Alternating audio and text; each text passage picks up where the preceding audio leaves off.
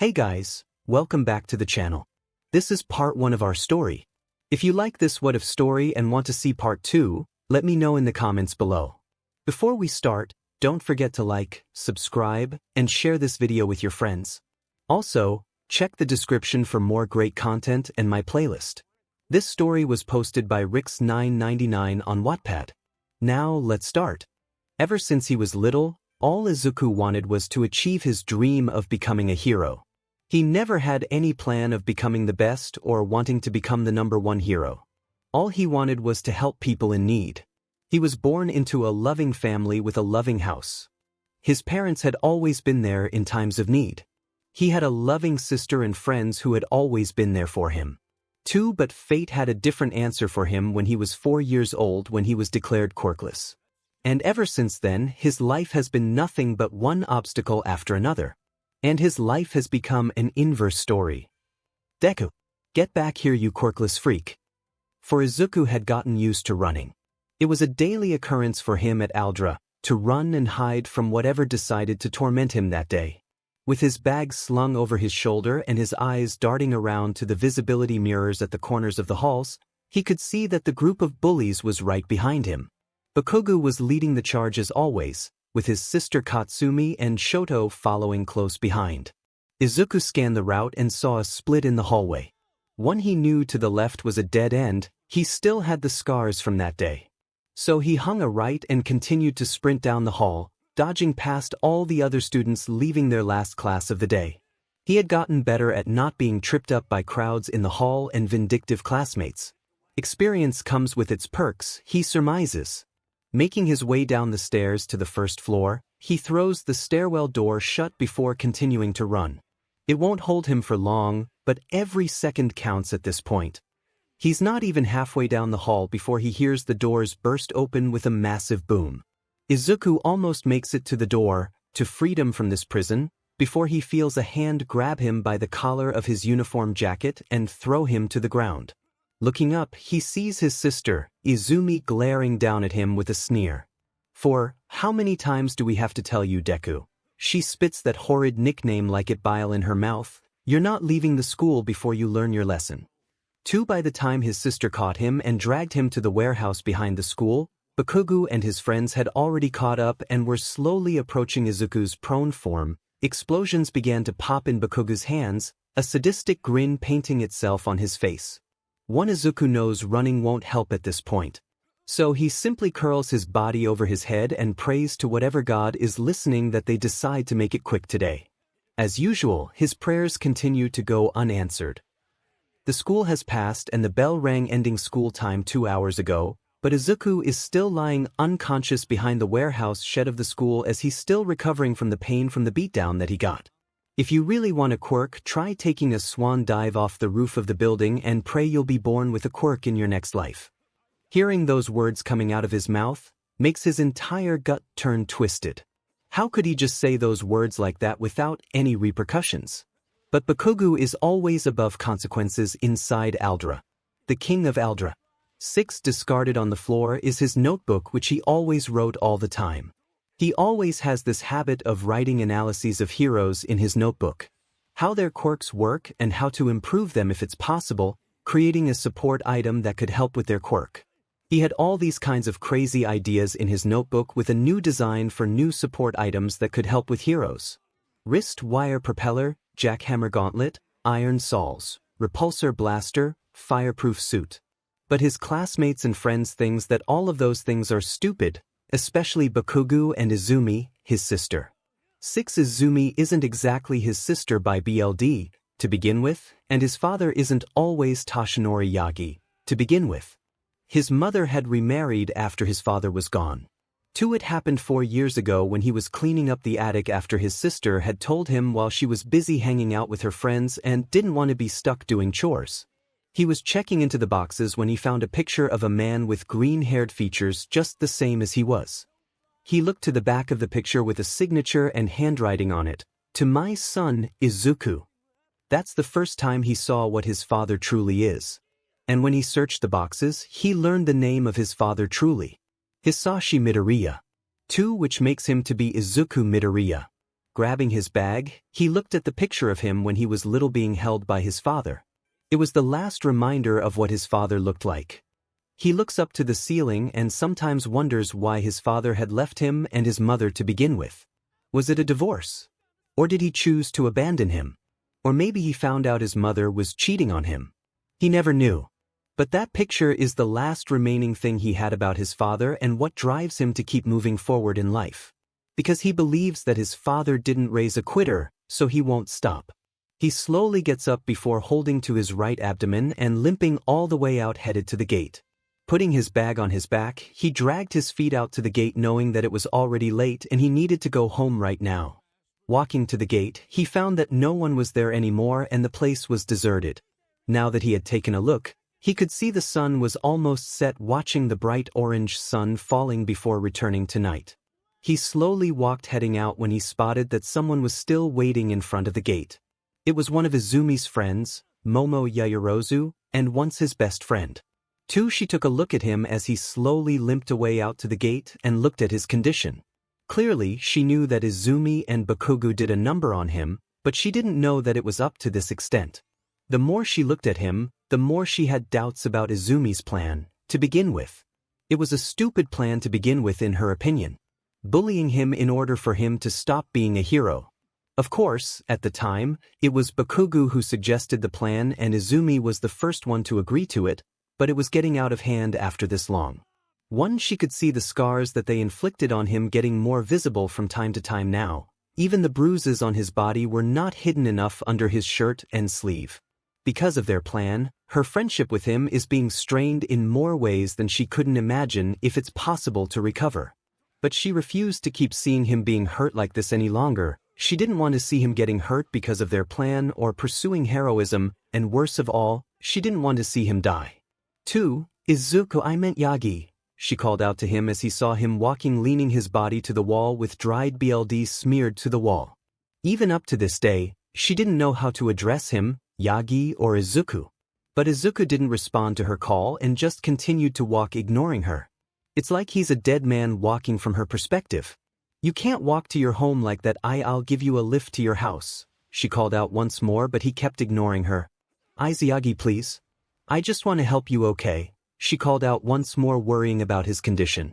The last thing she wanted to see was for him to pass out in the middle of the street. Just come with me, okay? Izuku the heiress didn't have a chance to finish what he was saying as Izuku suddenly grabbed her and pressed her against the wall while he gripped her school jacket tightly. She was scared for the first time seeing him act like this. She knew that Izumi and Bakugou did a number on him, and when they bragged about it in class, she knew that it must have been fatal for him to miss the rest of the class PRD. That's why she waited in school for so long to check up on him. Momo grunts, feeling his hand pressed against her throat, blocking her air as she listens to him growling, clearly looking pissed. On the road, Izuku spotted a black car headed towards their way, knowing it belonged to the heiress. He exchanged a look with her before throwing her out of his way. The heiress could only watch how Izuku headed into the street, once again, and disappeared from her view. Izuku continued to walk, with his legs limping out of his way, knowing like he was only dragging his feet at this point. He couldn't feel his lower body except for his left foot right now. Right now, his mind is like a storm right now, filled with all kinds of negative emotions. Anger, rage, jealousy, sadness, hatred, envy, all kinds of mixture into one mind, his mind. 10 years of enduring the same thing over and over could really change someone's perspective. It could even shake someone's belief, making their conviction waver. Izuku was about to arrive at his home when suddenly All Might came down just a few blocks away from Izuku. As he saw All Might be near, Izuku just came and rushed to look for All Might. Is that All Might? In my neighborhood. What's he doing here? When he heard All Might voices, he wanted to come rushing to him when suddenly his foot stopped when he heard Izumi and her friends' voices near All Might. Curious as to why All Might wanted to see her sister, Izuku just decided to stay quiet and listen to the conversation. Young Izumi, I had come with an offer for you. All Might declared loudly to Izumi as she just stood there with stars in her eyes because his idol was standing in front of him. Wow, it's All Might, that's a manly landing. Kirishima said while giving him a toddy smile. All Might, it's really you, but wait, how do you know my name and what offer are you talking about? Izumi asked while she still admired the number 1 that was standing in front of him. The answer for that is simple actually. All Might said as he just suddenly poofs. He turned into a cloud of smoke and all of them were waiting for the smoke to clear, including Izuku who stood behind them. They all watched as the smoke started to clear and they no longer saw All Might standing in front of them but a small man with a skeleton figure and blonde hair, and his face was familiar to all of them. That's because the man standing in front of them is Izumi and Izuku's father, Toshinori Yagi. Dad/Mr. Yagi, all of them said while shouting. Izuku was shocked and his mouth was wide agape. His adoptive father, the one who is living under the same roof as him, is the number 1 hero, the symbol of peace himself. The same person who neglected him for his stepsister is the same person all this time. Silent tears shot out from Izuku's eyes as he watched what was going on in silence. Yes, it's me, Izumi. And right now, I have an offer for you. Izumi, I would like for you to be my successor. All Might said. Izuku was shaking as he just heard his father's words. Every word that he spoke is like a punch to the gut, but it's nothing compared to what All Might's next line is. I have deemed you worthy to inherit my quirk. When All Might said those words, everything stopped just for a moment. Izuku's body has shut down at this revelation. What is he talking about? A quirk can't be passed down. This has to be some sick joke, right? There's no way that his father had a quirk that can be passed down, and even if he did, why did his father choose Izumi instead of Izuku? Izumi was confused, but then his father started to explain the story of One for All and his history with the villain known as All for One, his secret identity as All Might, and his partner Viridian Storm, also known as Inko Yagi, and how Izumi parents are the number 1 and number 16 hero. Then Toshinori starts to explain that One for All is a stockpiling quirk that can be passed down from one generation to the next, and its purpose is to defeat the villain known as All for One that can steal quirk from others, and the purpose of One for All is to defeat All for One, and this mission has been going on for almost 200 years and making Izumi is the 9th generation of One for All user. After hearing the story, Izumi and the rest of her friends were too shocked to even comment. A quirk that can be passed down from one person to another and its purpose is to defeat the ultimate villain that has been living for 200 years. It's like a fairy tale story where someone is being chosen as the chosen one or something. So what do you say, Izumi? Have you decided to take this offer and the responsibility to continue this noble mission that my emperor has entrusted to me? Toshinori said while waiting for his daughter's answer. Wait, what about Izuku? Why didn't you choose him instead? Izumi asked her father. To be honest, the thought crossed my mind, but I'm starting to think that he doesn't have the drive and the determination to wield this quirk. He doesn't train at all and just sleeps in his room the entire time. And I think that he doesn't have the heart to be a hero. Toshinori said. And behind the wall where Izuku stood as he listened to his words, something broke deep inside of him. The first is that his idol turned out to be his stepfather. And the other is when he said that he couldn't be a hero. Izuku didn't know how many hours he spent lying in his bed. He couldn't sleep for a second, with his mind acting like a storm inside of his head right now, thinking of the event that transpired to him yesterday evening in that alley. For his stepfather is the number 1 hero, All Might. The symbol of peace. All Might is his stepfather. His childhood idol. And All Might's quirk is something that can be passed down. He can't even begin to wrap his head over the fact that quirk can be transferred in the first place. In theory and reality speaking, it can't be real. It just can't. Quirk can only be passed down by genetics by bearing one child or from a family lineage, but something that transcends by ingesting DNA is simply impossible. And for what matters is why he chose to give the quirk to someone like Izumi in the first place. Not only does she already have a powerful quirk, to begin with, but she is also the least candidate to wield that kind of power, to begin with. Bullying people, belittling everyone around her, abusing a family member, showing her superiority and status as her badge. A hero isn't something like that. His mind can't comprehend the reason why Izumi is the choice to wield such power in the first place. So either his parent didn't know of her true nature to begin with, or they simply knew.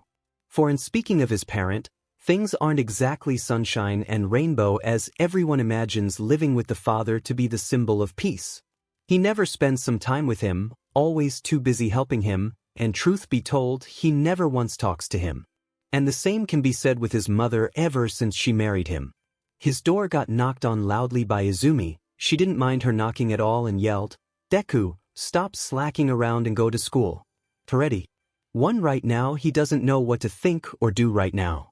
Truth be told, he's been in a downward spiral of emotion ever since he found out that his father has been his long idol from childhood. The last thing he needed to do was to head to school and deal with all sorts of things. But Izumi kept banging the door non-stop as he quickly grabbed his bag and just headed out wanting the banging to stop. 1. Izumi sat in the classroom barely paying attention in front of her where the teacher helped explain the study they had. Her eyes and mind are now two separate entities at the moment.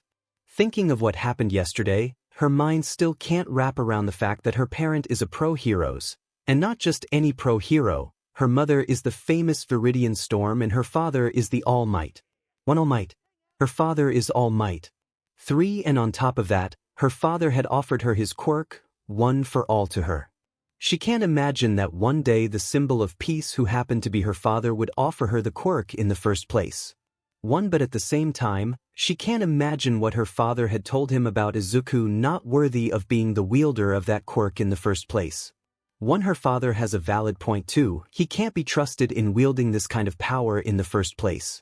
You need a strong body and great training to wield such power in the first place, and her brother had never once trained in the first place. 3. Which is where her eyes are currently locked on right now, looking at her brother right now. She can't help but find something different about him right now. Usually, he would try to write things in his notebook, but right now, he didn't even show the book on the table like usual. And not only that, but he seems to be in a bad mood for some reason. Like he's not in the mood for talking to anyone. 2. She didn't pay attention before the school bell ended and the rest of her friends called her to have lunch together. "Hey, Izumi. Wanna grab lunch together?" Uraraka called holding her bento in her hand. "Oh sure, let's go." Izumi woke from her thoughts. Izumi." Momo called all of a sudden, "Can I talk to you for a second? Just the two of us." "Oh sure." Izumi looked a bit surprised to see Momo wanting to have a talk but somehow finding it to be mysterious. Soon they both got up from the chair and walked over to the hallway trying to find a secluded place to have a conversation without anyone listening. Uraraka and the rest are headed to the cafeteria ahead and she told them that they would catch up. Once they found a place, Izumi and Momo leaned over to the wall wondering why she wanted to talk. "So what is it?" Izumi asked. "It's about your brother," Momo explained, and suddenly things become clearer for her. "What about him?" "I saw him yesterday. When he comes out from school." "Oh." Izumi looked away knowing what she was talking about, remembering that both Bakugou and her had taught him a lesson about ever becoming a hero. They beat him so much that she didn't even remember whether he came home or not. "Oh. Izumi, do you have any idea what state you left him yesterday?" Momo asked, somehow looking flabbergasted by Izumi's lack of caring. "Look, I know that Katsuki and I took things a bit too far yesterday." 1. Too far. "He's limping out from school." Izumi. "Limping? He must have broken his legs from what you guys did yesterday. I'm surprised he still comes to school today." 1. "I'm sorry, okay? Look, you have no idea how much I don't want to see him hurt, okay? But he needs to understand that you can't be a hero without a quirk. It's just simply too dangerous." 11. "That doesn't mean that we can just beat him like that." Momo replied harshly, "Look, I know that I said this before and I brought this up multiple times, but I think we should stop with this whole idea, okay? It's clearly not working." "But we can't. Look, there are only about 11 months away before the UA entrance exam. We just have to show him that he can't be a hero until then and he'll eventually understand." "Izumi, can you say 100% that you think that this idea of yours is even gonna work? What if somehow Izuku indeed went to UA after what we did? Or worse, what if what we did to him all this time actually changed him?" 2. See change. Change him how? Izumi asked, not knowing what she was talking about. Momo stopped with her word and looked away for a moment wanting to retract her words, and Izumi caught her reaction. Momo, what is going on? She bit her lip for a moment before deciding to tell her about what happened yesterday. It's just when I headed back yesterday, I saw your brother coming out to school, all bruised while dragging his feet. I could tell that his feet were broken. So I offered him a ride home, though he couldn't move his feet at all. But when I called out to him, he suddenly went angry at me, pressing me against the wall, almost choking me, looking all intense. But when my ride came on the way, he just let me go before throwing me a glare. Izumi listened to what Momo had just said and wondered if it was true or not. While it's true that they did a numbered on him more than before, she figured that her brother would never lose himself to violence like that. Look, I still think that throwing the plan right now would be a waste. But I'll tell the others to take it down a notch. Izumi assured her, trying to prove a point. Momo looks at her, feeling unconvinced about the plan. She knows that someday, there will come a day when he might snap. She didn't want to see it happen, changing him to someone new that she didn't recognize. But Izumi continued to press on to her before she conceded. Okay, but can we please just leave him alone for today? What's wrong with today? Izumi tilts her head. You didn't know. It's the death anniversary of his father. Momo told her. Izumi looks away, remembering that Izuku isn't exactly her brother, and forgot about it. Okay, I'll tell Katsuki to leave him alone for today. Then suddenly, a ruckus is happening in the classroom as everyone is yelling and running forward. Both of them turned to each other, wondering what was going around. Izuku sat in his chair, not wanting to be around anyone right now. He eats his lunch since not wanting to be around anyone right now. His mind continued to race over the scene of what happened yesterday, unable to put it in the back of his mind. All Might is his stepfather. His stepfather is Toshinori Yagi. Toshinori Yagi is All Might. He couldn't imagine that all this time, for over 10 years, he's been living with his idol all along. The public always saw the image figure of All Might. His hero persona. His towering figure is the symbol of peace. He is probably the only person right now who truly knows the identity of All Might right now. The true image behind the curtain. Hey Dad, where's that nerd book of yours? Though you'll be writing one of those worthless scribble of yours. Katsuki came walking with Kirishima, Kaminari, and Shiro behind him. Oi Deku. Katsuki snarled as he slammed a hand onto Izuku's desk, causing his lunchbox to fall. Rice and vegetables spilled to the floor, along with an ice pack and an unopened carton of milk. I asked you a question, so you better answer. Leave me alone, Kakin. I'm not in the mood. Oh, the nerd has some backbone after all. Katsuki pulled him off from his chair and slammed him around the ground. His lunch was all scattered, followed by his belongings, including his backpack. So you dare talk back to me, you nerd? Katsuki grabbed a hold of his shirt and punched him square in the jaw. You think you can just talk to me like that? Show some respect.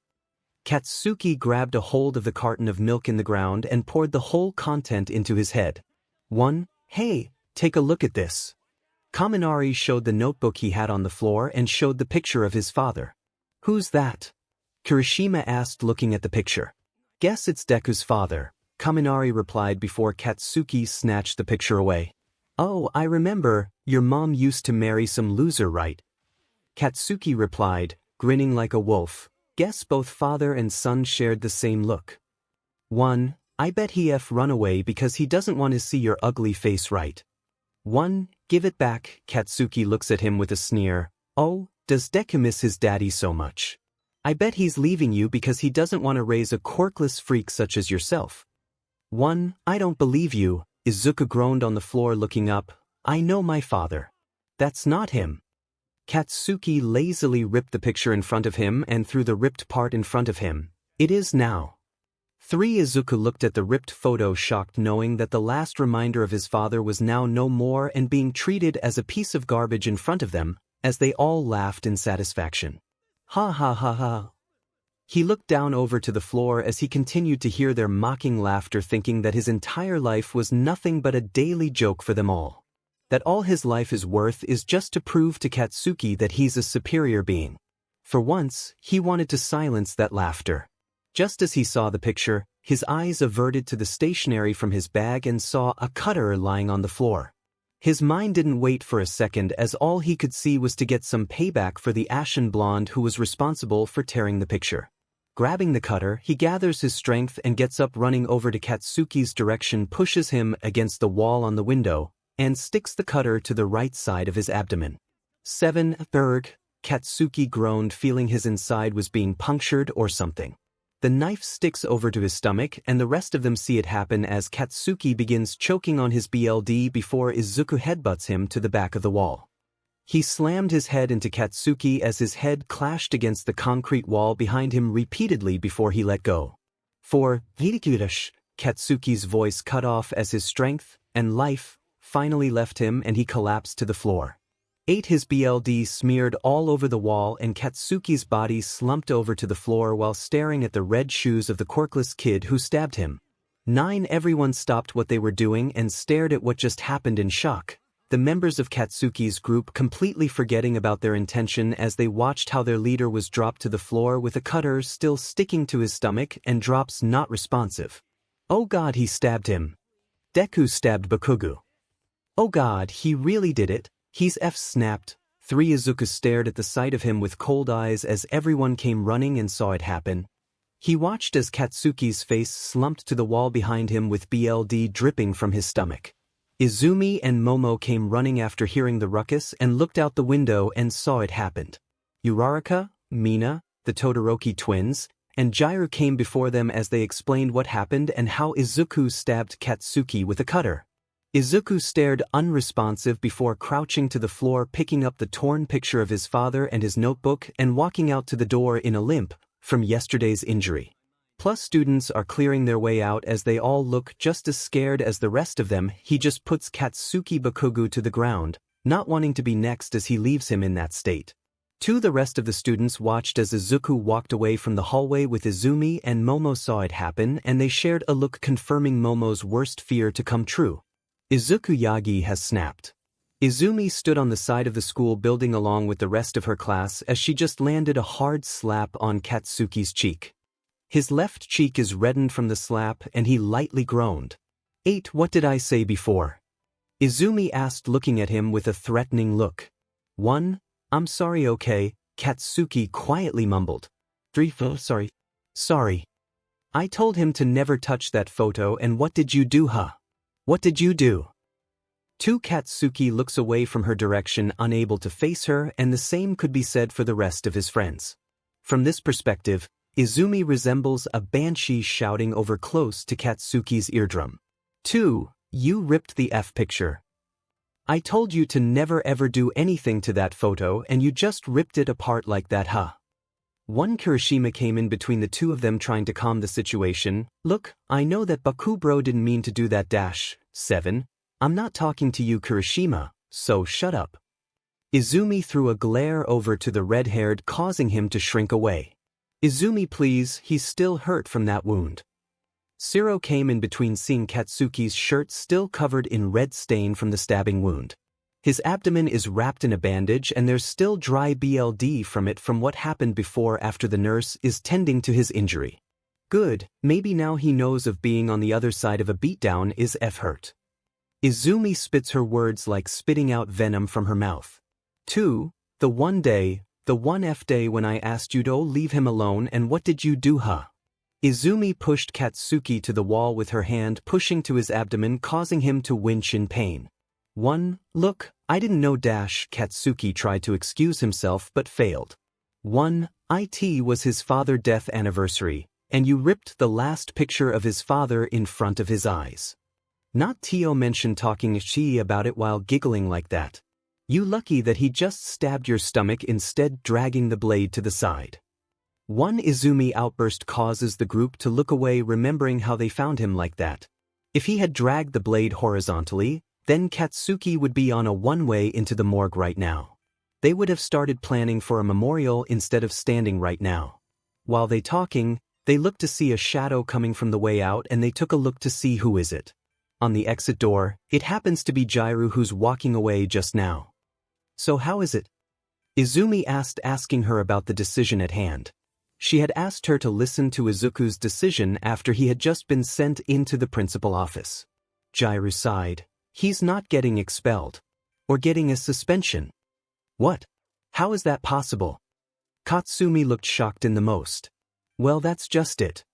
�'Jiro went on remembering what happened a few minutes ago after listening to the conversation. Flashback start, as of today, you will be expelled from this school. Considered yourself out of this school. Principal Daisuke shouts in his office looking at the quirkless kid in front of him. I'm calling the police and paramedic to bring Bakugou into a hospital. And your parents will be receiving the bill for his hospital injury. I also already notified your parent before you got here. You'll be in a lot of trouble, young man. I can promise you that. The principal pressed his finger over to the dial button, but Izuku remained calm just as he came here. Finally, while he spoke, go ahead. The principal looked towards him at his answer just now, not expecting the go-ahead to come into his mouth. Call the police, the ambulance, the heroes, the reporter, the whole parent committee if you want to. And what would you say to them, huh? Izuku tilted his head in question. That a quirkless kid who's been bullied for over 10 years has finally snapped and stabbed his abuser in the stomach. I can't wait to see police cars coming with reporters swarming the schoolyard. They would open an investigation for Aldera and ask for every student's testimony of how it happened. The school will be asked to hand over every security camera recording and every student's and teacher's phone, and everyone will have to go through a private interview with the police. Do you think the student is more terrified of you or the police? Oh no. Daisuke thought before his mind went blank with panic and placed the phone back. Not to mention, bringing Bakugou into the hospital will result in the hospital notifying the heroes and authority figure when they inspect the cutter still sticking into his stomach. The school will have no choice but to answer to an investigation. After all, bleaches won't wash away the BLD stain all over the school. Daisuke realizes that he has a valid point. If they called any authoritative figure to come, then the school would be forced into an investigation. They will find all sorts of embezzlement they committed, the fraud they committed, and the number of overlooked violence committed by the students and staff. They can handle the students by giving false statements and keeping things under wrap, but when heroes and police come to investigate, it would only take one student to croak and all of this would crumble in front of their eyes. So here's what you gonna do. Izuku starts to walk slowly towards Daisuke's desk. You're gonna dismiss all students from school today. You're gonna tell them to keep their silence in this incident with a threat of bullying and illegal quirk usage on their record, preventing them from pursuing any other career. And you're gonna have to tend to Bakugou's injury in school with that talented school nurse of yours, who obviously didn't know anything of what she was doing when tending to my injury.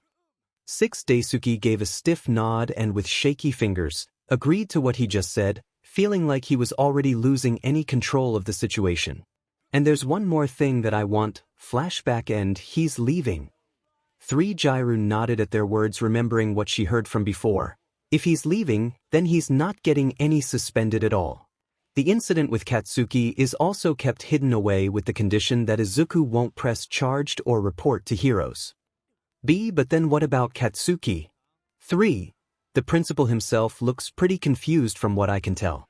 If Katsuki was taken to hospital, then the school would receive a backlash and all of us would be under investigation.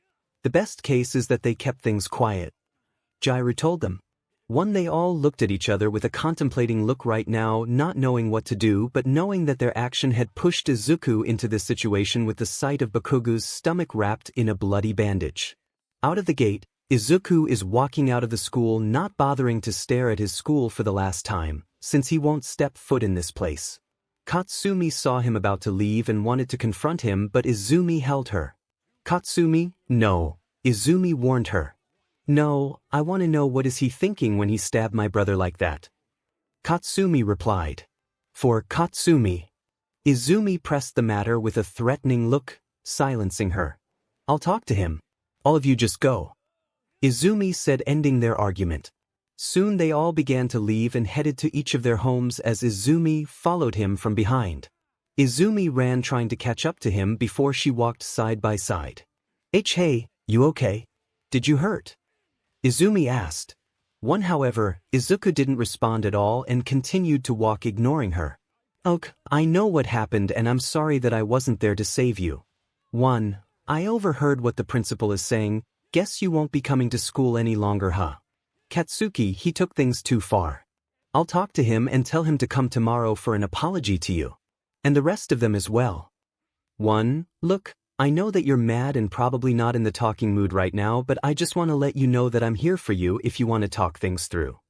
1. Izuku, please say something, anything. 3. Izumi tried to reach grabbing his hand, but he slapped her hand away and went to punch her in the face.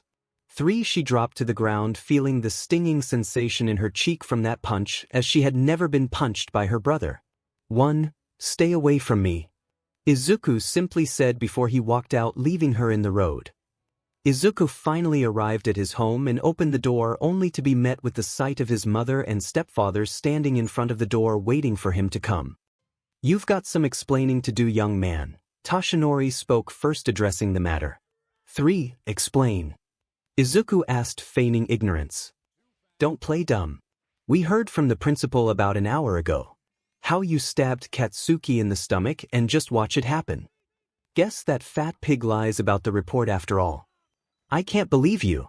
Do you know that Mitsuki has been calling me for over an hour to discuss the matter? They were on their way to school to check on his condition. I overheard from Izumi and her friends that you always getting into trouble, but right now, there's no excuse for what you did. You may be a junior high student, but this rebellious phase of yours is out of control." Toshinori continues to berate him. Izuku just stood there listening from one ear and passing to the other, as he wasn't interested in joining the conversation any more than he had to.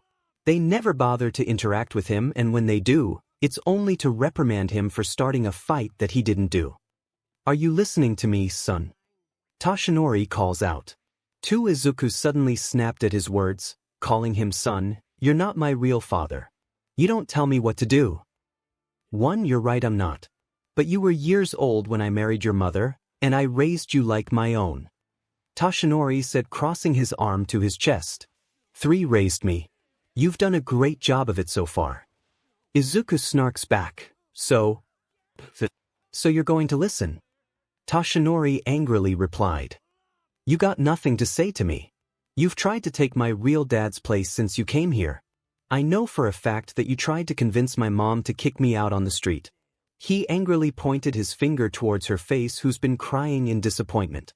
We kept getting calls from the school mentioning you every day, starting a fight with the other students, especially Katsuki. And not to mention getting detention almost every day. I don't know where this rebellious behavior coming from, Izuku, but it stops right now. Whatever, if my mother really loved Dad, she would have never remarried to Plan B such as you in the first place. Suddenly Toshinori pushed him against the wall, looking angrily like his all-might persona slipped in. For, you watch your mouth, brat.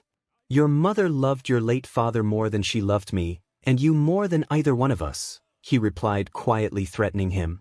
Is that why I found out about this in the first place? He shoved a paper into his face, revealing a disowning paper with Inko's signature on it. Toshinori looked in surprise, wondering how he got his hand on that paper, since he remembered that he put it in his office drawer. Yeah, I found out about it yesterday, and I know the only thing left is for you to sign your signature.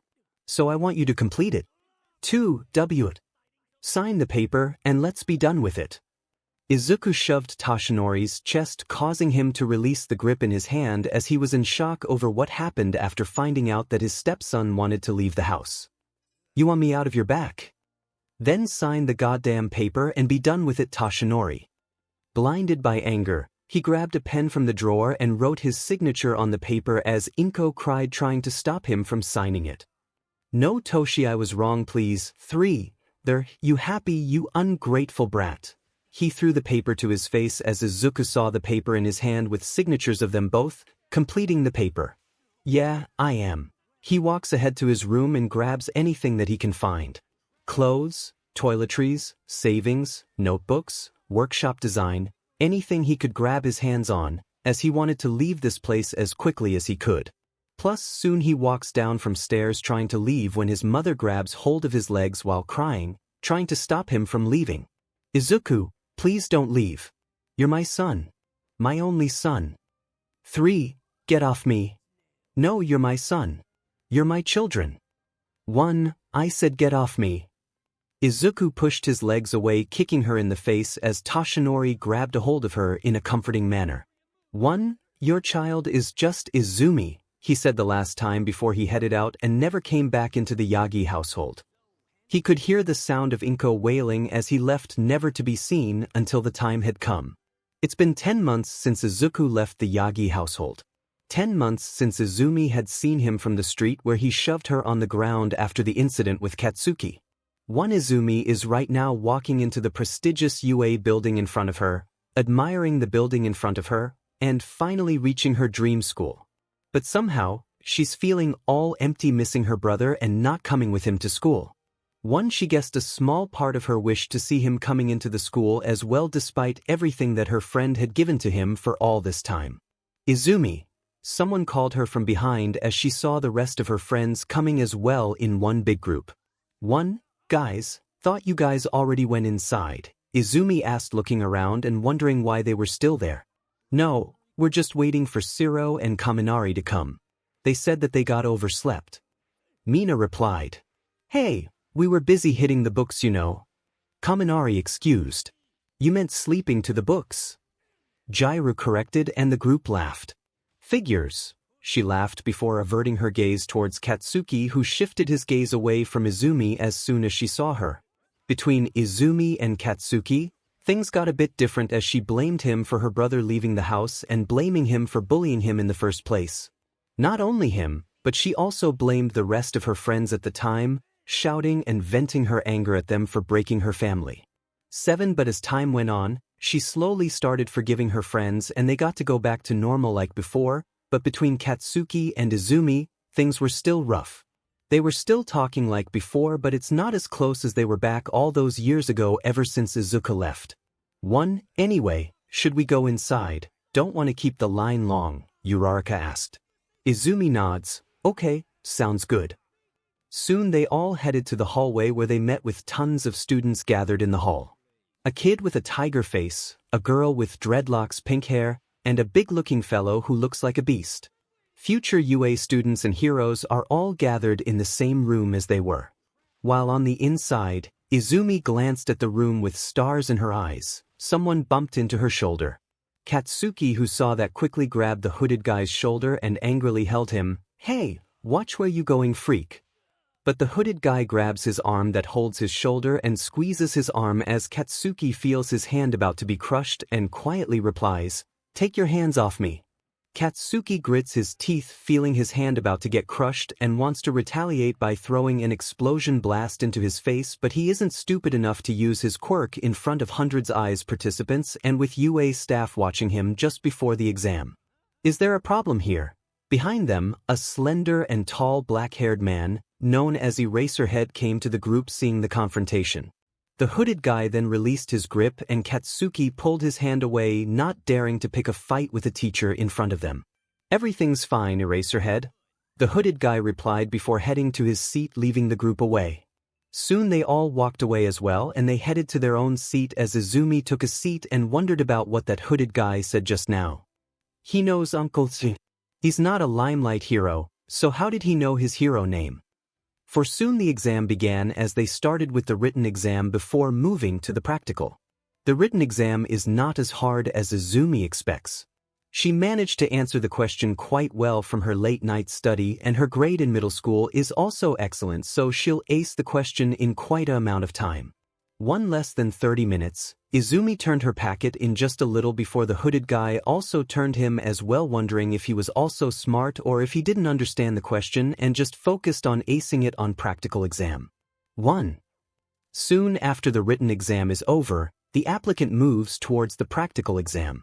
After everyone has a chance to change into something athletic, they're transported to their exam sites by bus. UA only has a handful of exam sites. 7, if Izumi counts correctly. And there are thousands of applicants. Maybe tens of thousands. So there are a lot of people in Izumi's group. 1 She scans over the crowd and spotted that she's in the same group as Kaminari, Tokoyami, Aoyama, Mina, Sato, and Uraraka. While she waits for the exam to start, everyone is tense, but many of them are confident. postures loose, smiles. Some people are stretching or otherwise prepping themselves. Izumi looked around and spotted that she was in the same group as the hooded guy who bumped into her shoulder. She looked at him wondering if he was an enigma. He's always kept himself away from the group, always went to keep himself alone. Not only that, but he's giving a vibe that he's a dangerous kind of fellow. The only one who doesn't seem to get affected by his scary aura is a girl with an orange-haired color tied to a ponytail as she calls up to him and asks him to head to the line of the bus. She guessed that she was friends with him. One Izumi looked at the line and noticed that it was crowded and asked them to get in the line towards the bus as well. The robots checked their ID exam and made sure that they were on the right bus. Hitoshi Shinso check Haruki Miyamoto check Nene Sato check Itsuka Kendo check Rika Nishino check Izuku Midoriya check 6. As soon as the robot mentioned the word Izuku, Izumi and the rest of her group did a double take, making sure that they were not hearing the name wrong. Izuku. Interesting CRP this year, Aizawa. Shoyuta says, eyes flicking from screen to screen. The observation room keeps an eye on the entirety of ground beta. Everything every examinee does at each site is carefully monitored and recorded. It would be impossible to grade them otherwise. Yeah, they're much better than last year's batch, Vlad said. Bunch of them are going ham out there, Snipe chimes in, adjusting his hat. Have any of them caught your eye, All Might? Nizu, principal of you, asked before he turned to look at the corner to see All Might sitting down staring off in the distance. Yagi. He spoke, trying to get the man's attention. He tried again. Yagi. When that failed, Aizawa flashed his quirk, Yagi. Toshinori nearly fell out of his seat as he transformed back to his skinny form and coughed up. Sorry about that, young Aizawa, I was a bit lost in thought. One Toshinori fixed his eyes on the screen as he paid attention to the hooded guy on ground beta, where Izumi was. His eyes were fixed on the screen where the hooded guy jumped around and blasted the robot with a laser blaster coming from his palm. 2 flashbacks start. Izumi, are you sure about it? Toshinori asked while he was on the phone with Izumi minutes before she entered the bus. I'm telling you that I heard the robot call his name. He's in this building. Izumi spoke through the phone. Hold on, let me check first. He moved to the computer to check the participant list on Izumi's bus.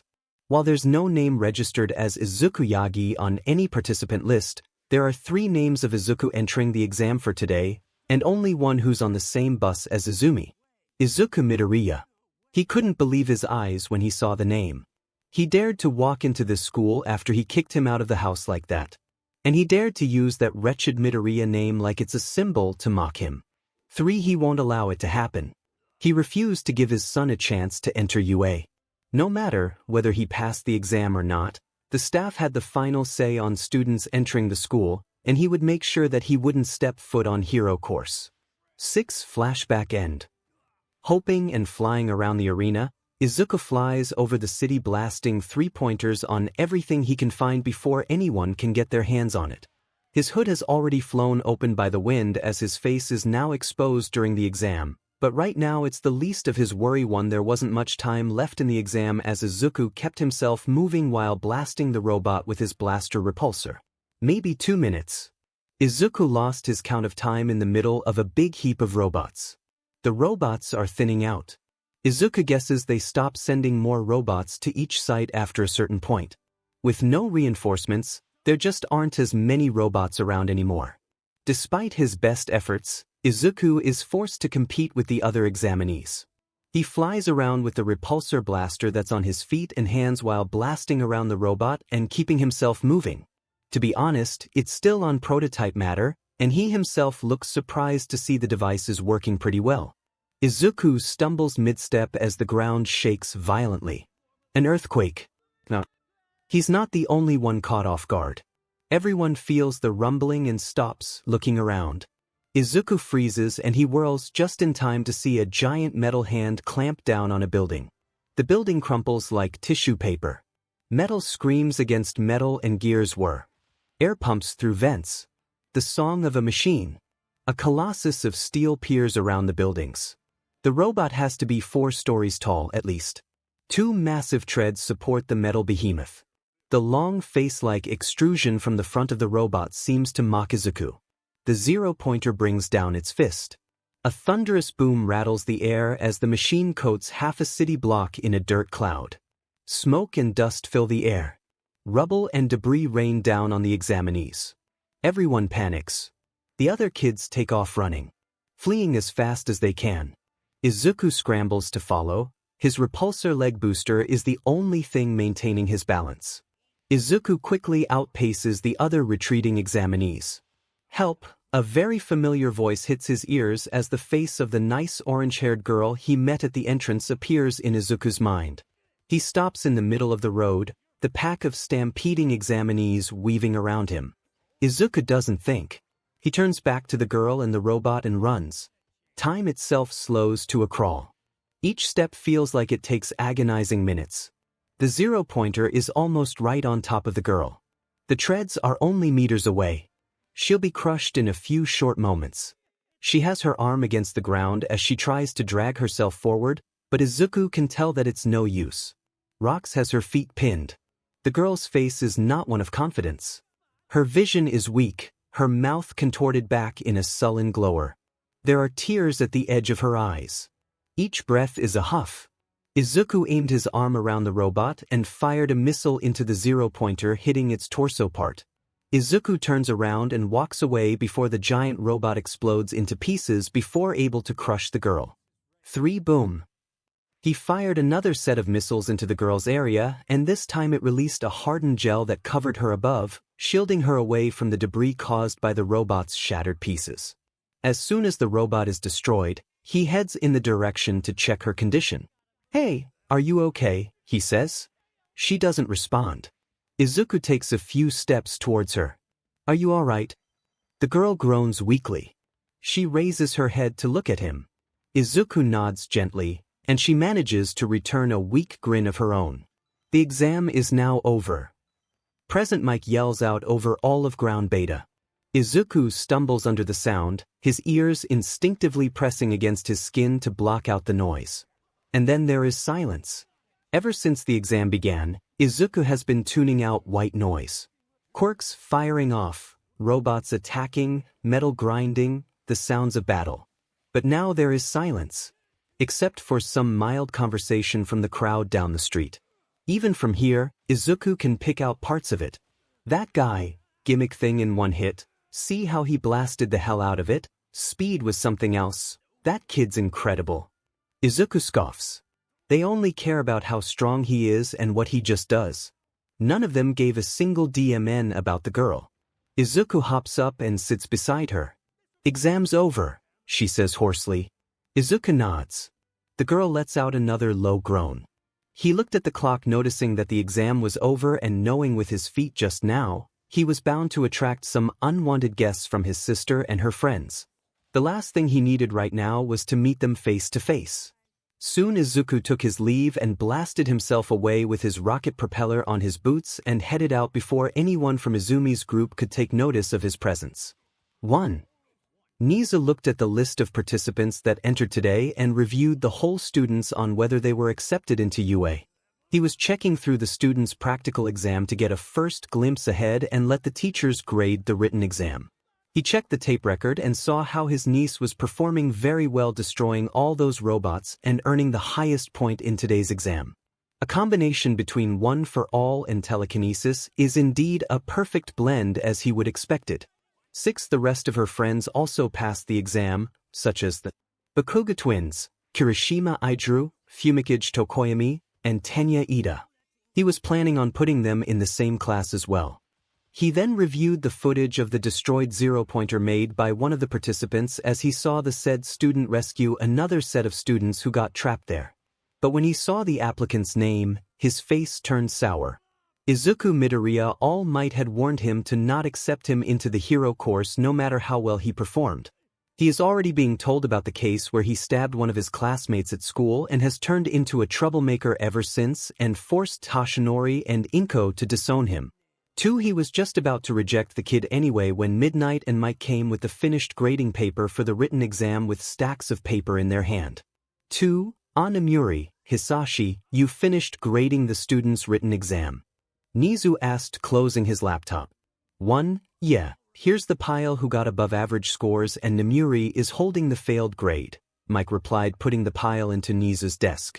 Excellent, I also needed you two to inform the failed student that they didn't pass the exam. 𝗍 tasked the two to them to do the job. Not a problem, but I find one student paper sheet is a bit confusing, to be honest, sir. Midnight told the principal and pulled one of the papers. Confusing how? Well, it said here that the following student gets a 0 for the written exam, but the answer is what confuses me, so I haven't graded it just yet. It's filled with things I didn't understand. Who's the student name? It said here, Izuku Midoriya. 𝗍 looked piqued hearing the name again for the second time in a day before she handed over the paper to him, and 𝗍 checked it. Name, Izuku Midoriya. Quirk. One for all. 𝗍 looked at the written exam paper that was under the name of Izuku Midoriya with a perplexed look on his face right now. He didn't know how to react at this moment right now, and neither did the people in the room. Right now, he's at his office at UA with the entire Yagi family as they stared at the paper for numerous amount of time. But no matter what, it remains unchanged. Principal, you sure about this? Toshinori asked, his voice stuttered. He's not in his all-might persona. Yes, Izuku Midoriya, as he called himself, now knows about the existence of one for all, 𝗍 informed, looking alarmed by the situation. How is that possible? Izumi, did you tell him about it? Inko looks at her daughter in an accusing manner. What? Of course not. Izumi immediately replied. Toshinori looked around trying to come up with an explanation. Maybe he just knew about the name but not the quirk itself. Maybe he just heard one of your friends say it from somewhere. But that doesn't explain this, Toshinori. 𝗍 handed the exam paper as they all read it. 1. Why do you want to be a hero? One for all is a stockpiling quirk that can be passed down from one person to another. Its sole purpose is to defeat the counterpart of the quirk itself, also known as all for one. 2. What kind of hero do you want to be?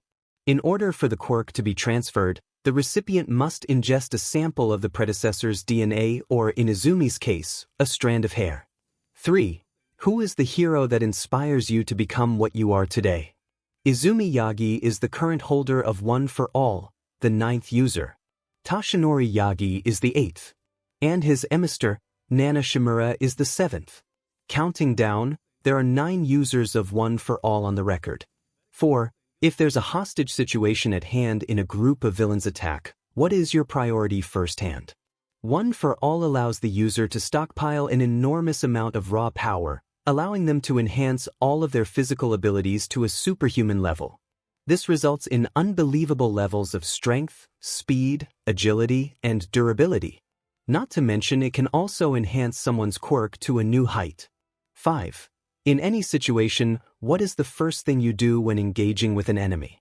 When One for All is transferred, the new user's body isn't naturally suited to it as they normally would be with a quirk they were born with. In addition, One for All is a lot to handle. If one's body can't handle the power, then their body could be blown apart. Because of this, the successor must undergo intense and rigorous physical training to wield it. Toshinori reads the whole report and looks at it with a horrified look on his face. His son knows.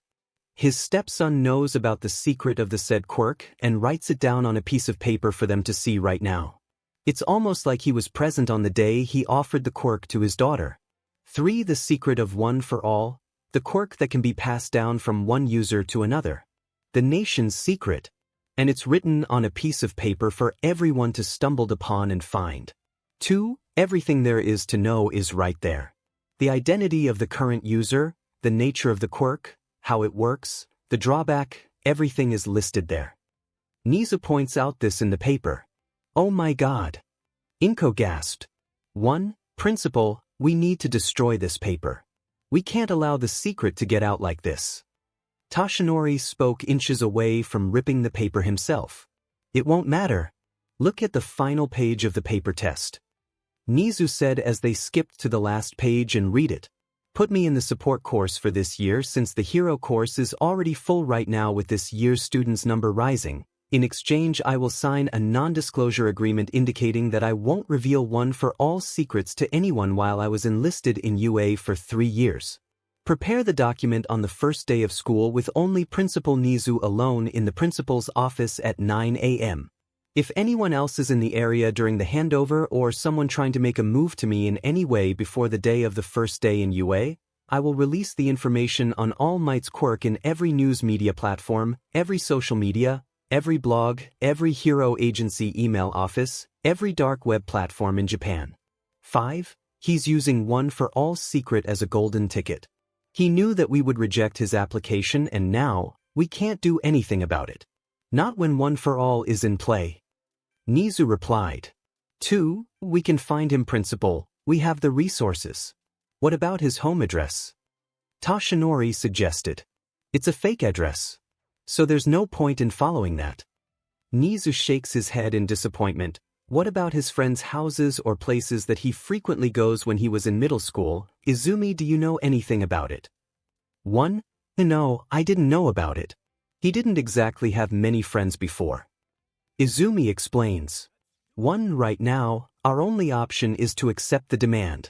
Luckily, he has a background in support course since he makes the items he wore during the exam, so we could hand him to Myheroacademia and avoid any suspicion for accepting him. But why did I still feel uneasy with this decision? It's like something isn't making any sense. Is it just a feeling or something else?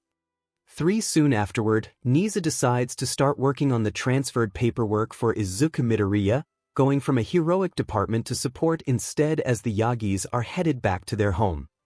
It's the first day at the school and everyone is gathered in front of the gate with their friends and loved ones. Mostly came to walk into the school to have a picture with their friends and loved ones to commemorate their first day in UA. Right in front of the gate, Izumi stood in front of the gate waiting for the supposed her brother to come into the school along with the rest of her classmates. One, they heard of what happened through Izumi the other day, about how Izuku threatened to use one for all secret as a bargaining chip to prevent the school and All Might from kicking him out of school. At the time, Katsuki is obviously pissed to the core, hearing that he came back after humiliating him on the last day and then came running away, to how Katsuki words. Which is why they were all waiting at the gate to confront him. 1. They continued to wait as the gate was filled with parents and friends taking pictures behind the UA gate and building as they were in the way for them, but they still chose to wait. 1. Finally, someone walks into the gate wearing a non-UA uniform. His attire consists of a black jacket with a white t-shirt and black skinny fit jeans. His hair remains the same in his consistent mop of messy dark green hair. His features stood in perfect posture instead of his usual skittish figure, which shows that he's changed. Katsuki was the first one to react and grabbed a hold of his shirt, giving a threatening look. You've got some nerve coming here. 1. Nice to see you too, boo, Izuku replied coldly. 1. I always knew you were pathetic, Deku, but I never thought you'd become a villain, Katsuki sneers, grabbing Izuku's coat by the collar. Think you're 𝗧𝗵𝗲 vanishing like that and showing up here. Sabotaging me. Using that secret of yours to come in here. 1. We're in public Kaken. Wanna go back to your usual habit and blast my face like per usual? Go ahead, and the only school that accepts you will be the one in Juvenile Correction Center. 1. Katsuki then realized that everyone had their eyes on him right now, watching the confrontation between two students, wondering if they had some sort of bad BLD between each other. Not only that, but the two security guards who were at the front gate also began to eye them and call for backup. Suddenly he loosens his grip, his raised arm dropping to his side. He lets out a 𝗕𝗁𝗕𝗁. You aren't worth it, he says. 1. Izuku doubts that. It never stopped Bakugou before.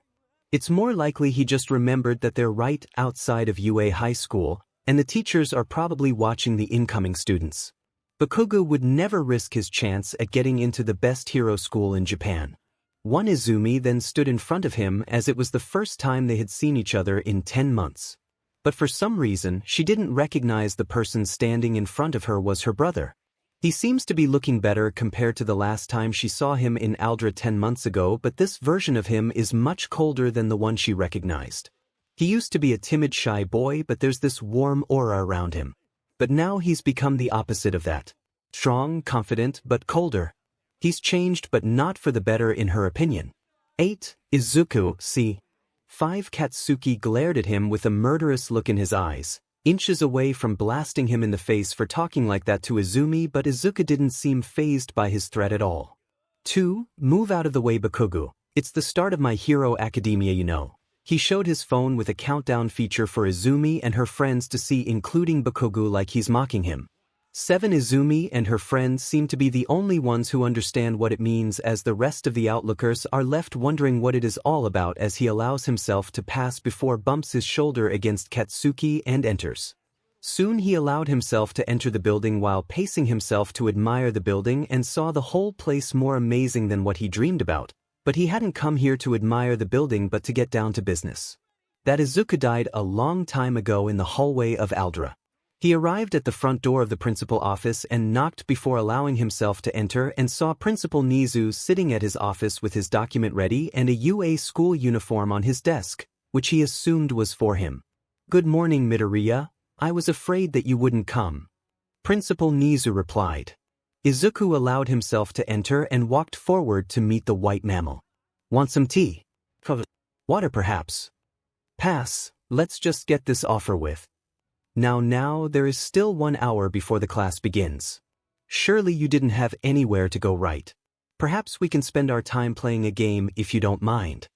Either we do this now, or I'll sing through the rooftop," Izuku spoke, mentioning the secret to be released. "Very well." Nizu then pulled from his drawer and showed the document for his acceptance paper, and he carefully read each word, not wanting to find the rat is screwing him in the end. "Want to tell me how did you learn about All Might Quirk? It's well-kept secret with a very small circle of who knows about it."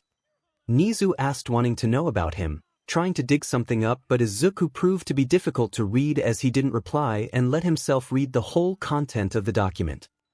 Soon after he was finished reading, he signed the document and the NDA document regarding the secret of One for All. He placed his signature on the paper before he handed the paper back to the mammal.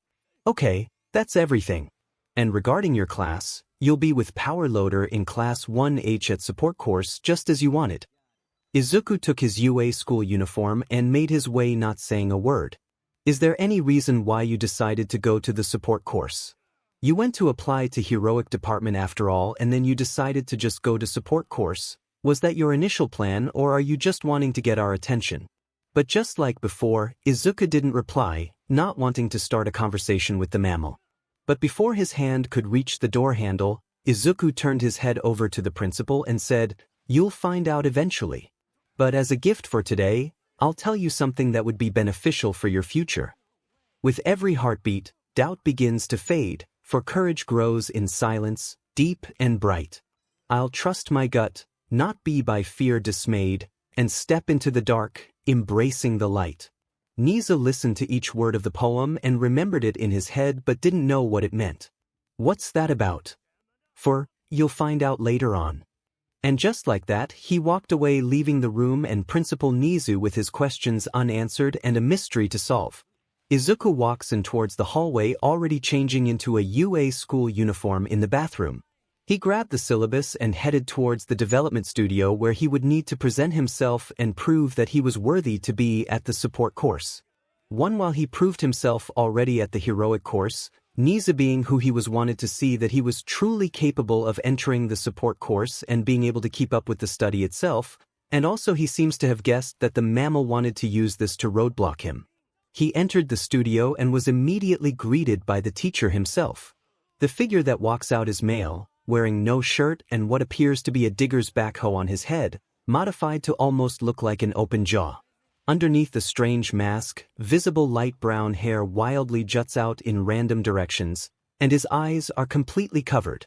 He wears denim jeans, boots, and modified gauntlets that leave his fingers exposed, which end in large metal tips. Power Loader, Izuku thought, beginning a mental analysis of the pro-hero. His quirk mutated his fingers to end in iron-tipped claws, similar to an excavator. Obvious uses include ease when digging, and more durable fingertips, useful for the manufacturing process. 3. Welcome to the support course department. I heard from the principal that you'll file a transferring to come here. Power Loader speaks, his voice gravelly. Even though his eyes were not visible, Izuku could feel his glare through his mask as he swiped his gaze across the room. Izuku eyed him suspiciously, wondering if he was actually genuinely wanting to know or just because Nizu asked him to keep an eye on him, so he gave him a vague answer instead. Yeah, thought this might be more in my passion instead. You moving out from heroic to go to support.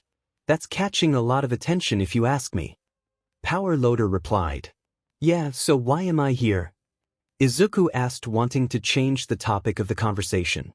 But 𝗵𝗃𝗧𝗏 returns to why he was here in the first place. Principal Nizu has already sent the approval paper to me this morning, but since you didn't take the support course exam, I'm gonna need to see how you could work for the entire 3 years in this class.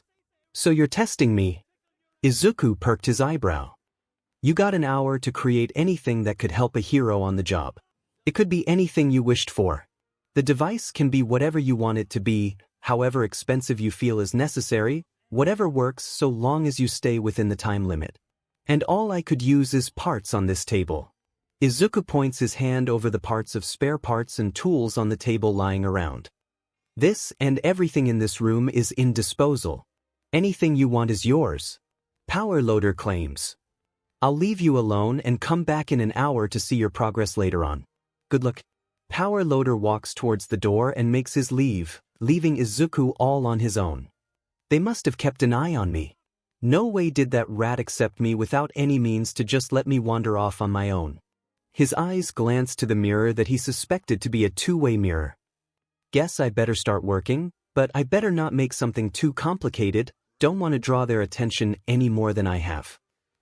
Principal Nizu is sitting on the other side of the two-way mirror along with All Might and Viridian Storm, watching as how their stepson is working on the engine and starts taking apart the machine on the table.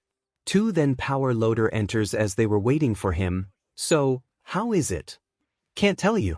On one thing, the technology he brought on the exam isn't bought or stolen.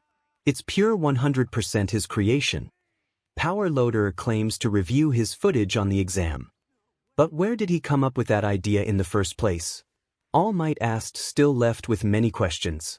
For, that's why we held this test for him. To see if he indeed created those technologies all on his own. Nizu assured him, remembering the blaster and the missile launcher he had on his hand during the test. He has no background in support item, nor does ever take an engineering class while in junior high or take an extracurricular of anything close by, so how did he come up with the skills to make one? Inko was left in wonder about how her son managed to come up with that.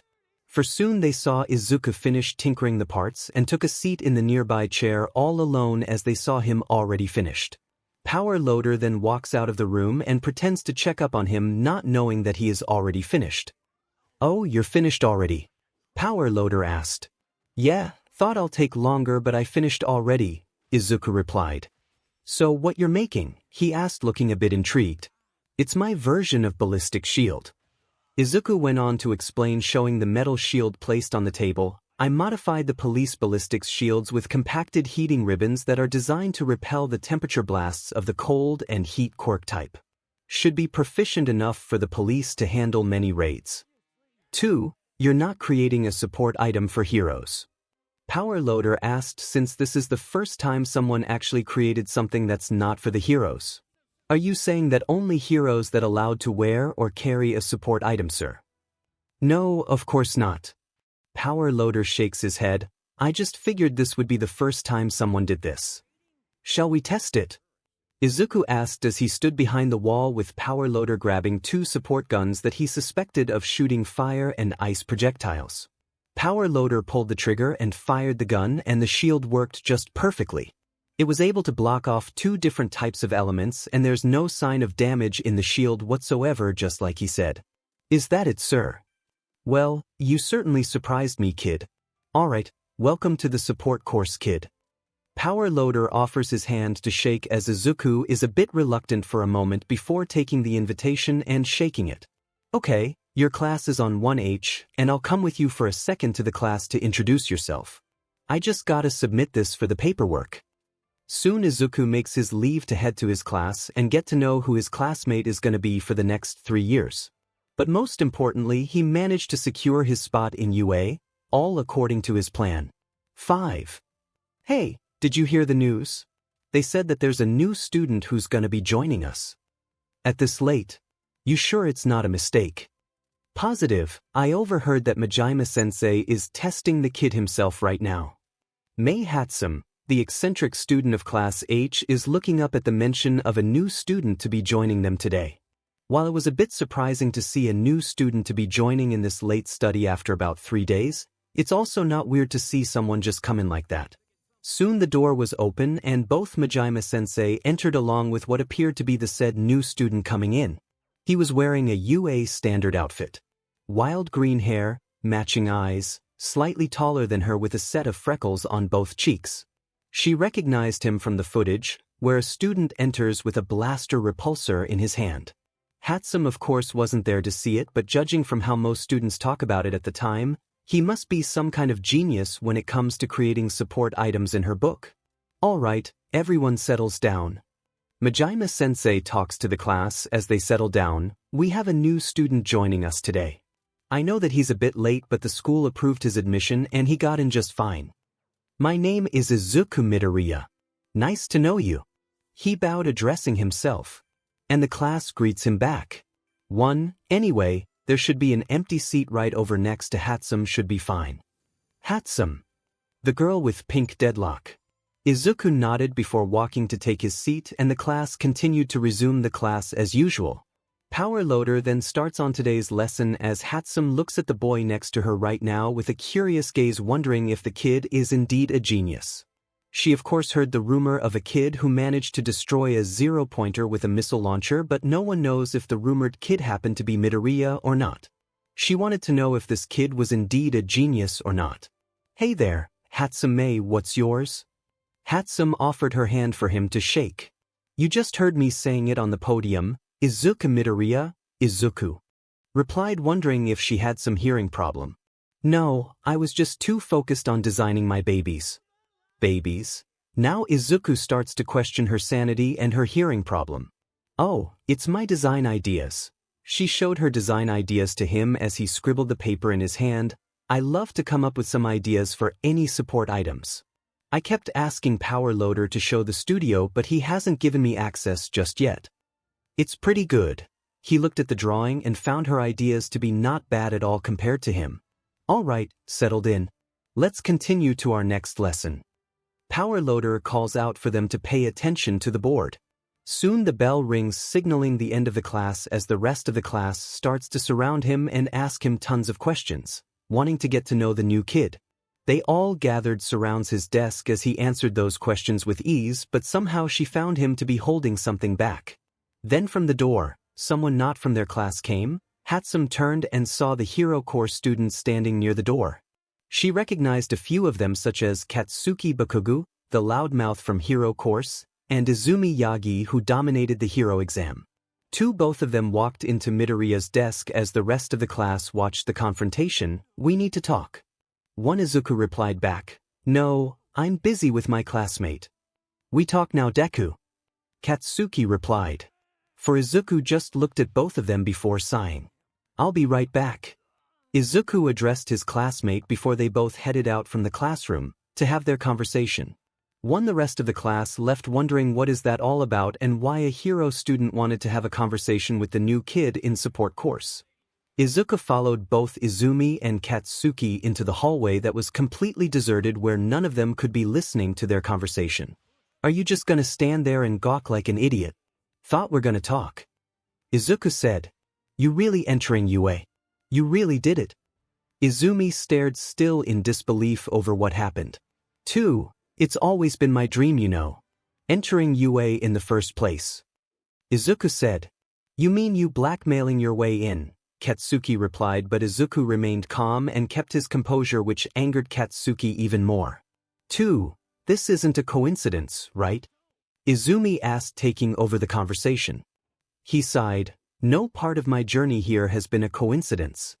Katsuki scoffed at his words. We've walked into your trap, haven't we? Right into your little trap. What trap, Bakugou? Izuku asked, feigning ignorance. Katsuki exhales as he scoffs, looking at him, somehow growing a backbone in the last 10 months. I thought I told you to find some shitty school somewhere, have a bunch of shitty friends, and live a shitty life. And you still dare to come to this school. Threatening All Might. You've grown some ball, you know. 2. How do you know about it? Know of his quirk? Were you also stalking him in one of your notebooks? I'm surprised you haven't figured it out. Izuku scoffs back. I thought you were smart, or you just realized that you weren't so great as those 𝗕𝗏 in Aldera claimed you to be. I bet you had fun every single day as you looked down on me at all times. Katsuki angrily replied, trying to damn us to get in here by bribing the school. Trying to get here was really tough. Izuku said, but I admit, it's pretty fun now. I wish you had died back in high school. Should have taken my advice, you quirkless piece of 𝗧𝗍𝗍𝗧. 5. Where would the fun be? Izuku asked, his face smiling and looking at both of their distraught face, not expecting the kind of reply he gave them just now. Even an evil person like you is living a great life, so why not? Then we'd never have met each other again. And this is so fun for me. 2. You useless piece of 𝗧𝗍𝗧𝗧. 1. Katsuki openly attacks him by throwing his signature right hook, but Izuku avoids the punch and counters with his own. Izuku's slammed Katsuki head against the wall next to him where the fire extinguisher was located as his head was banging against the metal item. 2. 𝗕𝗏𝗏𝗧𝗏. Katsuki groaned from having his head get slammed like that. Remember, Bakugou, this isn't Aldera where you're the king of the dinky trash heap of school. So I suggest you clean up your act before you get expelled. I don't want you to go before I have my fun with you. 3. Katsuki grunts before fixing his injury, still feeling his head getting slammed. I'm sure you've got some real F-up plans, but it won't matter. Someone like you doesn't stand a chance against me. All I see you coming is just being my beach and working for a real hero such as myself. 3. So do your best, 'cause you're gonna need it for your dead-end career in the next 3 years. Katsuki angrily replied before making his leave out of the hallway. Izumi followed behind him before looking in Izuku's direction as he gave a cold smile. 1. Then in the hallway, both of their phone chiming at the same time as Izumi reads the text message from their group with shocking news. Ida, remember our senior year homeroom teacher, Mr. Yamamoto? Ida, his wife just contacted me. 1. Kaminari, you still in contact with him? Ida, he's dead. 1. Ida, apparently that teacher's dead. Both Katsuki and Izumi shared a look remembering that teacher. He's the same teacher who was in the last year while they were in Aldera. He remembered him on the last day when he told everyone while ensuring that they would all become heroes for sure. But something else clicked in Izumi's mind. That same teacher was also there with her brother. She remembers how he openly told the class that he also entered UA before Katsuki beat him up regularly at the time, and Izuku looked enraged at the time. 1. Now that she thinks about it, is that anger directed toward Katsuki or at Mr. Yamamoto? She turned her head to her back and saw her brother still smiling, looking at them both as she left, wondering with a question. Did he kill our homeroom teacher? 5. You still think Deku killed our sensei? It's been a week, Izumi, let it go, would you? Kirishima asked, sitting at the cafeteria table alongside Kaminari, Shiro, Shoto, Mina, Katsumi, Tokoyami, Izumi, Ida, and Uraraka. 2. They were currently having lunch as they were finished with the class after 1 week in UA.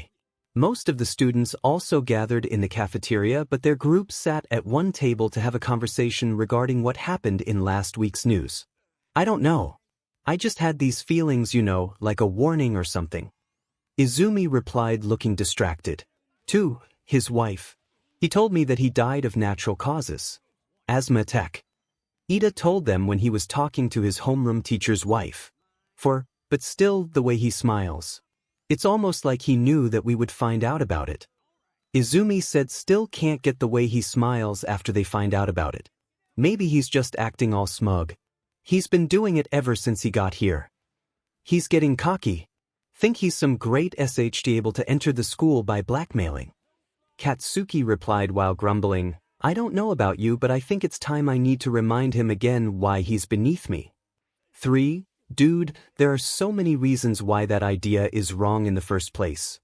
Don't care. Katsuki tried to get up, but Izumi stopped him. Stop. As much as I didn't like it, Izuku was right. We can't just go to him and beat him up like before. These people are not like Aldera. Izumi replied, making Katsuki look annoyed. You are coming to the school because of a recommendation from All Might? You really want a tank that just because you couldn't keep your ego in check. 3. Besides, the school did us a favor by fixing our records. There are no signs of negative behavior in our school record, and that gave us a free pass in coming to UA. All Might himself is even making sure of that by coming into Aldera to fix our school record. Katsumi added, making her brother nods in annoyance. 5. Katsuki grumbled back before shoving his food into his mouth, as Izumi continued to speak. Right now, what we need is to find out where he's going all this time. He's gone for 10 months and now all of a sudden he found out about Dad's secret. It doesn't make any sense. Now, did any one of you mention it at any time? 5. No, we haven't talked about it to anyone. Your father making us promise about it. Ida assured her. 1. Yeah, he told us to keep quiet about it, 𝗬𝗧𝗏 added. 1. So how did he figure it out? Maybe someone told him. Izumi asked. 3. If someone indeed told him, why this person hasn't exposed to it to the world? All Might's secret is a national secret, one that he kept confided to his trusted ally. Just selling the information itself would bring you a lot of money. Shoto asked out. 5. While they were discussing their theory, Katsuki still couldn't get rid of the memory of his humiliation in front of Deku in the hallway a week ago. To think the spineless worm has the backbone to talk back to him and have the courage to slam his head against the wall like that is humiliating. Izumi said not to cause trouble in school, right? She didn't say anything outside of it, right? 8. Soon the bell rang, signaling their end for lunch hour. The rest of the students also get up and put the tray back into the dirty pile. Well, we better get going. Next class is hero class, Shoto replied, lifting his tray. 1. Cool, can't wait what they got stored for us. 𝗬𝗧𝗏 joins in. 1. Izumi, didn't your father tell you anything about it? Katsumi asked, wanting to know about it. No, he said that it's a surprise for us all. Izumi shakes her head, not knowing about it either. 1. From the distance, Izuku also gets up from his seat while eyeing Izumi and the rest of her classmates coming out and leaving the cafeteria.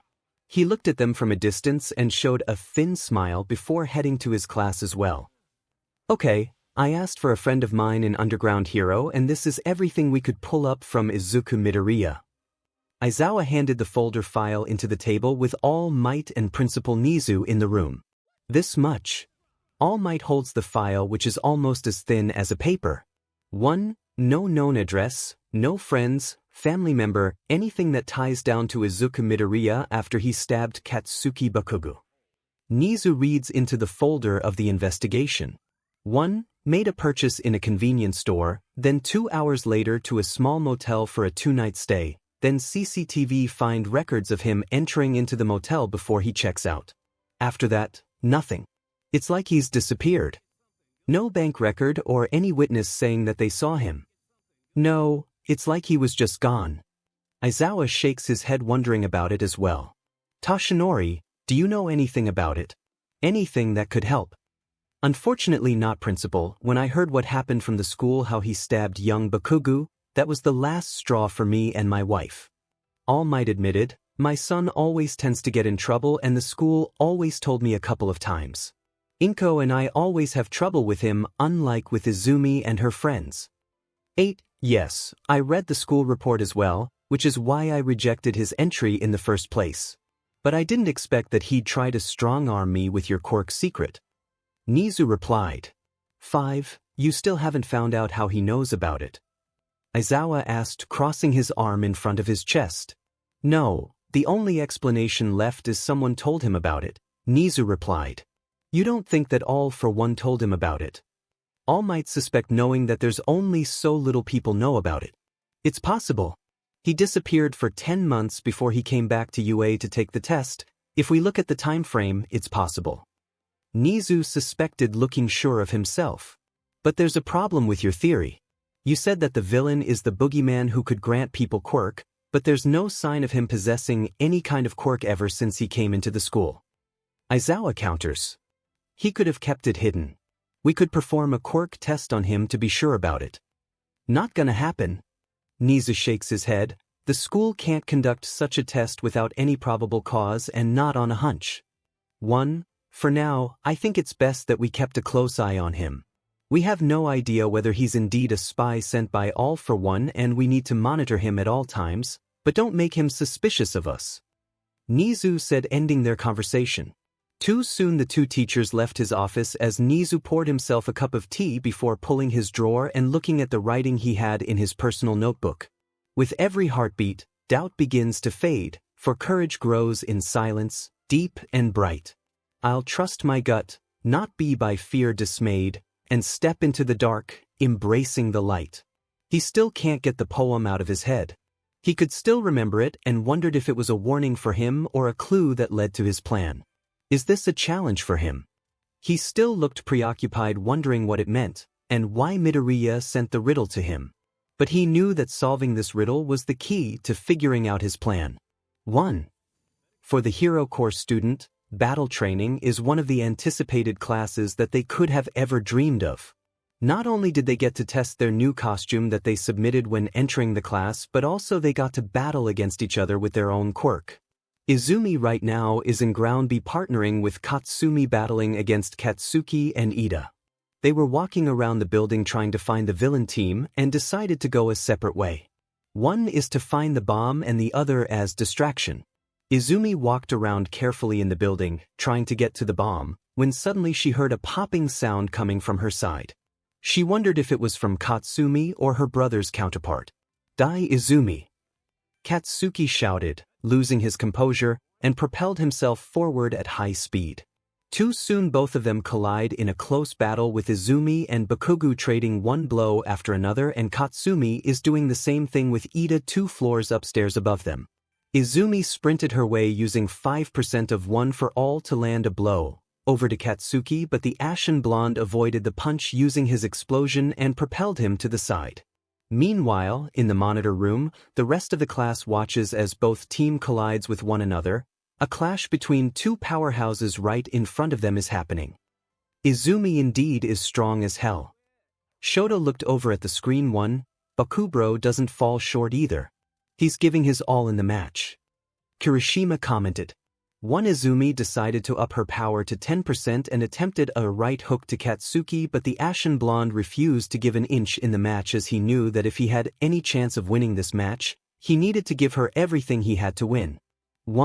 All right Izumi, let's take this up to the notch. Katsuki raised his gauntlet in the air, showing it to Izumi. You know that my quirk stores nitroglycerin almost every day, and I've been storing one inside this gauntlet. Wonder what would happen if I pull this trigger. He smirks, challenging her. Young Bakugou. That was dangerous. All Might warned him. Katsuki, what are you doing? Izumi replied, looking alarmed. Katsuki then aimed his gauntlet over in her direction and pulled the pin. Izumi was planning on taking the explosion using her telekinesis to act as a barrier and protect herself from the explosion, and using the smokescreen from it to land a blow to him. But what he didn't expect was the moment he pulled the pin and tried to detonate the nitroglycerin stored in his gauntlet, the explosion didn't shoot forward at all like it was designed to. It was exploded right in his arm. 10 boom. Izumi was stunned into silence and was blown back. When the dust cleared in, she watched how the part of the building that was affected by the explosion was obliterated. Not only that, but also a massive chunk of that fake building was obliterated. No debris, no nothing. Just an empty crater. 𝗕𝗏𝗢𝗢𝗍. Katsuki holds onto his arm that's covered in second-degree burn as he grits his teeth in pain.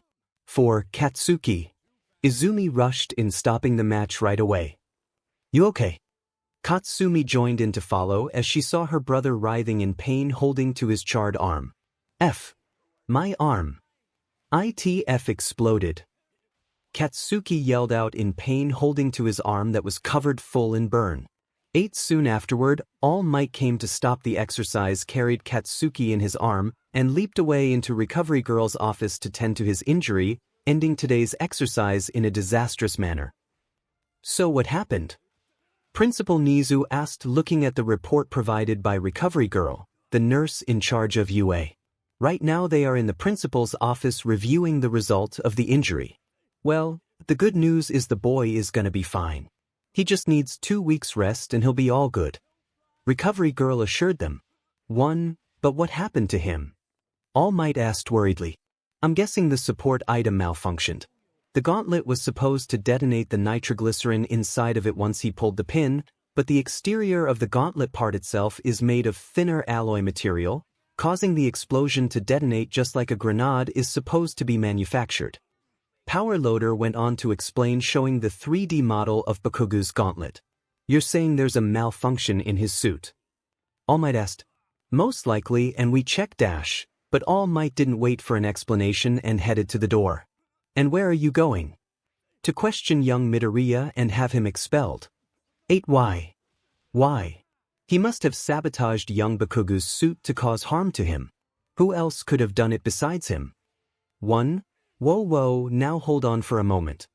Power Loader came in front of him trying to stop him. I understand your hostility with the boy, but there's no way Midoriya could have done that in the first place. Why? Well, for one thing, Midoriya is not responsible for creating the first-year student costume. That responsibility falls under third-year students. They submitted their design 1 week before entering the school, and the third-year student is in charge of building the costume. First-year student is only working on the blueprint of the new design and needs to be submitted to a second-year student and myself for approval. Power Loader went on to explain. Not only that, but all design also has to be submitted to me personally, so there's no sign of tampering during the production, Nizu added. There must be an explanation to how young Bakugou's gauntlet explodes. I mean, look at the state of him. 3. I'll bring the third-year student who's responsible for creating it. Midoriya will be here for an explanation if it satisfies you. Power Loader walks out from the teacher's room and straight to his studio. 10 minutes later, Power Loader came with Midoriya walking next to him and a senior student named Akira with him, both looking confused as Power Loader didn't explain why he brought them there. What's going on? Akira asked, looking confused. We wanted to ask you something regarding one of your projects. Principal Nizu replied, joining his paw together. What about it? Is it true that you designed this gauntlet for the first-year student? Nizu showed the 3D design of the gauntlet. Yeah, I did. And only you're the one who created it. Well, I had help for the small part, but I constructed the whole thing. Well, didn't you know that this same gauntlet just had a malfunction during the battle trial and the said student is in the infirmary? You think I did it?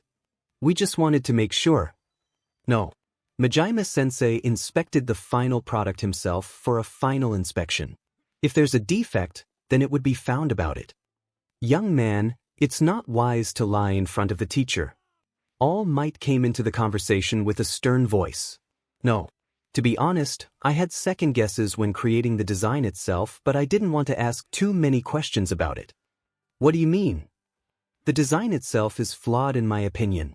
The material that was used to store the nitroglycerin is made of steel that couldn't handle the explosion in my opinion, and we didn't have time to test it since it required the user to test it personally. But why didn't you change the material or speak up if you knew it wasn't strong enough to withstand it? Because when I asked the boy about it, he just kept shouting to me, telling me to do as he told and just shut up about it. He told me in the exact words, just do what I told you, you extras. So I figured he knew what he was doing and I just done it like he asked. I see. Principal Nizu now looks at the situation that it wasn't a sabotage after all. It was a mistake by the designer himself. When UA came to do their double check, he blatantly rejected it and then took the consequences himself full-blown. Okay, you could go back to your class then. Nizu replied to Akira as he made it out to the door with Power Loader and Aizawa to check up on his students, leaving only Izuku in the room. Now it was Izuku's turn to be questioned and he just stared at the mammal back. Now is there something I could do? Izuku asked out loud to the room. You sabotaged young Bakugou's gauntlet. How did you do it? All Might still refused to believe that his stepson didn't have anything to do with it. 2. Didn't you hear what we just talking about? It was his fault in the end. That's a lie. Tell me the truth, boy. All Might, you of all people should know. This is a school for future heroes, you know. Accident is bound to happen. We can easily uncover that with a recording CCTV over the past week. If we find even a glimpse of you anywhere near young Bakugou's gauntlet, then it's over for you, boy. Plus, good to know. Izuku then said goodbye before he walked out, leaving the room. Let me know if you find anything on it. He then closed the door from the outside, letting them figure out how he sabotaged Bakugou's gauntlet. 8. Izuku returned to his class after being called by the principal about his involvement in Bakugou's failed support gear. They suspected that he had any involvement in it, but he could tell that all they had was squat. Nothing but threats to shake him. They won't find anything. He made sure of. For entering the classroom, he looked over and found himself continuing the class lesson and sitting next to 𝗵𝗃, the eccentric student of the support course. Taking his seat, he starts writing down in his notebook as 𝗵𝗃 calls out to him, "What's that all about? Disappearing like that with 𝗵𝗃𝗧𝗵𝗲." "Nothing, just a misunderstood," Izuku replied before returning to his book. "Alright class, we're gonna pair you up for today and I'm gonna give you guys an assignment for your group." 𝗵𝗃𝗧𝗵𝗲 spoke looking at each of the class. "So you'll be working on creating a support item that could help people in general. And I expect every one of you could devise a great idea." Soon Power Loader separates the class into each pair and Izuku is stuck with 𝗵𝗃 much to his annoyance.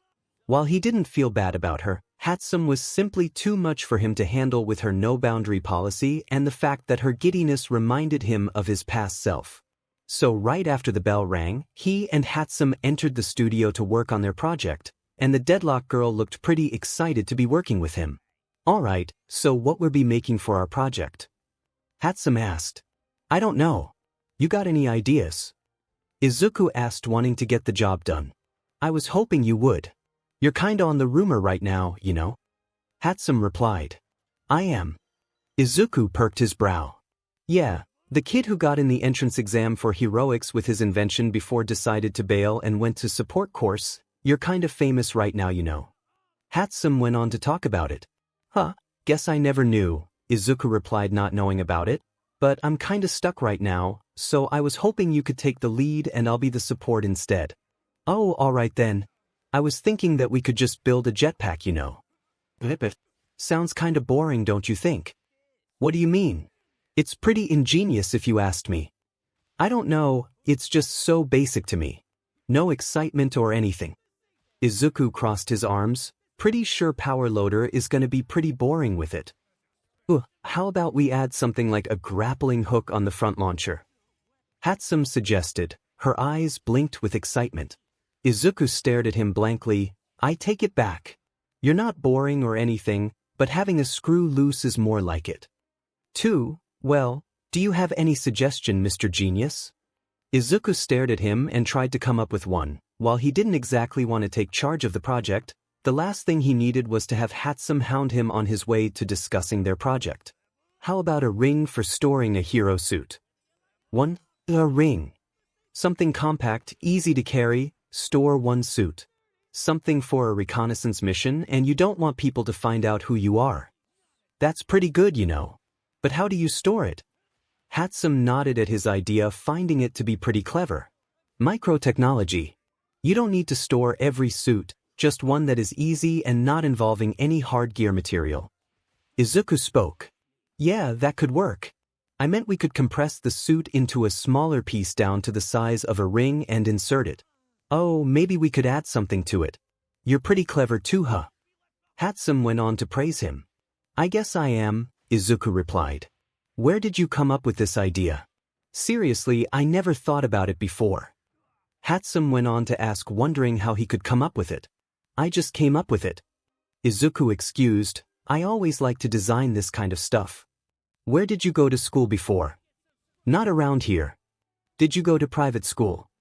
"Something like that." "Wow, so that's why you're so smart. Man, you must have been a genius back in your school, huh?"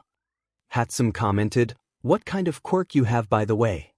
Being questioned about it, Izuku felt a lump growing in his throat before answering her question. "I'm quirkless." "Wow, so you made your invention without a quirk. Your skill must be on a new level. Guess you are a genius after all." 𝗵𝗃 commented. 2. Izuku looked at her momentarily, surprised that this was the first time someone acknowledged him for his skills and not paying attention to his quirkless status. "This girl didn't care about me being quirkless. Guess that's a nice change of things." 𝗵𝗃 then began to talk about the improvement of their idea, but Izuku barely paid any attention as his mind was preoccupied with the news that he had just been brought into just a moment ago. Katsuki's hand exploded too, of course. All might be suspected that it was his doing and he somehow held responsible for it, but he could tell that all they had is a hunch. Without evidence, there's no way for them to condemn him for doing so. All Might is nothing but a voice in the wilderness. There's no evidence that he was anywhere near the gauntlet, and the senior who worked on the design already gave his testimony that Bakugou rejected their safety design, but he ignored them and he paid the price. Now it's time for him to pay a visit. Izumi and the rest of the class came to visit Katsuki in the infirmary. They all came to visit him wanting to check up on him. Of course, Recovery Girl rejected them from entering, not liking the idea of the entire class crowding the room, so she only allowed 6 visitors at a time. "You okay?" Katsumi asked her brother that's lying on the bed with a cast wrapping around his hand. "You need to ask me that question. Look at me for good sake."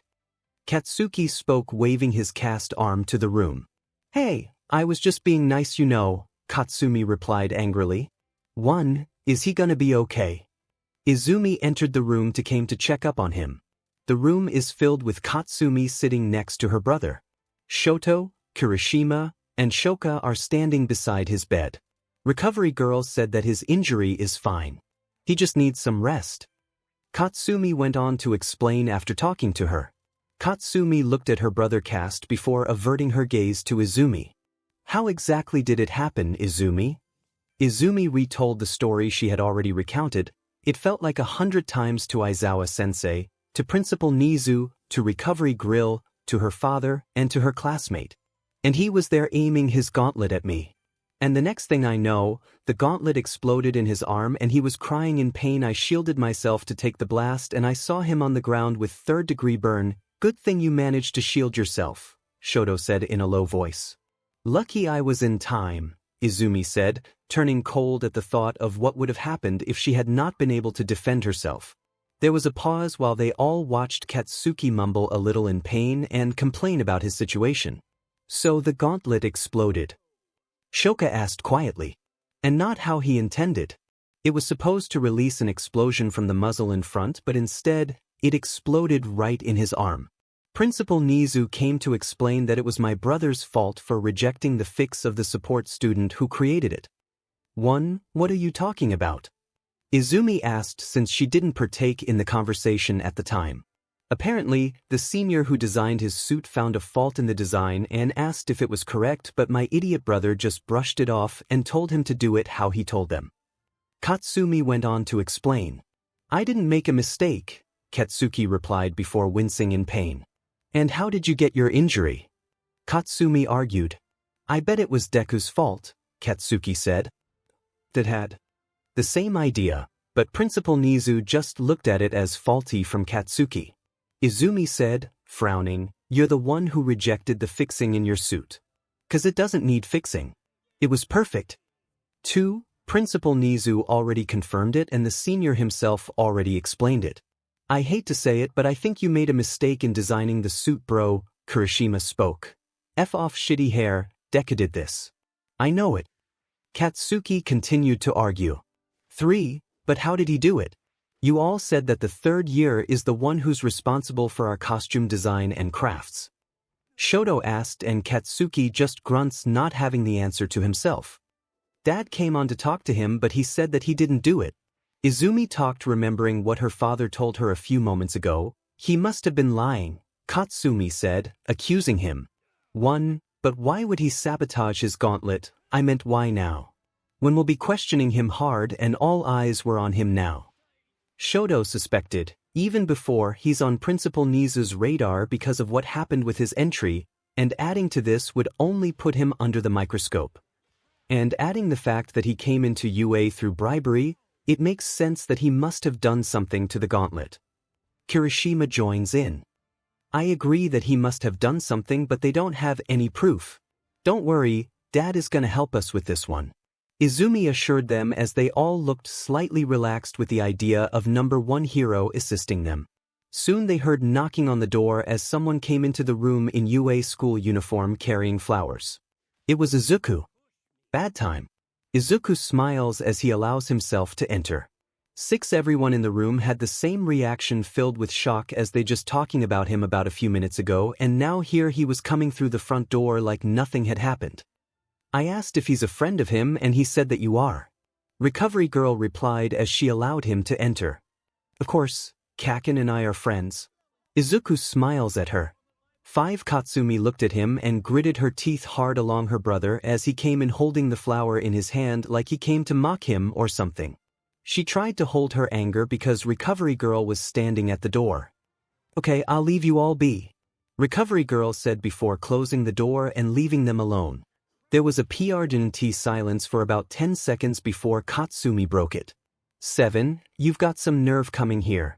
She walked towards him and glared at him, but he found her threat was the same as her head, empty.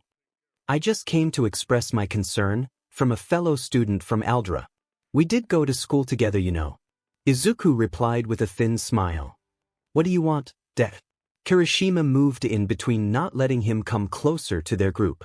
1. Just trying to express my condolences. I overheard what happened from Principal Nizu. Are you okay, Kaken? Izuku looked over to Katsuki, who was in his bed. Get out of my sight, Deku. Katsuki angrily replied, Get out of my room right now. I heard what happened. You were lucky that the blast didn't hit you, Izumi, considering how close you were at the time. Won't want anything to happen to All Might Golden Child after all. Izuku playfully smirked, looking at her. Izumi looked over, knowing that he was right. Had Izumi not properly used her quirk to shield herself from the blast, what would have happened to her or Katsumi and Ida, who were 2 floors above her? Is the blast directed at Katsuki alone or all of them at the time? Here, let me put it right in front of you. Izuku placed the bouquet on Katsuki's leg on his bed. Get out here, Deku. Get out of the room right now. Shoto angrily pushed him out of the door, but Izuku still maintained his smile. 2. How dare you come in here after trying to ruin my brother's hand? Katsumi also walks in, trying to push him out, but no matter what, Izuku doesn't budge. Katsumi, were you concerned at all when you ruined mine? Izuku asked, still maintaining his calm behavior. The rest of them look a bit pale at his words, mentioning their past action. Of course, the school already has it covered for their record, but hearing it coming from the mouth of their victim is a reminder to all of them that their past never dies. Izuku then took a step forward and Shoto and Katsumi took 1 step backward, seeing how they were losing their edge. Did you do that? Izumi asked for the first time, her voice sound shaking. You did that to Mr. Yamamoto. Izumi turns his attention to her direction as the rest of her class wants to know about it as well. Well, what exactly are you asking me about? Izuku tilts his head, speaking slowly. His death or his punishment? They don't know what to make out of it. He's speaking in a vague, not showing whether he's had any involvement in it or not. Mr. Yamamoto brought that on himself. I didn't do anything. Izuku gave his honest answer, and if you want to look for another culprit, that would be you all, not me. 𝗕𝗏𝗏𝗏. Shoto cursed, his glare reminded him of his father. 1. Izuku chuckles wryly. Right, that's it. I'm so glad that you haven't changed a bit. Endeavor Jr. 6. Shoto angrily grabbed a hold of his shirt and lifted him up, his face close to Izuku's as he started to subconsciously use his quirk. I'll kill you, Deku. If you ever called me that again, you are F. 2. Izuku, however, just chuckles sarcastically, not under the impression that he's felt threatened. I'm so curious. What will you do? You've already broken my whole body. You've already crushed my soul. Is there anything left for you to do? 1. Shoto looked taken aback by his words as Izuku shoved his hand that held him, releasing his grip on him, withdrawing from you. Don't even think about it. Because I'll just move schools to where you all go. Have me expelled. I'll shout out to the media about Mr. Musclehead's secret. Maybe I'll sell the information for a ton of cash. Izuku walked forward, causing Shoto to fall back from how he looked at him with his unwavering thin smile. 1. The rest of them looked at him standing in front of them confidently, not like how they saw him all those years ago with no backbone or confidence. Izuku walked forward to where Izumi was standing. He was walking to her side and began to whisper to her ear, but loud enough for everyone in the room to hear. From now on, you are going to suffer just like I did all those years ago. Izuku whispered next to her ear but loud enough for those near her to hear it. "I'll make your life in this place turn to hell that you all wish you rather die instead." 6. The whole room turns intense all of a sudden at Izuku's statement, as this is the first time he threatens the whole of them. Never before had they heard or expected such a threat coming from his mouth. Soon their conversation was interrupted when Recovery Girl came to the room, not listening or knowing of their conversation. "I'm sorry, dear. But he needs a rest for today and visitation hours are over." "It's okay, I was just about to leave." Izuku spoke, not looking at her but maintaining his eyes on the patient and the visitor before heading back, leaving the room. The rest of them had no idea whatsoever. They didn't expect the last 10 minutes to happen at all. Seeing Izuku standing in front of them. No fear, no hesitation, no doubtness. And the fact he openly told them that he came to UA to ruin their life is a shock for all of them. "Alright, that goes to all of you too." Recovery Girl came to wake them from their thoughts. "He needs to have a proper rest, so leave, why don't you?" "Alright, we'll see you tomorrow." Katsumi waved her hand goodbye as they all began to leave and say their farewell. "Dearie me, you kids make a lot of mess in here." Recovery Girl went on to clean the place left by the class. "Oh God, who sent this?" She picked up the flower on Katsuki's lap. "What is it?" "You can't send this flower to a sick patient." Guess whoever sent it didn't know the meaning of it, or they just hurriedly bought one at random. "Don't know what?" "Flower language, dearie. You all young maiden, and yet you didn't know such a thing." Recovery Girl shook her head as she went on to explain. "All flowers have a meaning on their own, you know. Rose represents beauty and passion. Sunflower means admiration, daisy means innocence. Chrysanthemum represents youth and praying that people live longer, but in other places, it has a different meaning to it, such as Europe for example." "Different meaning." "In Europe, these chrysanthemums are symbolic of death and are only used for funerals or on graves. It's called the death flower." The group looked at the bouquet in Recovery Girl's hand as she put it in the trash can. "It's the flower that Izuku sent to them just now. And what's more, the number of flowers stalk in the bouquet is 14 chrysanthemum flowers. The same number as Katsuki's age right now. Does the flower represent his long life or his death?" 24. It's been less than a month, and Izuku's reputation has skyrocketed through the UA hallways, especially among the support corps students. The rumored kid who demolished the zero-pointer using his invention during the entrance exam and transferred into the support department to pursue a career in support instead. Some people would assume that by taking a hero exam first, the kid would grow an ego complex or look down on the support corps students, but it turns out he's more down to earth than everyone realizes. One humble, kind, ready to help those in need. In just a few days, he's gaining a reputation as the support course ace for the first year. For Izuku, this kind of reaction is to be expected. He has shown his great innovation skills in the support course and quickly gained a reputation for it, and the best part of it, none of them cared about his quirkless status one bit. Of course, he took the opportunity to get to know his class better and interact with them. But there are still some people who refuse to acknowledge him, but they didn't seem hostile towards him and just left him alone. The class flew by as he just finished with the literature class. There are many classes at UA, such as literature, math, English, and history, but the one that caught his attention was engineering class, where he could freely innovate and do things freely. It was lunch hour, and finally, after the bell rang, he got up after countless hours of sitting at his desk and headed to the development studio to work on his project. He headed to the studio, took a seat at his table, and started working on a new design for some of the students who begged for him to help them. Power Loader, who heard many begging from the other students of Izuku talent, decided to give him access to help with the development part. But with the incident of Bakugou, he seems to be under the microscopic watch of Power Loader and Principal Nizu in the studio, and all of his designs have to undergo careful inspection. Izuku won't mind at all and happily comply with their demand. Once sitting at his desk, Izuku starts helping with 𝗧𝗵𝗵 on their project. The two of them had grown close and become friends after hanging out a couple of times, but Izuku still had trouble with her being close to his space. Working on his design, someone came through the door, and Izuku didn't pay any attention as he was busy with his soldering iron. "Midoriya, someone came to see you." But Izuku is so busy with his work that he doesn't hear it. His headset muffled the sound of his classmate calling him. Midoriya. Midoriya. Midoriya. Finally, after his classmate calls his name, he turns off the solder, takes off his headset, and looks away from his table. What is it? Someone came to talk to you. He looked up to his back and saw someone indeed had been coming to see him. It was a first-year student, he assumed from how they were in the same age. With her ginger hair color tied in a single ponytail and her teal eyes, it brings her beauty up close to him.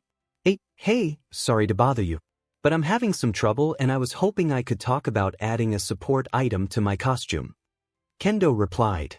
9W. Izuku muttered, still mesmerized by her look. But somehow he seems to know her from before. My support items, she repeated her words once more. Oh sure. What can I do? Izuku offers her a seat next to him while clearing the table.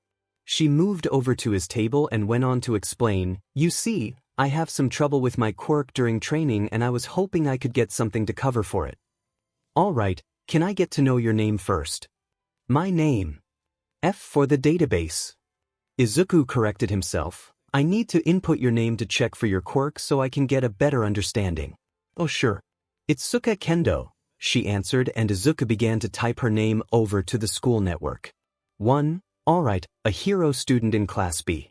Your quirk is called Big Fist. I assumed by the name alone that it allows you to enlarge one or both of your hands to enormous sizes. 3 Yes, you're right. It's a pretty cool quirk if you asked me, Izuku said, and what seems to bothering you? Izuku seems to have an idea of it, but he gave her a chance to explain her problem. Well, I just noticed that my quirk allows me to enlarge my hands, but the problem is, I lack the defense when I throw a punch. When I throw a punch, my hands sometimes get hurt from the rubble that comes from the object that I threw my punch with. So you need something to cover your hands to add a protective layer, correct? Yes, so I was wondering if you could help with it. He began to rack his brain for a moment before he came up with an idea. Yeah, I could work with it. But I'm gonna need some time with it. You have any plans with it? Not fully, but I am able to get the general idea. I was thinking of adding a protective glove for your hands. Sounds simple. But I'm gonna add some extra material to it. So it is shaped in a bracelet and able to transform by wrapping your hand with it and able to withstand your punch whether you expand your hand or not. Kendo looked for a while, knowing that it was just what she needed. That's pretty clever. No, it's perfect. Did you just come up with it now? Pretty much, he answered truthfully. Wow, and you made all of this yourself. Kendo looked around at his table filled with many ideas and prototypes. Most of it. I had some help with the wiring and everything, but most of it was my design and the whole base of it. She took a look around, admiring his work that was on display, and that's when her eyes diverted to one of his inventions that was on the table. It was a mechanical gauntlet with a circular round light on the palm, something that she recognized. Is this yours? She grabbed the gauntlet in her hand and looked at the item, in great condition. Yeah, but I haven't used it for a while, Izuku replied. Wait, you're the guy from the heroic entrance exam. The one who flies around blasting robots. What? Yeah, that's me. How did you dash? That's when Izuku starts to remember who she was. It was the girl that he saved during the entrance exam. The girl almost got squished by the zero-pointer, but Izuku is able to destroy the robot before it could harm her. You're that kid from the entrance exam. Kendo muttered. I've been looking around for you. Oh, sorry. I kinda bailed on you back then. He began to remember how he bailed on her after rescuing her that time because of her sister. No, it's just I kept thinking about it, how I almost got crushed. If it weren't for you, I don't know what's happened. I also at fault too, you know. I kinda bailed and did not check on your condition in case you got hurt. Yeah, so how about we start fresh? She smiled over at him. Hi, my name is Suka Kendo.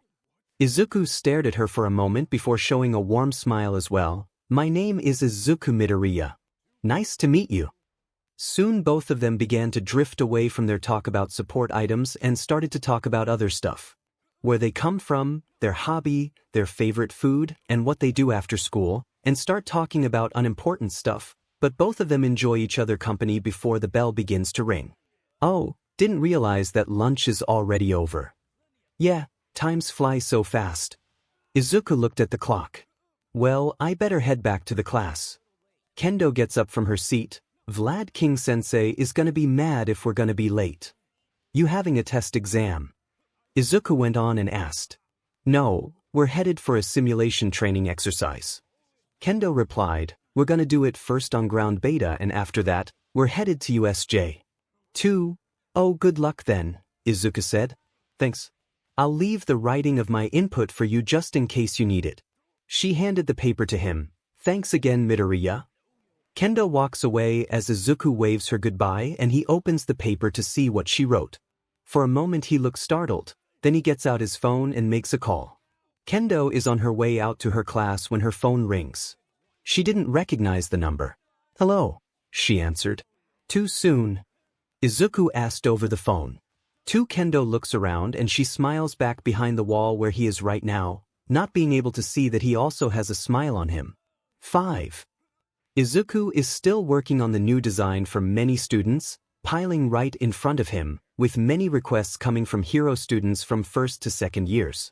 He knows that popularity comes with perks and responsibilities at hand, but luckily, his classmates are more than happy to help and take his load off from his back. He's working on a new invention of his right now, an upgraded version of his repulsor blaster that he used during the entrance exam. He's trying to double the power rotation on it, making it more powerful and effective now that he's having a spare time. 2. He's working on his design right now when suddenly there's a ruckus happening outside the studio. His initial thought was that 𝗵𝗃 was messing with one of her inventions and having her usual explosion, but when he turned his head around, the deadlock girl also turned her head looking confused, and not her fault. So he headed to the door and opened it to see many students come running in the hallway like in some sort of stampede, where they were participating in a bull racing competition in Pamplona. The hell is going on? Izuku asked one of the students who was running and grabbed his shirt. You haven't heard. The USJ said that it was under attack by a group of villains, and they said that a hero student got injured. The student said in a hurry before he continued to run. 3. Flashback start. It was Tuesday and Class 1A was already sitting in a bus while heading to USJ. They chatted, gossiped, and played a little game while waiting to get there. The bus is filled with many talking, much to Aizawa's displeasure as he was trying to get some sleep. Katsuki was still in the infirmary after his fiasco during the battle training exercise, so he won't be joining today, and as a precaution, Katsumi's gauntlet is being inspected by Power Loader to see if it's up to standard since they were worried that it might have the same effect just like her brother. After 20 minutes, they finally arrived at a large dome in front of them with a large staircase leading to a likewise large door with the letter USJ on the front of the dome. The class looked at the building in awe while Aizawa-sensei told him to stop wasting time and move on. When the doors opened, the group was met with the space hero, 13. The students began to gather around as she began to explain the true purpose of this training and why rescue training is very important. She also explains the importance of using your quirks with caution, which the class internally agreed on as they could cause harm to others. 1. Alright, now let's begin with what we'll be doing. Aizawa began to explain but stopped talking as the lights began to flicker and shut down completely. And suddenly Kirishima spoke to him. Whoa, you have fake villains as well. That's so cool. Kirishima commented while showing his toothy teeth. Aizawa looked in the direction Kirishima pointed and suddenly a purple mist appeared in the middle. Several people began to step out, and by the looks of it, they weren't friendly, especially the handman villain that gave him an ominous aura. No, those are real villains. Aizawa shouted as the rest of the students panicked. 13. Protect the student. He shouted, before going downstairs to face the villains. Kids this way. Hurry. 13 shouted as she pointed to the entrance, telling them to escape. The rest of the class makes a getaway and is about to reach the door when suddenly the mist villain appears in front of them, blocking the gate. Greetings, we are the League of Villains. I apologize for intruding unannounced, but we have invited ourselves to kill the symbol of peace, All Might himself. The mist villain explained in a good manner speech. He should be here, right? So where is he? Or is there a change of schedule perhaps? The mist villain said, glancing around and noticing that All Might was missing. All of a sudden, Katsumi, Kirishima, and Izumi all went charging at the villain.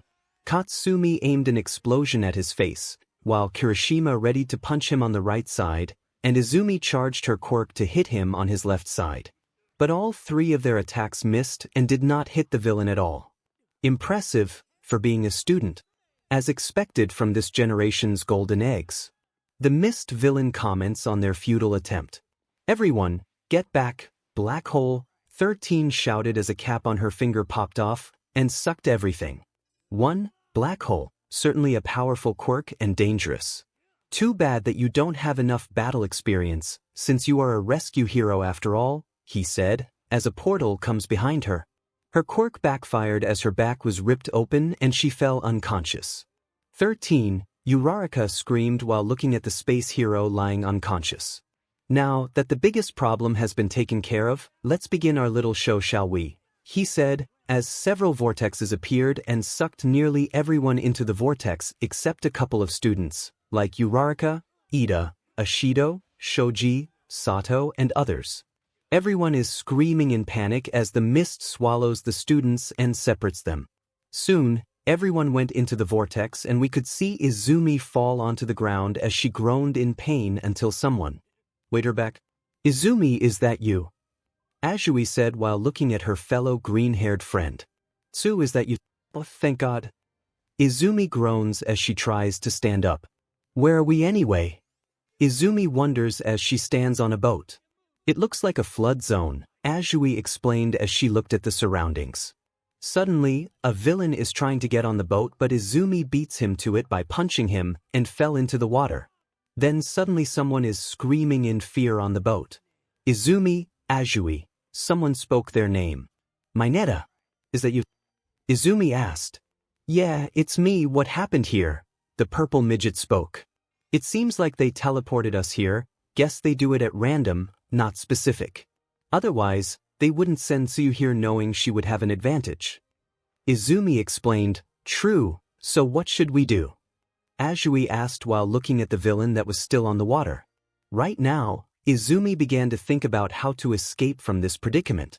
There are multiple villains surrounding them and there are over 20 of them there. But there were only 3 people there. As her brain began to come up with a solution, she turned to both of them. 5. I have an idea. Mineta, throw your ball as much as you can towards the waters. Tsu, after I give the signal, grab Mineta with your tongue and get away from here as fast as you can. I'm gonna create a shockwave and aim it in the middle of the water. That should cause a spiral to form. Izumi explained her idea. That might have worked, Izumi. I'm impressed you could come up with that plan. Azui complimented her friend. Alright, let's do this, Mineta screamed as he threw his ball at the ball. Then all of a sudden Izumi jumped off the boat, aimed her finger at the water and flicked her finger to create a vortex in the water. Now! Izumi yelled and Azui grabbed Mineta and made their getaway as far away as they could. As soon as they landed safely, the purple midget spoke first. "Holy CRP, it worked. You're amazing, Izumi." Mineta complimented her. 1. Thanks, guys. Come on, we should check the entrance and see if we could meet up with others, Izumi said while leading the group towards the entrance door. Finally, they reached the center where they were hiding. They just saw their homeroom teacher get pinned down by a large bird creature and a hand villain standing beside him. The creature is almost as big as All Might in terms of size. It manages to beat Aizawa-sensei to a pulp. "We have to help him," Izumi said as she was getting ready to fight the villain. "Hold on, we can't just run in there and fight the villain, we're gonna lose badly, you know," Mineta argued while almost crying. "Izumi, Mineta is right, we need to approach this carefully, we can't just rush in there with no plan," Azui explained to her fellow green-haired friend. As much as she hated to admit it, she was right. They were outnumbered and outmatched against those villains. But they can't just sit here while their sensei is in danger. They have no idea what to do, their friends are scattered around, their teacher is lying on the ground, and the villains have taken over the USJ. When things couldn't go from bad to worse, the mist guy appeared at the handman's side and came to him. "Shigaraki, I managed to scatter the rest of the students, but unfortunately, one person managed to escape. It seems that he was quite fast for me," the mist villain said. "Kurojiiri, if you weren't my escape plan, I'll kill you right now." Shigaraki started throwing tantrums while scratching his neck. So what now, Shigaraki? It seems that All Might isn't coming here as scheduled. Kurohige asked him while wondering what we should do. And after all the trouble I had to bring this Momo for him, Shigaraki was wondering as well. Well, with the pro heroes coming here soon, and All Might is not coming, I guess there's no other choice. Let's retreat, Shigaraki said while complaining a bit in their hiding spot. They were surprised a little when the villain said that they should retreat. Wait, they're retreating. We're safe. Mineta cried while looking at Izumi and Azui. But Izumi wasn't convinced with this at all. Being the daughter of All Might, she learned a couple of tricks that most villains wouldn't just surrender after doing a raid like this. There has to be more to it. Well, it seems the symbol of peace wasn't coming today, but let's damage his pride and image a little, shall we? Shigaraki said as he made a mad dash towards Izumi and placed a hand on her head. Izumi feels dread as she closes her eyes while closing her eyes and grits her teeth while waiting for her inevitable doom. But she didn't feel anything as she slowly opened her eyes and saw that his hand was still touching her face. "Huh, you really are cool, Eraserhead." Shigaraki looked at the underground hero himself as he used his quirk on Shigaraki, as he just erased his quirk. Aizawa-sensei lifted his head and used his quirk just in time to cancel Shigaraki's quirk, but only for a moment as the Momo slammed Aizawa's head into the ground. "Get away from me, smash," Izumi said as he used 10% of OFA to punch Shigaraki in the face, hoping to knock him out cold. But suddenly Momo is moving toward Shigaraki and blocks her punch. What she didn't account for was her punch was much weaker than Momo's dense body as she screamed in pain while holding onto her hands that made contact with Momo's exterior body. "Ouch!" Izumi groaned, feeling like she just broke her hand. "Are you a fan of All Might, kid? You sound and act just like him." Shigaraki smirked as he said that to her while Izumi was shaking and in pain. "Nice try, kid, but not good enough," Shigaraki said while smiling and trying to grab Izumi for a second time, only for Aizawa to use his scarf to hold his hand. "Get away from here now," Aizawa said while trying to hold him. "No, we won't be abandoning you," Izumi screamed at her teacher as she pleaded to him to get away and make a run for it. "Well then, say goodbye, kid," he said as he grabbed Aizawa's scarf and yanked it off him. Then he tried to grab hold of Izumi's face, trying to use his quirk to decay her. When suddenly, a loud bang came from the door and everyone stopped what they were doing. Izumi, Tsuyu, and Mineta were looking at the entrance on who was entering the door. While Shigaraki is smiling excitedly as he knows who is the mysterious person that just entered the room. "He came," Shigaraki said under his breath while trying to hold his excitement. Then all of a sudden someone just came from the smoke. It was the symbol of peace. He entered the room as he was looking at the students and his coworker on the ground. Rage filled his mind at the sight of this, while his daughter was being held by the villain. Right now there's only one thing that he could say to calm their mind. "It's fine now." "Why?" "Because I am here." All Might grit his teeth and for the first time, he wasn't smiling. All Might is standing in front of the door, and one thing that the villain immediately notices is that he isn't smiling at all. He was pissed by how the villain was able to enter the USJ and attack the students and his coworker. The villain that stands below could feel the rage that they felt as they stared at the #1 hero in front of them. His eyes trailed to the plaza, and he could see Aizawa was barely able to stand as he tried to hold the villain with his scarf. He saw some of the students that stood near Aizawa. Mineta and Tsuyu were shaking. With the villains surrounding them and his daughter, Izumi was being held by the hand villain. All Might bent his knee and rushed forward. Suddenly, the villain was knocked out and All Might managed to pick up Tsuyu, Mineta, Izumi, and Aizawa to safety. He put them down carefully, especially Aizawa, who was seriously injured. "Are you kids all right?" he asked while worrying about his students' safety. "We're fine, sir," Azui says while coughing a little. "Good, now stand back, I will face them." All Might said, "Wait, be careful, Dad. That thing is strong." Izumi warns her father. 3. Have no fear, young Izumi, for I am here. All Might said his signature catchphrase. He rushed over to the bird creature. Carolina Smash. He shouted the name of his signature moves, swinging his arms in a downward X with immense force as they met with the bird creature's body. 1. Haha, that won't work, All Might. Momo here has shock absorption, Shigaraki said while chuckling a bit. All Might keeps punching the creature one more time, then again, and again, but no matter what, his punch does not affect the creature. No matter where he hits the creature, it has no effect. Momo, let's show the symbol of peace your power, shall we? Shigaraki muttered, and suddenly the symbol of peace got punched and landed a couple of meters from where he stood before. All Might was shocked. This is the first time anyone has ever punched him this hard. Not to mention his full power punches aren't having any effect at all. I can't let this creature get past me, no matter what, he thought. Then he uses his signature move again, the one that always wins him in his battle against many villains. Detroit Smash. He shouted his signature move as his fist met with the body of the creature, only to have no effect at all. Have you gone deaf? Momo has a shock absorption, or maybe you were always this stupid, All Might, Shigaraki said while mocking the symbol of peace himself. All Might then tried to circle the creature before grabbing Momo by the waist and slamming him to the ground in a suplex motion. Unfortunately, Momo's upper body passed through the vortex that appeared.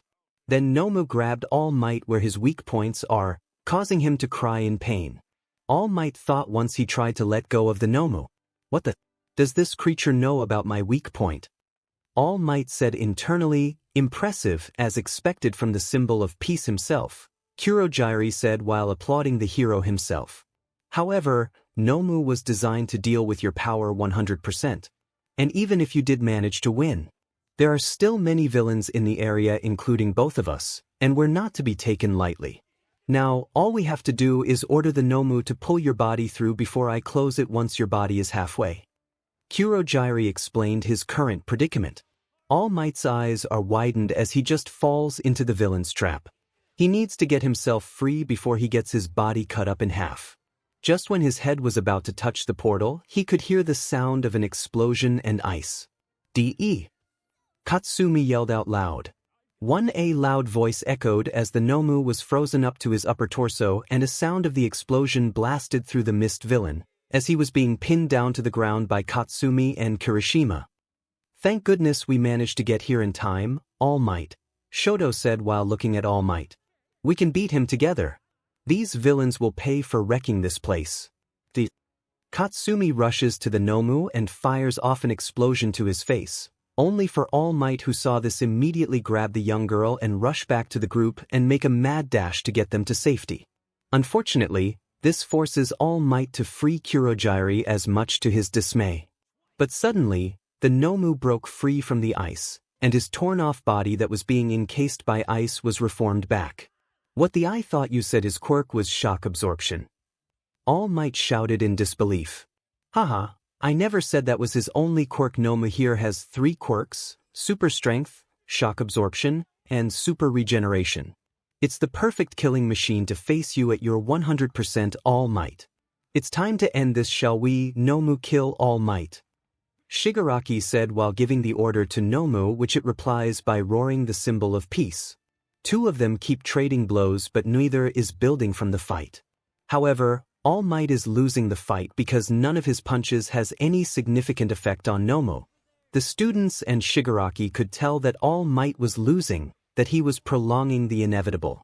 I will not fall. 'Cause I still have people that are waiting for me. All Might yells. I'm not gonna give up. All Might roared as he punched Momo even harder than before. 2. You said that he has shock absorption, not nullification. That means there's a limit on how much he can take. All Might said while the Momo slightly faltered. All Might punch is becoming faster and stronger than before. Built to fight me at 100% of my powers. Then I just have to go beyond that. He shouted as he kept punching Momo. Momo began to lose, as it couldn't keep up with the punches that came to his body. He began to falter under the symbol of peace punches. The punches weren't stopping at all as he kept getting pummeled every second until Momo couldn't keep up with it. Hey villain, surely you have heard this word before. Go beyond. Plus ultra. All Might shouted as he uppercuts the Nomu and sends it flying to the sky. Shigaraki and Kurogyari watch in horror as Nomu just gets defeated and gets sent flying.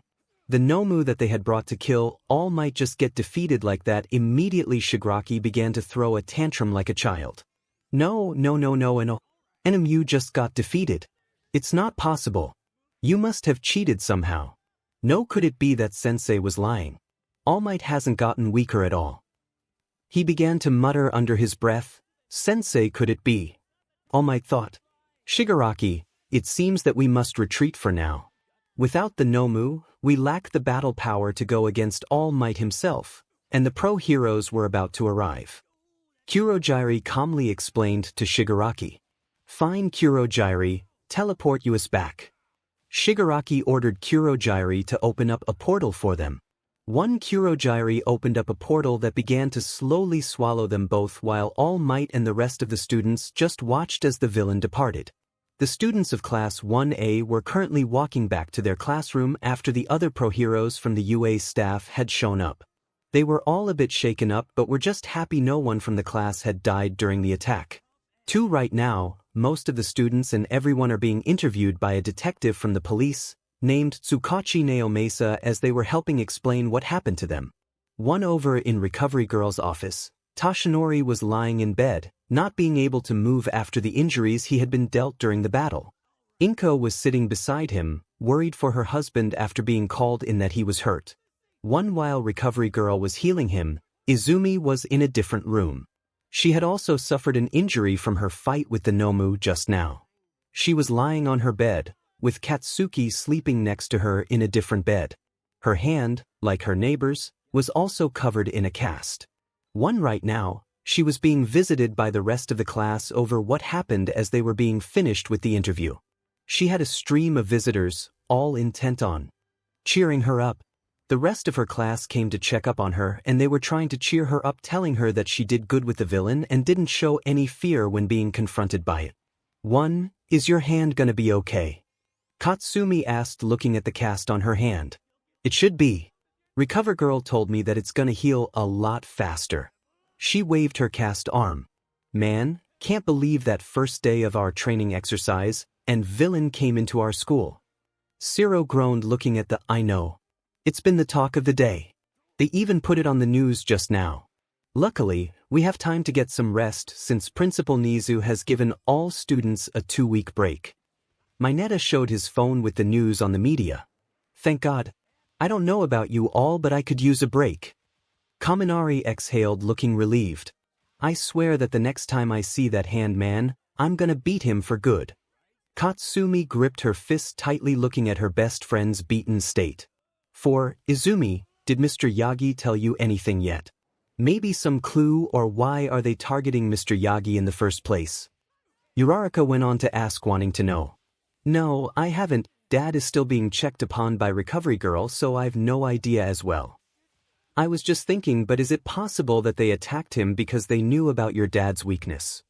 Mina went on to ask, wondering about it. But that's impossible, right? How did they know about it? Kirishima replied. That's true, Mina. Didn't you forget that the only people who knew about it were just us and the UA staff and some of Mr. Yagi's personal friends? There's no way that they would sell him out to the villain. Ida spoke while chopping his hand. 3 Tokoyami nodded in agreement. Indeed, it would be an irresponsible thing to do. Maybe they were trying to ruin UA's reputation or something. I mean, it's pretty much what everyone is talking about these days. Zero speculated. With All Might teaching at UA, it has surely been the talk of the news these days. Mina looked down. I'm just saying because it seems like they were targeting Mr. Yagi, you know. I hate to say it, but there's one more person who knows about the secret. Momo looked towards Katsumi with an aghast expression, seemed to be the only one who made the connection. Katsumi, you know that Izuku won't sell that information to those villains. I'm just saying. Katsumi joined in. It seems convenient that the villain who came here knows the secret, and the most suspicious one happens to be Izumi's brother. 7. Think about this carefully. Izuku signed an NDA document for him to not reveal any information regarding All Might's quirk in exchange for a place in UA. If he's being found out of breaking the agreement, he's going straight to jail. No questions asked. Why would he bother to inform the villains of All Might's quirk just to jeopardize his chance in UA even after doing plenty to blackmail the principal? But who else could have been? It's a top secret information, you know. Katsumi argued, not ready to back down.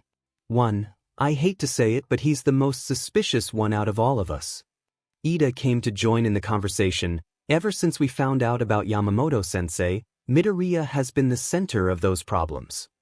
Izumi, still looking unconvinced by it, wondered if indeed her brother held some responsibility for their homeroom teacher's death. Also, I just learned that Principal Daisuke also passed away this morning. Ida spoke in a solemn tone. Principal Daisuke. The one from Aldera. Shoka remembers the 50-year-old middle-aged man who was their principal back in Aldera. Yeah, his eldest son texted me about it. Says he got into a car accident while driving in Hakone. Ida said. Isn't he? The one who almost got Deku kicked out. Yeah, that's him. They remember about him, how Principal Daisuke almost expelled him on that day when he stabbed Bakugou, and him being brought into the principal office only to find him to threaten him, and now they learned that he somehow got into a car accident. I don't buy it. It's obvious that Deku did something. Katsumi shakes her head off, refusing to believe it. It has Deku's name all over it again, just like with Yamamoto-sensei. Kirishima follows. Are you seriously still hung up on that? Izumi asked out loud. It was an accident. From what his son informs me, his car's brake doesn't work while speeding and it crashed into a toll station. Ida went on to inform them of what Principal Daisuke's son texted to him. By the time the ambulance got to him, he was already gone. Deku must have sabotaged the car somehow, first Yamamoto-sensei and now this. Katsumi clicks her tongue in annoyance. That 𝗕𝗲𝗏 has gone off the rails. Hold on. We don't even know if he's indeed responsible for all of this, and now you all just jump to the conclusion without any substantial proof. Momo came to intervene between them. Principal Daisuke drives an old car, remember? That car looks just as old as he was. You can't blame that on him. Izumi follows with Momo's comment. But it proves that he's a suspect. Which is why it's safe to say that he's indeed the one who sells All Might's secret, just like how he enters the school. You meant he played on both sides? Both the heroes and villains? It's a theory, but a plausible one. But why would he do that in the first place? Just think for a moment, why don't you? To discredit him. They were both at a standoff with their own theory and beliefs, wondering if it was possible that Izuku indeed selling All Might's information to those villains who invading UA. None of them refused to back down at the fact that Deku sold All Might's secret to the villains, but they too were at a standoff, wondering if the theory was plausible. Is it true that he sold All Might to the group of villains that attacked the USJ? What if Izuku found a loophole to it? Everyone turned their attention towards Shoto as Katsumi and Momo were joining in as well. What do you mean? Izumi looked up towards Shoto direction. The NDA agreement he signed only states that he won't reveal the information from now on the moment he signs the document. But what if he told the villain of All Might quirks before entering UA and signing the contract? Hold on, that's not possible, right? We don't know anything about him ever since he ran away 10 months ago and left the school. There's very little information we had about him, and the only thing we know so far is that he knows All Might's secret, is interested in building support item, and is determined to ruin all of our lives. I think it's best if we consult things first with Principal Nizu and All Might with this information. They could decide it. Ida spoke, knowing that it's best to leave things with the adult. And what if we're wrong? And what if we're right? Soon the group came to a halt before they began to leave, and they came to an agreement that they would consult with Principal Nizu about it straight away. If they were right, then Izuku is indeed a double agent for a villain, then they need to hurry before he knows that they are on to him. Principal Nizu sat at his desk reviewing what happened at the USJ, knowing that this type of attack would certainly raise many press and reporters into demanding an interview regarding the attack. There hadn't been an attack of this scale before, and he had his suspicions that this attack originated from Izuku Midoriya himself. Ever since he came to school, his entire school has all like standing on top of a mountain with his presence rocking the boat too much that it kept tilting from one direction to another. From All Might's secret, Katsuki Bakugo's exploding gauntlet, and now USJ were all under attack. Of course, the attack itself was orchestrated by the League of Villains, but he had a suspicion that Izuku had his hand on the attack somehow. Of course, he already took matters into his own hands and asked Detective 𝗧𝗂𝗁𝗍 to ask him some questions. 𝗧𝗂𝗁𝗍 had been his friend for a while and they go way back, and he knew that he could count on him to get a confession out of him. Right now he was looking at the live CCTV video where Detective 𝗧𝗂𝗁𝗍 is asking him questions regarding the attack on USJ. If he was right, then Izuku indeed had some connection and he could use that evidence as leverage. Good afternoon, my name is Detective 𝗧𝗂𝗁𝗍 and I just need to ask you some questions regarding the USJ event. There must be some mistake, I wasn't even there in the first place. I know, but considering the attack is involving against UA students, we need to ask everyone what happened, no matter how uninvolved they were. It's standard procedure. Okay, I understand. Izuku nodded. I'm gonna start with a simple question. Is your name Izuku Midoriya? You came in here and you don't know who I am, detective? Izuku raised his eyebrow in question. I'm just making sure about it. Now is your name Izuku Midoriya? 𝗧𝗂𝗁𝗍 said. Yes, he said. Did you born in Mizudafu on July 15, 2175? 𝗧𝗂𝗁𝗍 continued. 2. Yes I am, he said. Is your hair white? 𝗧𝗂𝗁𝗍 asked. 3. No, he said. Did you know of the event in USJ taking place just now? Just from what my friends informed me. I asked one of the students running in the hallway. Were you known of the group called League of Villains is responsible for the attack? No, this is the first time I've heard of it. Izuku continued. 𝗧𝗂𝗁𝗍 looked at him before taking notes and started to ask Principal 𝗕𝗍's question. Did you know anyone from the USJ event? Yes. There's Class A from the hero students. We were going to school together. Really, what school? Aldera Junior High. 𝗧𝗂𝗁𝗍 looked through his report and began to press on. It says here that you were missing for 10 months after running away from home. Is that correct? Yeah. Where do you go? Do you stay at your friend's house or perhaps with a relative? No, I bought a room at a motel for 2 nights before the landlord kicked me out after finding out about my quirkless status. Since then, I'm just living from one place after another. For 10 months. That's right. Mostly just living in the street while working with my hobbies. Hobbies? What kind? I have some interest in support items. I took an online course for engineering and have just taught myself about it and decided to enter UA. And during these 10 months of your life, did you ever encounter any villain or criminal on your way? Just a low thug trying to rob me for some money or read some news of villain attacks. So you never met any person in this picture. He showed a picture of Shigaraki, Kurohige, and Nomu to Izuku. 1. No, never seen them in my life. Izuku shakes his head. Looking at him, he could tell that he was telling the truth and not getting anything out of him. Okay, I'll think that's it for today, 𝗧𝗂𝗁𝗍 said, ending their interview process as Izuku got up. 𝗧𝗂𝗁𝗍 also follows before asking one more question. One last thing, did you ever hear the word all for one? All for one. What is that? Izuku asked. Is it some kind of new campaign slogan? 5. Oh, never mind, that will be all. 𝗧𝗂𝗁𝗍 excused as Izuku headed out to the door. 𝗧𝗂𝗁𝗍 also follows afterward and leaves the room.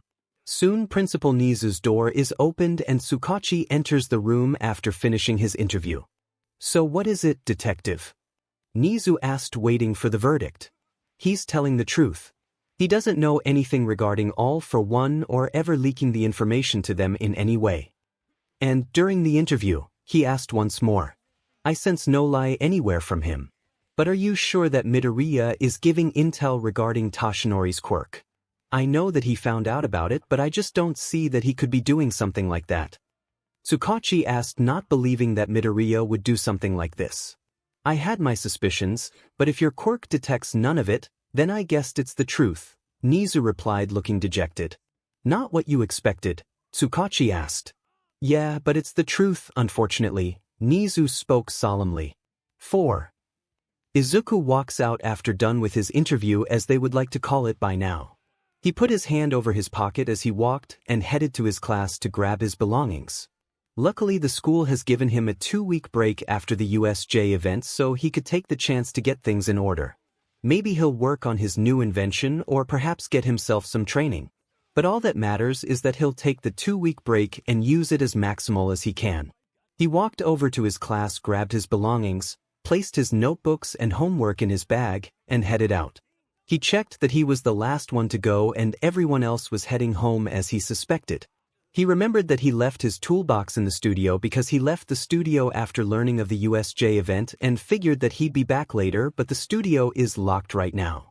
"Guess I'll come here again tomorrow morning," Izuku muttered before grabbing his bag and walking out. He scrolls to his phone to see the text he got from Kendo after finding out about the USJ situation and see if she's already replied to his text. "Izuku, I heard of what happened in USJ. Izuku, are you okay?" "Kendo, I'm fine." "Kendo, I'm still at ground beta at the time." "Kendo, Vlad-sensei sent us home straight away." "Kendo, I'll text you once I'm heading home." Izuku looked over to his phone. At least he knew that Kendo and her class is safe and not joining the clusterfuck that was happening in USJ. He walks to the hallway and meets at the staircase in front. If he headed down, he's headed to the door leaving the building. If he goes up, he's headed towards the infirmary where Izumi is. Looking out the window, he could tell that the sun had already set and the sky was yellowish red. Nizu is probably still at his office and there's no way he'll monitor the whole camera 24/7. Fishing his hand into his pocket, he pressed a button on his phone, allowing the camera on the upstairs floor to play on a loop for about 5 minutes, which gave him more than enough time. He climbed the stairs, continued walking towards Recovery Girl Infirmary, and opened the door. Inside, he could see both Izumi and Katsuki sleeping on their respective beds from their injuries today and the other day. Both of their hands were wrapped in casts, and they were sleeping soundly. Izuku slowly walked towards them as he stared at their injury, one caused by his work. He stared at them like a predator leering over to which prey he had taken for today, feeling like his bloodlust had reached its peak. Under his sleeve, he holds a screwdriver in his hand while staring at their sleeping face. "You all look so innocent, so young," he spoke in a low tone and began to walk towards the middle to where their bed was located, "so defenseless, and I could kill you right now." He held the screwdriver already. Pointing toward Katsuki's left eye, "so easy." His hand is already holding the screwdriver with the tip aiming at his eye, just an inch from his eyelid. One push and that's all it takes. But he pulled the screwdriver away at the last second. "But I wouldn't," he replied to himself. "I need you to see with your very own 2 eyes that I'll ruin everything you hold near and dear. Your goals, your future, and even your destiny. Everything will crumble by my hands, so get well soon, both of you, cause I'll be the judge to your very own life itself in the end." Soon he heads out, leaving the room and those two to recover from their injury. Izumi lies on her bed and looks blankly at the ceiling in her room with the hero's poster on it.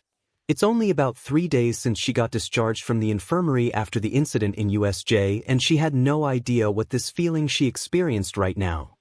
She had no idea how the villain could invade the USJ itself in the first place, where it's been known as the training center for UA students for who knows how long. And the villain with the hand thing, she had to admit that he gave a bad vibe when she was close to him. And the big creature they called Nomu, it's still something that she didn't expect that they could come up with. How she saw her father having a hard time fighting against the monster itself simply proves that they weren't messing around. According to her father, the Nomu is created to battle against him with quirks that could counter well against him, and he suspected that this league of villains is part of a group of makes his enemy, all for one. But what concerns her above everything is the fact that she suspected her brother had some involvement with the matter. From what her father told her, the Nomu somehow knows of the injury in his stomach and the creature keeps hitting that exact spot when battling against him. The only people who knew of the injury were her mom, her friends, Principal Nizu, Recovery Girl, a close friend of her father who worked in the police department, her uncle Gran Torino, Dad's old sidekick, and Izuku. For if she looked at the cards on the table, Izuku would be the most obvious person who would leak the information. If he knew All Might's identity, then he knew that it was his father after he was kicked out of the house. But when she told Principal Nizu about it, He told her that Izuku didn't have anything to do with the attack at all. He even brought a detective from the police station with a lie detector quirk and it still came up empty. But if they looked at the missing timeline, that could have been the only reason for his disappearance. The cold attitude, his pursuit for vengeance, and the use of All Might's secret for twisting Principal 𝗍𝗔's arms. Once she grabbed her phone on the nightstand and texted over to the group message, "Needed to have a talk about this matter. Izumi, are you guys free this noon?" At the same time but different location, Principal 𝗍𝗔 also ponders on the same matter at hand regarding the Izuku 𝗵𝗃 situation. He looked at the recording of the interrogation with Detective 𝗧𝗵𝗲 as he carefully listened to everything there was about the interrogation. Word after word, he played those carefully as he tried to find out if there was an anomaly to it. But so far, he found none, just as Detective 𝗧𝗵𝗲 said to him last time. He didn't know about it, but something doesn't add up to the whole case. Not just his entry but from the very beginning itself. He looked at the school record of Izuku 𝗵𝗃. He found that he got a bad grade during elementary school no matter which subjects, and he barely passed the elementary. When he looked at his record from junior high, his grade was just worse than before. 3. No matter if it's from junior high or elementary, all the teachers wrote the exact same words: Izuku 𝗵𝗃 is a lazy kid and a troublemaker, getting in detention almost every week, always picking fights with other students, especially 𝗬𝗁𝗂𝗁. 5. He looked at both files between Izuku 𝗵𝗃 and 𝗬𝗁𝗂𝗁 and compared them in between. While Izuku 𝗵𝗃 is described as a troublemaker, 𝗬𝗁𝗂𝗁 is showered with praise from the school that he is a talented student. No record of anything bad in it. 2. He checked the report of the last day and found the incident where Izuku stabbed 𝗬𝗁𝗂𝗁 in the stomach just like Toshinori told him. But what didn't make sense to him was the fact that after the incident, Izuku 𝗵𝗃 didn't get expelled but he decided to leave the school. Normally after such a violent incident, the school would be bound to expel the kid no matter who he was or his parents were, but the fact that Aldera chose to let 𝗵𝗃 go is a question that 𝗍𝗔 needed to find the answer to. Why did the school choose to let him go? It doesn't make any sense whatsoever, and looking at the report, there wasn't any hospital report of Bakugou ever entering the hospital on that day, so where did the boy get his treatment? 1. And where did Izuku get his merit in engineering if his grades in previous schools were horrible? Majima told me that his inventions were superb and flawless, but his grade in Aldera doesn't add up to his grade now. So how is this possible? And the poem he gave to me, is it a hidden message for me personally, or perhaps there's some kind of plan he's working for the future and it was a warning? If that is so, then what is it? He looked at the table and found the clock was already at noon, knowing that it was about time for lunch. He looked at the calendar to see if there was an appointment that he missed for today and found none. But when he looked at the date of the calendar, he found something on it that caused his eyes to widen. Something that he didn't realize before but one that he did now. He quickly grabbed his phone before making a call. "Hello, Aizawa. Could you bring Toshinori along with his wife into my office? I need them to come to my office along with you as well." He just cracked Izuku 𝗵𝗃's plan. 2. Izumi sat at a small cafe near her home along with the rest of her class discussing her brother's involvement and possibly his true intention. Ordering her drinks, she looked over to the rest of her class discussing her finding of her brother and what he is doing here actually is. So they found none? Shoto asked, confirming what Izumi was saying. No, Dad's friend who worked at the police asked him and found nothing, Izumi replied while taking a sip of her juice. You sure about that? Maybe I should take a round at him myself. Katsuki grunts, cracking his knuckle. He's a detective who worked at the police station and has a lie detector quirk. He found none. Izumi said, silencing his idea straight away. Maybe he's lying. We never know. Uraraka replied.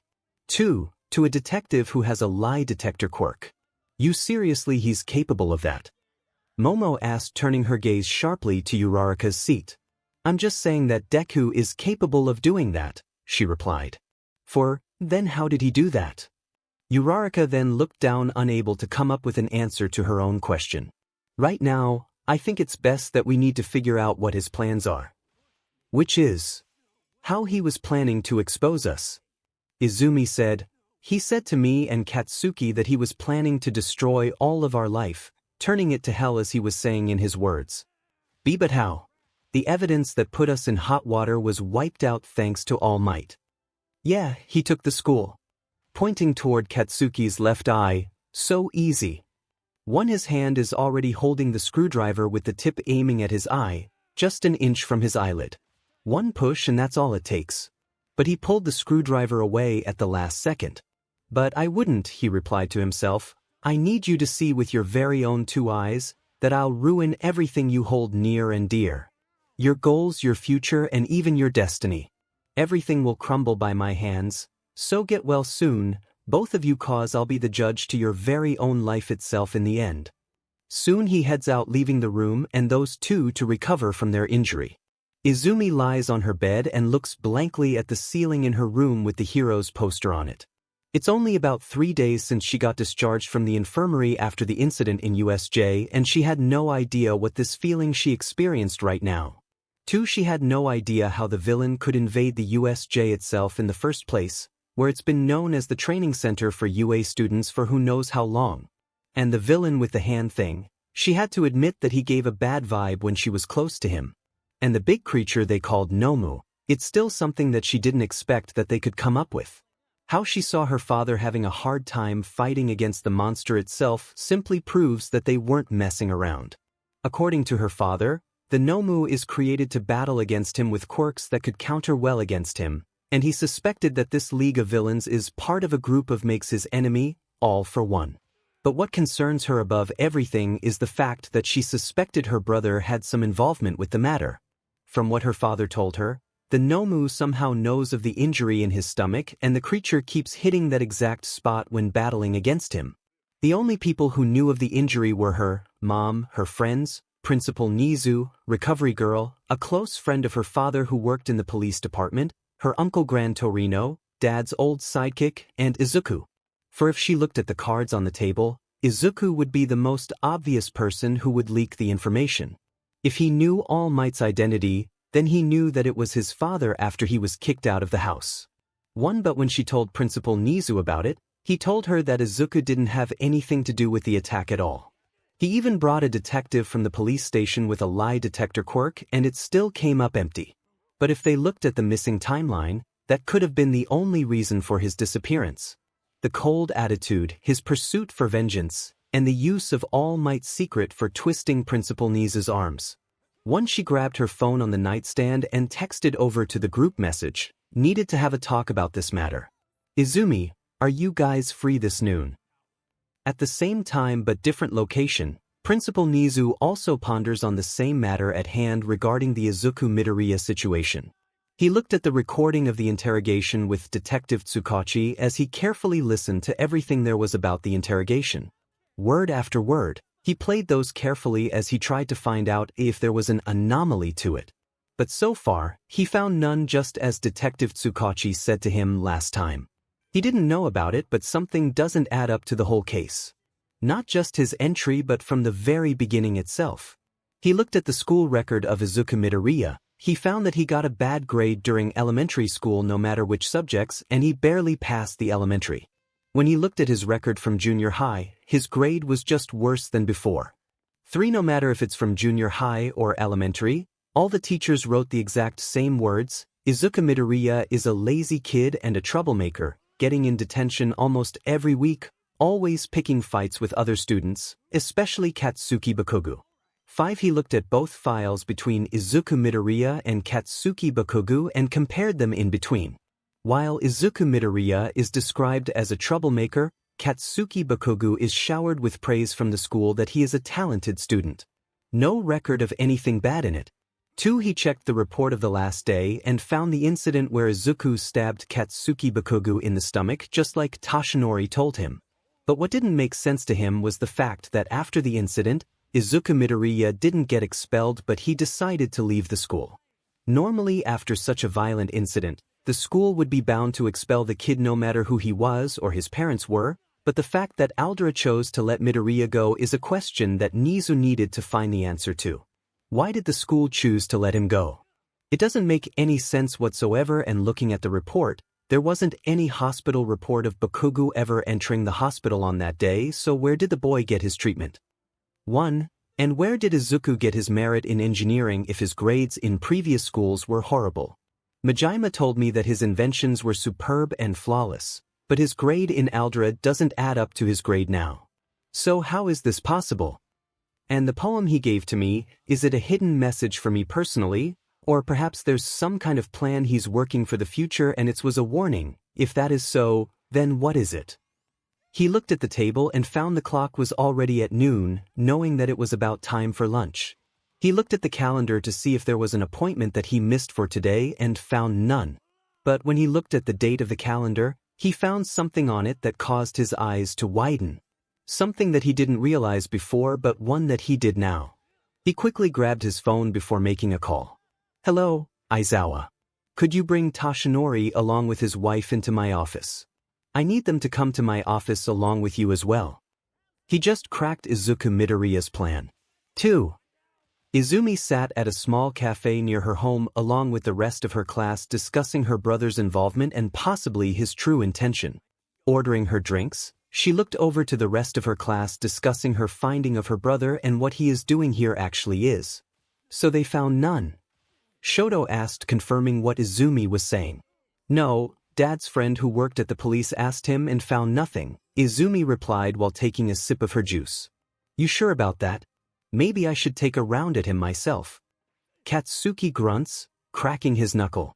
He's a detective who worked at the police station and has a lie detector quirk. He found none. Izumi said, silencing his idea straight away.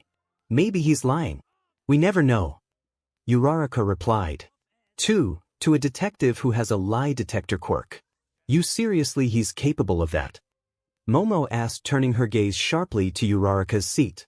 I'm just saying that Deku is capable of doing that, she replied. Then how did he do that?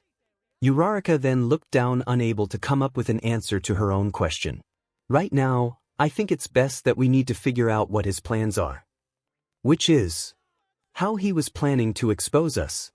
Izumi said, he said to me and Katsuki that he was planning to destroy all of our life, turning it to hell as he was saying in his words. But how? The evidence that put us in hot water was wiped out thanks to All Might. Yeah, he took the school. Security camera, bribed the school to not say the word, and warned the class as well. He even called to clean the whole place for any evidence that could be used against us. But the nerd is somehow confident from what I can tell. Katsuki grunts. He looks cocky that he's like holding a trump card to win. So we need to find this trump card of his and steal it, Katsumi added. But what is it? Maybe we could find it in his workshop. He won't place it in there. He's not that dumb to do that. His backpack. How about his phone? Or computer? Look, I think we could put a hold on this whole idea first and start thinking of what he could have against us. Maybe he was bluffing. I don't think he had anything that could be used against us. And even if he chooses to write it, no one is gonna believe it. True, she nodded before sipping her juice. 1. The sports festival. Toshinori looked over to the principal desk along with his wife, hearing those words with an incredulous look on his face. Toshinori sits in front of the desk brimming in confidence as always, while Inko just sits silently looking timid. Correct. I think Izuku is planning on moving into the hero course by using the sports festival as his stepping stone. 𝗵𝗃 looked at the calendar at the time and remembered that the sports festival was about to take place in less than 2 weeks and it's always being held each year no matter the circumstance. I don't understand. Toshinori still looked in confusion, not understanding what the principal was talking about. How can he climb from support to hero course by using the festival? There was a rule that was implemented about 15 years ago.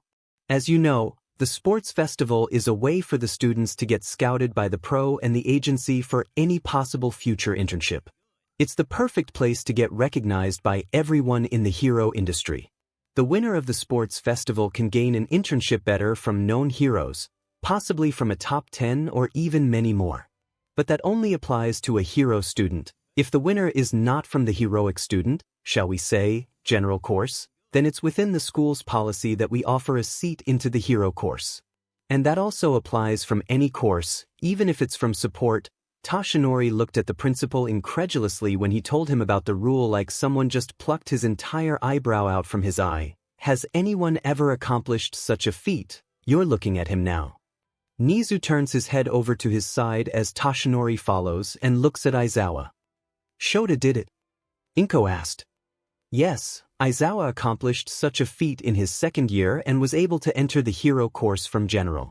And because of that, I was able to implement such a rule. 1. This also helps explain why Izuku is transferring to support first. He's trying to show everyone of his talent and use the school rule to catapult himself into the course. If Izuku indeed trying to use that rule, then he could be in the same class as Izumi. Toshinori thought. 1. Principal, I think we shouldn't allow Izuku to participate in the sports festival. Knowing his incident in junior high, it's too dangerous for other participants. I can't do that. What? Why? If I rejected one student to enter, people would ask questions thinking that UA is discriminating against one student without probable cause. It could cause a ruckus thinking that we don't allow a student a fair chance to participate. Nizu went on to explain. Then we could remove the rule instead. Toshinori suggested, if there's no rule regarding him able to get on top, then we could prevent him from reaching his goal. I can't do that either. Why not? 2. That rule has been implemented for the past 15 years. If we somehow announce that the rule is being removed, that's almost saying that UA itself is quirkist.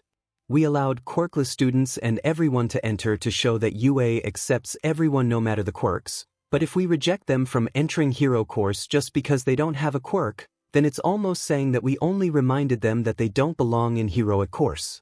The idea of the sports festival is to give students a chance for their career. One Toshinori looked over to the desk while gritting his teeth, knowing that he was stuck with no other moves at all, knowing that he was forced to comply with the demand and go with it at this point. But then he found a great idea, one that he could use and preventing him from reaching his dream and plan. He texted his daughter about their conversation and relayed what to do to her and her friends. If he were to disqualified or not participate, then there's no problem to it. Izumi looked over to her phone and found a text message from her father mentioning their conversation with Principal Nizu, revealing Izuku's plan. Guys, Dad just figured out Izuku's plan. 2. What is it? She showed her phone over to the class so they could read the text messages. Dad, Izuku is planning to use the sports festival to promote himself to the hero course. Dad, find a way for him to not join the festival. 1. They looked over to the text message and found out about his plan as they shared a look. The sports festival. How's he gonna do that? Ida seems to be the only one who understands what he is saying. There's a rule to it. It states that any non-hero course student who enters the sports festival and wins first place, then the school is obligated to move the said winner into the heroic course per school regulations. Everyone listens to Ida's explanation as this is the first time they heard such a rule before. That Deku think he can beat me. Katsuki mutters. Hold on, that only applies if he were to take first place. If he weren't, then it's all good. Right? If we sabotaged his equipment beforehand or forced him to surrender, then dash. Right at that moment, Momo quickly got up from her chair and looked over to Izumi, who just sang those words. Izumi, are you still planning on doing what we did to him 10 years ago? Haven't you learned anything? 2. Izumi looked at the table before looking up to where Momo was looking. Look, I understand, but we can't allow him to take place in such a dangerous event. I'm sure Dad has his best interest for him.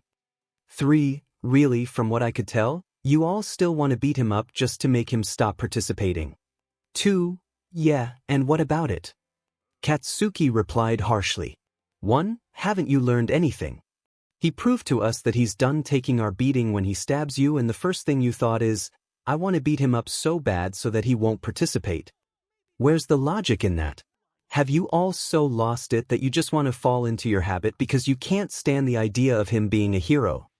I won't take part in this. She gets up from her seat and puts money to pay for her own drink. I said this before, but I'm done with your scheme to put him in his place as to what you guys are saying.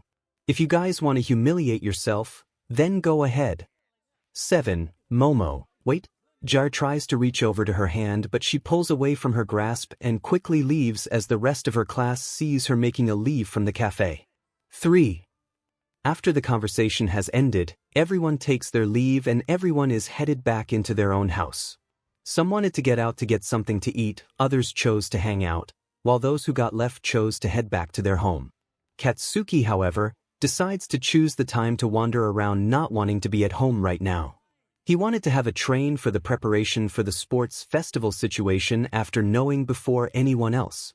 He wanted to test himself to see how far he could go after he got out of commission from the USJ, where he heard that the place was under attack by a bunch of villains. If he were there, those villains wouldn't stand a chance. As he was heading home, the sun sinking lower, he trudged toward the school gates. The shadows cast by the setting sun stretched across the ground. But as Katsuki was walking, he noticed something strange about the shadow. There was an odd shape at the top of the building, almost like a person. He turned around, squinting against the sunlight. Gazing up at the enormous school building, he could just barely make out the figure of someone standing on the roof. Before he had time to think, he shot off toward the school. He threw open the doors and raced up the stairs. Using his explosions, he boosted his speed. The doors to the rooftop should be locked, so who could be up there? And why? He slammed open the roof access door, the metal clanging loudly as it hit the side of the building. Ghosted against the sunlight was a familiar silhouette, short with a mess of green hair. His fingers were curled around the cold metal of the high chain-link fence. Izuku turned slowly, glancing over his shoulder at the intruder.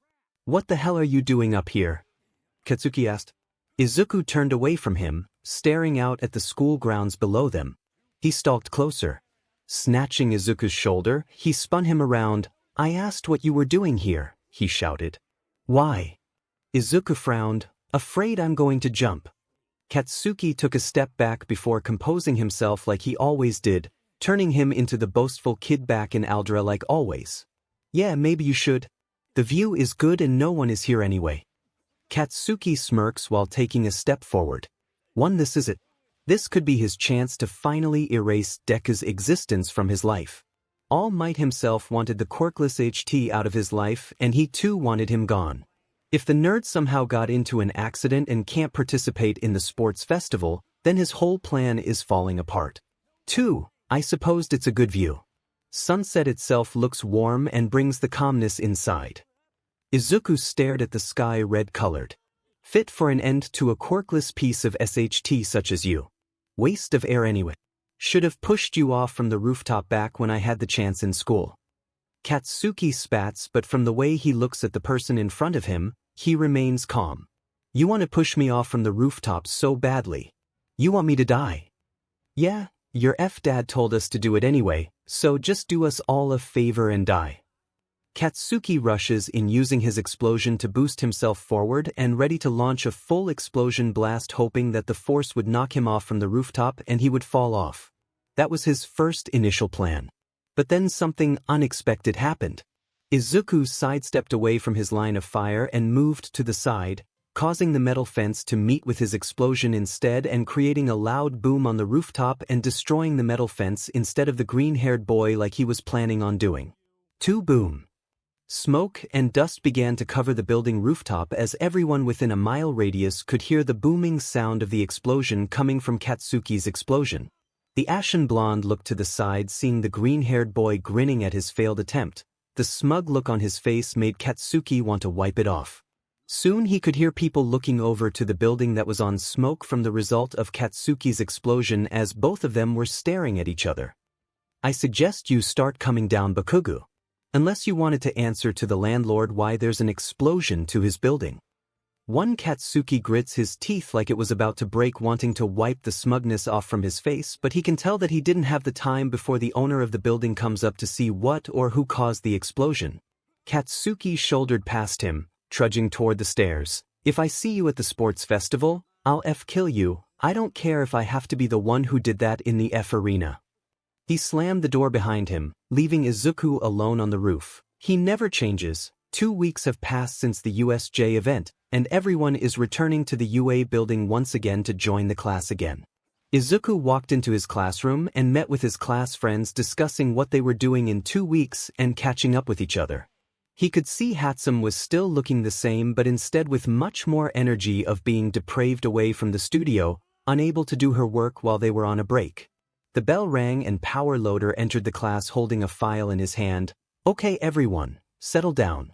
I have some announcements for all of you." Everyone began to take their seat as 𝗵𝘃𝗧𝗏 went on to explain. As you all know, it is in UA tradition to hold an event during the first year event, whether it's an internship or a scouting from the support company, and this year will be no different for all of you. We are holding a sports festival event. The class starts to groan knowing that such an event won't excite them at all. Everyone in UA knows that the sports festival is a chance exclusive only for the heroic course students or the general course who tried to climb their way into the heroic course event, so having support course students there won't make much difference. Now I know that such an event can't be quite daunting for all of you, but it also provides an excellent opportunity for all of you to showcase your talent. 𝗵𝘃𝗧𝗏 continued trying to persuade them, but he could tell that their reaction wasn't filled much with enthusiasm. "Okay, I need to know firsthand who is looking forward to participating in this event," he asked, hoping for a participant to shoot their hand up. But no one is raising their hand knowing that they would be outclassed. But one hand raising from the back of the class belongs to Izuku, and then 𝗵𝗃𝗧𝗏 follows afterward and several students as well, resulting only in 7 students took place. "Alright, I'll submit your name and I'll send it to the principal for them to be registered for the next month from today." 𝗵𝘃𝗧𝗏 replied after finishing writing their names on the clipboard. Izuku raised his hand upward, gaining 𝗵𝘃𝗧𝗏's attention. "Yes, Midoriya. I want to ask for your permission to use the studio for a whole month," he replied. "Can I ask for what purpose?" He might have the idea already, but he still wants to know. Izuku takes a deep breath before looking back at 𝗵𝘃𝗧𝗏, his gaze hardening. "The sports festival is taking place in a month, and I would like more time to prepare for it." Izuku pauses, taking a breath. "I intend to win." He immediately hears multiple people murmurs and snorts from behind him, but he pays them no mind. 𝗵𝘃𝗧𝗏 is still staring at him, the exposed lower half of his face not giving anything away. "You do know that nobody from the support course has ever won the sports festival, right?" 𝗵𝘃𝗧𝗏 kept staring back at Izuku. "In fact, nobody outside of the hero course has ever won the sports festival. I'm not trying to lower your expectations, but mostly the support course students are using this event just to get scouted by a large company for their invention." Izuku does not bend under the gaze. He only seems to bristle more as 𝗵𝘃𝗧𝗏 speaks. The pair are silent for a time before Izuku finally speaks. "Just because it hasn't been done before doesn't mean it can't be done." Izuku grips his right wrist through his sleeve. "It just means that they didn't want it enough to take the final leap." It becomes clearer to Midoriya that they were no longer talking about the sports festival. 𝗵𝘃𝗧𝗏 is silent for a time, but eventually, his mouth breaks out into a wide smile. "Alright kid, let's see what you got." He handed Izuku the form with a stamp on the corner with a small green stamp. "Though I will need to see your certifications and experience before I let you go unsupervised, alright." Izuku nodded and began to walk back to his desk, grabbing his bag, slinging it over his shoulder, and making his way over to the studio knowing that he had work to do for him to participate. A lot of inventions to work on, and a lot of planning for him. The sports festival. Despite just being a high school athletics competition, it was one of the biggest televised events of the year. Millions tune in to watch the UA Sports Festival live, to see the future of hero society compete in a tournament for DEMS. What a joke! He opened his drawer wanting to grab the blueprint for his invention that he worked on a few days ago when he spotted a notebook placed on it, remembering how he always wrote on it, creating some designs for hero costumes, quirk analysis, and even ideas for support items. Looking back, he never expected that he'd turn into this image he currently lived in. If he asked himself if he was glad to leave the Yagis 10 months ago, the answer would be yes. Because he learns that to change something, you need to have the power to do so, for people to listen to the words you say. And the him from before lacks the power and voice to say what needs to be said. And yet somehow, he couldn't bring himself to throw his notebook that's been thrown into the fish pond and blown by Bakugou, almost like he's still attached to his past self. "Guess it's not that easy, huh?" he replied under his breath before putting the notebook in his drawer and closing it down. Izuku moved over to his desk at the studio and started finishing the final adjustment for the request from the senior who specifically requested their item for him to help improve with.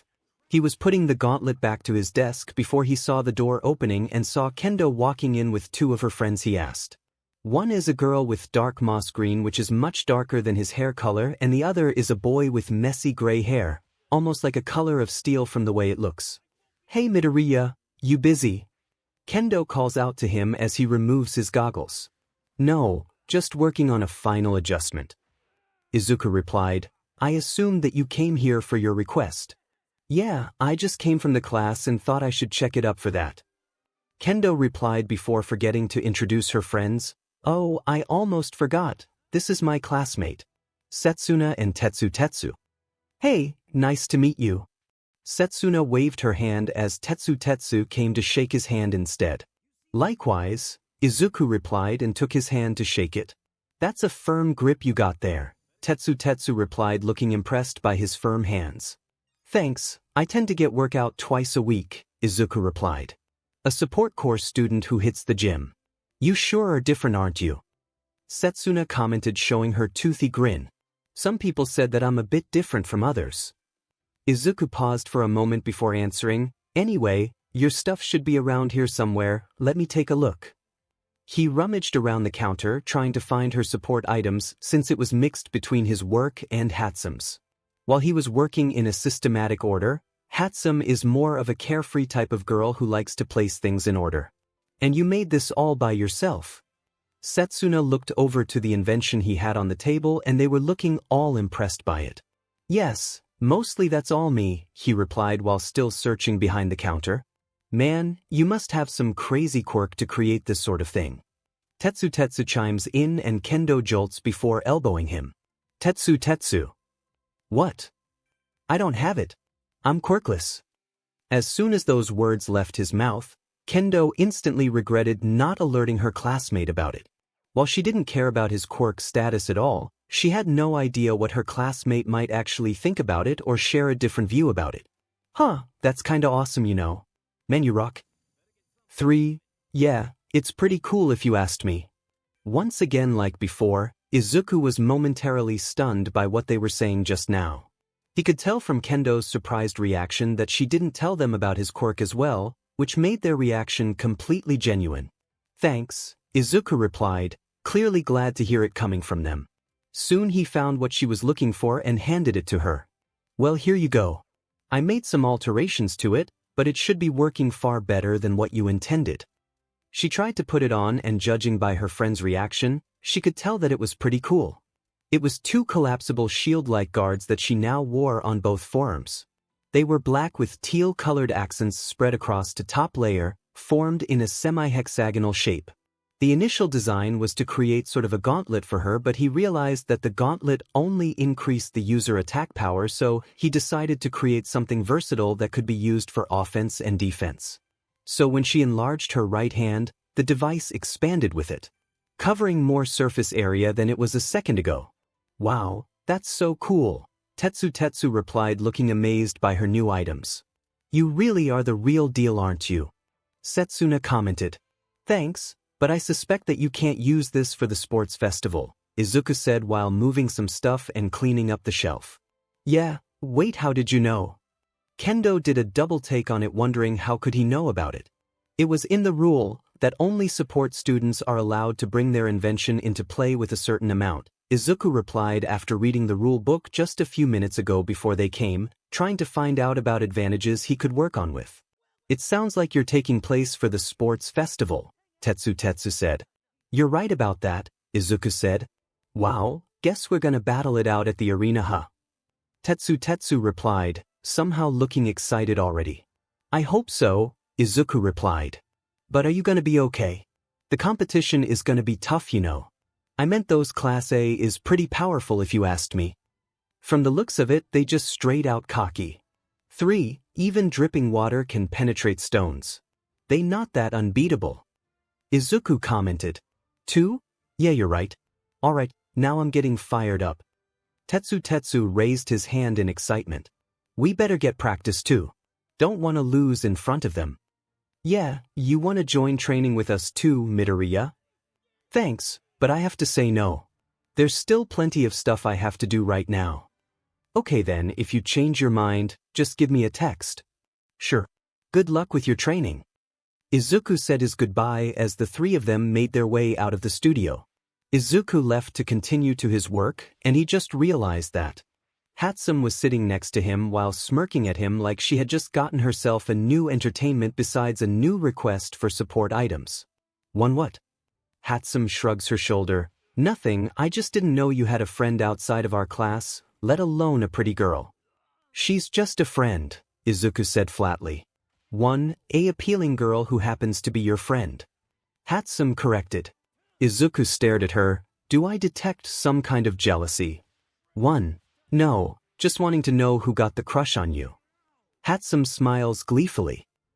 Just don't, Izuku said dismissively. Come, Midoriya, she moved her seat up close to him. She called you for absolutely no reason. It was just an excuse to talk to you. She came for her support item, which she requested before the USJ thing happened. And you just happened to work with that project, pulling all-nighters non-stop to finish with it. She raised her brow in question, causing Izuku to stare at her back, but he could tell that he was not gonna win with this argument. Soon the door opened again, and Izuku thought that Kendo might need something else from him, but much to his surprise it wasn't her. It was a different ponytail girl. Do you know where Izuku Midoriya is? Momo asked the group of students in the support course. Yeah, he's right over there. One of the students points their finger over to his desk. Friend of yours too? 𝗵𝗃 asked, wondering how Izuku knew so many girls in a short amount of time. Not even close, Izuku replied shortly. Izuku got up from his chair and looked towards her as 𝗵𝗃 looked over at his hardened expression like she had never seen him acting like this before. It's like he's pulling 180 degrees in under a minute. Can we talk for a moment? I'm busy. Now F off. Please, it's important. Seeing how she won't budge, Izuku decides to comply and just be done with it. If he didn't, he suspected that she would just bother him the next day for who knows how long. So he signals her to follow him as they both go out of the studio to find themselves a place to have a conversation. At the cafeteria, Izuku and Momo sat opposite each other, staring into each other's eyes. Izuku chose this place because it was so public, and if someone wanted to cause a ruckus, he had over 100 pairs of eyes as witnesses on who was right and who was wrong. Izuku crossed his hand, waiting for the black-haired girl to start the conversation. He also wanted to get this thing over with. So, are you gonna start, or do I have to order a lunch before I'm waiting for you to speak up? Momo then jolts for a short second, fishes her hand to her bag, and hands an envelope to the table in front of him as Izuku stares at the white envelope, not understanding what it means. What is this? Izuku asked. It's a letter of recommendation for Shiketsu. My parents have some connection with the principal and they were willing to take you there, along with compensation money of 80,000 yen from my personal bank account. 11. And what's this? Izuku continued to ask. I want you to not participate in the sports festival event and possibly go to a different school, Momo replied, turning his face into a scowl. 3. So what's this? A bribery? He looked suspiciously at the sight of the envelope itself. No. Momo shakes her head. I want you to find a path for yourself. I understand that you wanted to get yourself a payback against us for what we did, and I deserved that. But nothing, Izuku silenced her. If you think shipping me to a different school would somehow silence me for good, you were simply too naive. I take my chances in a month at the festival. And you think winning the sports festival and climbing your way will do? Momo returned the question, as Izuku fixed his posture. I don't want to see you getting abused and bullied like what happened back in middle school. I'd rather you be away from all of us so you won't get hurt ever again. 6. They were gonna use the festival to show your place, Izuku. They won't stop until they see you defeated and possibly dropped out. Please, you can curse at me however you want. You can be mad at me all you want and lash out, and I won't even be mad about it. But I'm asking you for yourself, don't participate in the sports festival for your safety. Izuku took a silence for a moment, closing his eyes before looking at her and opening his eyes again. Like I said, I take my chances at the festival.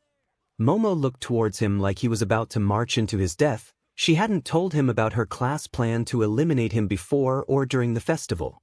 She knew that they would do anything just to see him bending down in front of them, but somehow, he didn't seem to care, like he was already know of their doing. "What happened to you?" Momo asked, looking all concerned as Izuku stared at her coldly. "Really, Izuku? What happened?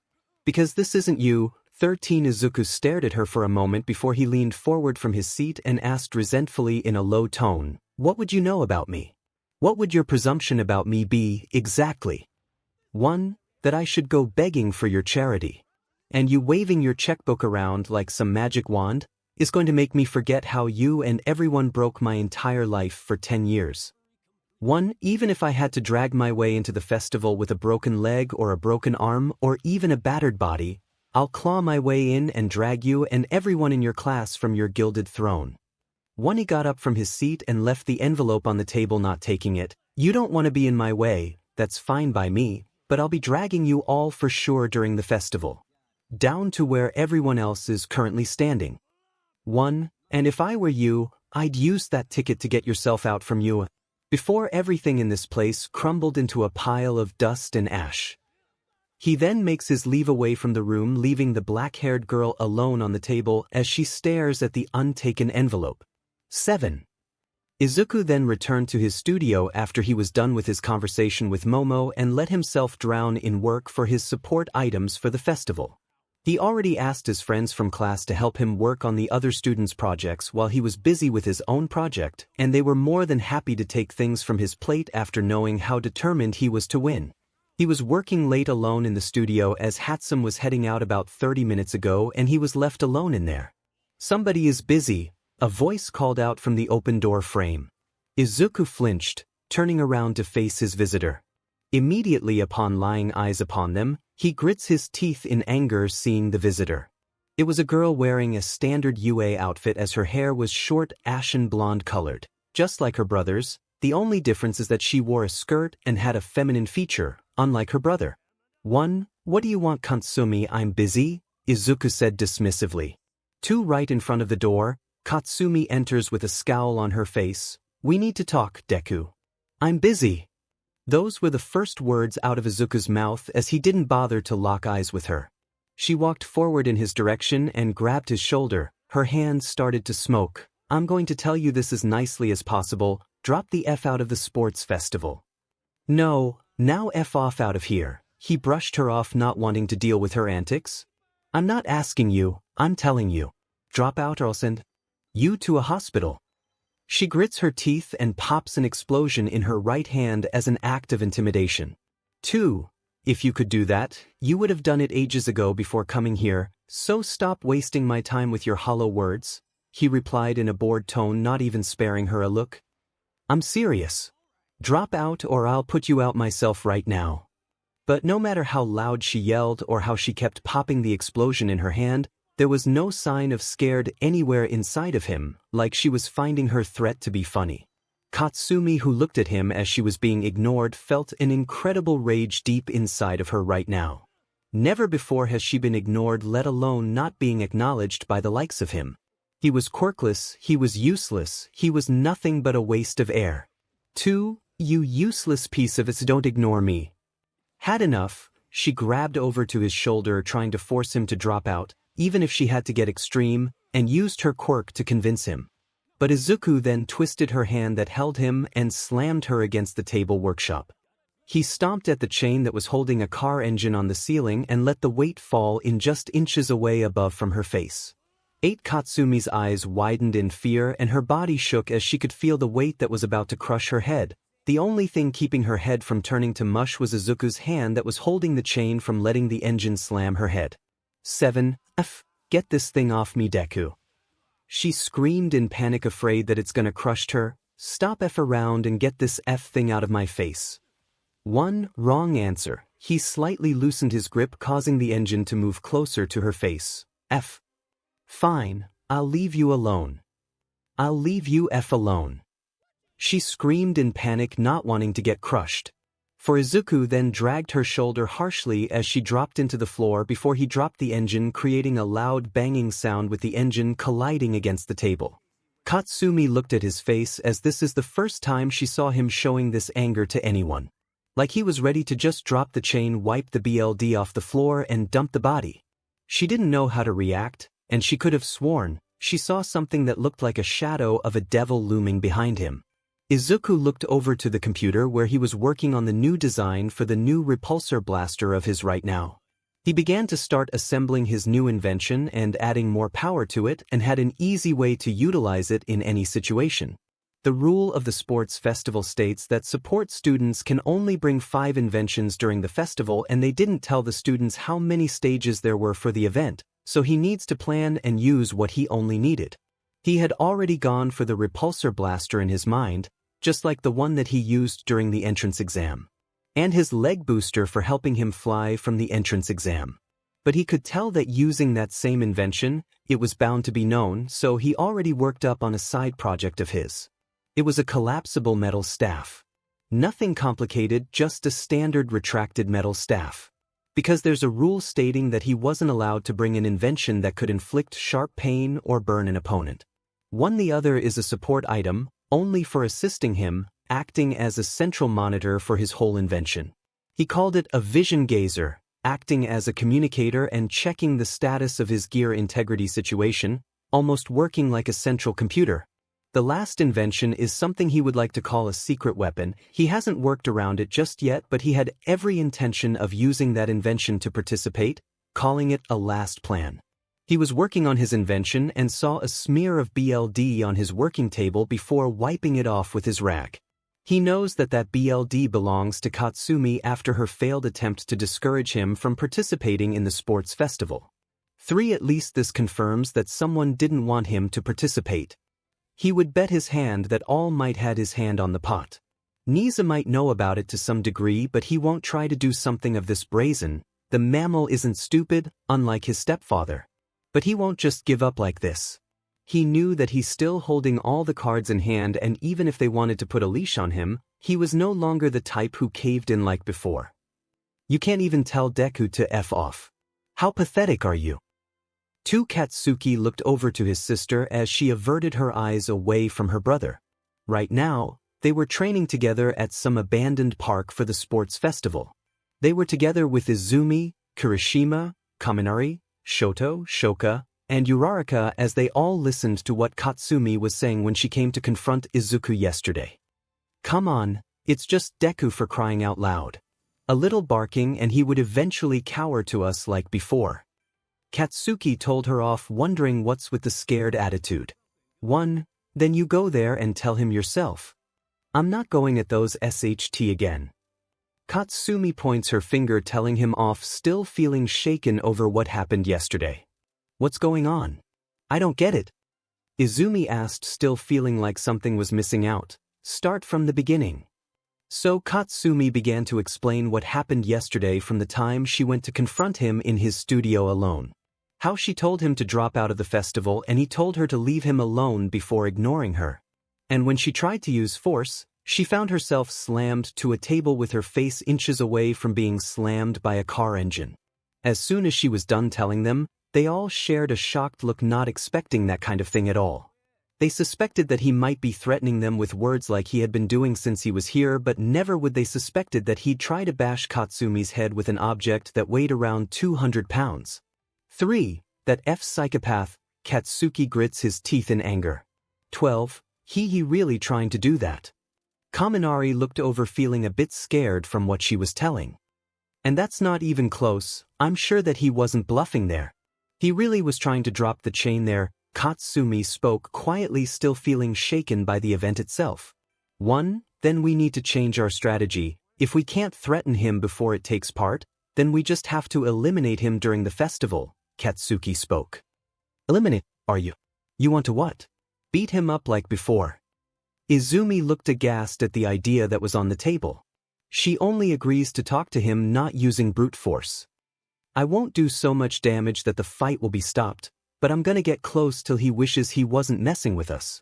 Then all of a sudden, Izumi pushed Katsuki against the tree behind him as she glared at him with much hatred emitted from her eyes. Haven't you learned nothing? I told you that you're not gonna do something stupid like that. Izumi threatens him while squeezing her hand over to his hand. He started it when he tried to bash my sister's head, Katsuki replied, countering Izumi's words. One, that doesn't justify your action. After all the SHT we put through, do you still want to fall back into your habit and use violence? I won't let you guys do this sort of SHT again. I agree that Izuku shouldn't participate in the sports festival, but you trying to use force is not how I'm gonna go with it. If we don't force him, then he's not gonna learn about his place. I'd say if we did that, all he learns is that we're still the same people like in Aldera. Both Izumi and Katsuki are at a standoff, not wanting to back down from their plan. Izumi refused to use violence and force to make him bend to their will ever again. Last time it cost her family. She can't imagine what's gonna happen if she continues this road again. I'd hate to say it, but Bakugou has got a point on this one. Kirishima rubbed the back of his head while looking at Izumi. 13. Kirishima, how could you say something like that? Agreeing to this kind of thing. Look, we know that Deku somehow had something that could be used against us. But we don't know what it is, and it could sink our future in this school. I'm sorry, but I'm with Bakugou on this one. 18. Me too, Izumi. I always wanted to go to UA, and I'm not gonna let Deku ruin that for me. Yeah, I got the same here. I'm sorry. You have All Might as your dad, but we don't. We have to worry about our future here. Soon everyone went on to Bakugou's plan to silence Izuku for good as Izumi looked baffled at their choice, leaving her all by herself. Now you're all alone, Izumi. It's your choice. Katsuki asked her one last time, waiting for her verdict. You're all insane. You want to just assault him on the biggest, most known festival in Japan just because you don't want to see him reaching his dream. Izumi looked around and saw their looks, knowing there was nothing left to convince them anymore. Too fine. You want to do this mess yourself. Be my guest, but don't come and tell me you regret it because I don't want to participate in this debacle. 10. Izumi soon walked out from their group and decided to do her set of training all by herself. While she didn't exactly agree with their method, Izumi still thinks that her brother taking part in this event isn't gonna do well for him. Looking back, maybe Momo had some idea that what they were doing wasn't right, it's just too late for them to realize it. Katsuki looked at Izumi's back as she began to walk away from their group, leaving him to deal with her brother. He still couldn't let go of the humiliation he got during the first day when Deku slammed his head against the fire extinguisher. And not only that, but how he somehow sabotaged his gauntlet, making it explode like that. It doesn't make sense. He knows that he's the one who came up with the design for it. How he spends hours working on the mechanism and thinks that he somehow made a mistake like that. That's not possible. 6. It has to be Deku's fault. He must have sabotaged him because he can't stand the fact that he's the best and is jealous of his success. His phone beeps with a notification sound as the rest of them in the field also have, wondering if there's an announcement or something in their group chat. Katsuki opens his phone and finds a link to an article posted online in a big bold letter. Exposing hero student K. For school violence 11. In this era, everyone wishes to pursue a heroic career and become a hero after seeing that our world is full of them. Not only is the presence of heroes blooming, but All Might's presence in Japan is also a source of motivation for everyone to pursue heroism. Student K always strives to be the best in every way possible, trying to pursue heroism as his main career. Student K's longing to be a #1 hero who will surpass All Might has been the driving force that kept this individual moving forward in their life. But being the best and wanting to be a hero is hardly a novel at this point. Look no further at Endeavor, the #2 hero, but the difference between Endeavor and Student K can be summed up in a few points. Student K has suicide baiting many students who dared to want to be a hero as well. We interviewed the victims. See the images of some talk. Student K's quirk was born when he was 4 years old. His first act with his quirk is to use it to steal money from a kid. One girl stood up against him. She was quirkless. The teachers, in a large majority, told the students not to bother the imminent star. The injuries this one quirkless girl received aren't a one-time thing. See more images. Student K has damaged several belongings of people who dared to commit the cardinal sin of looking at him or thinking they could do something better than him. A rule of thumb for Student K's previous school is that no one is allowed to outshine Student K, no one.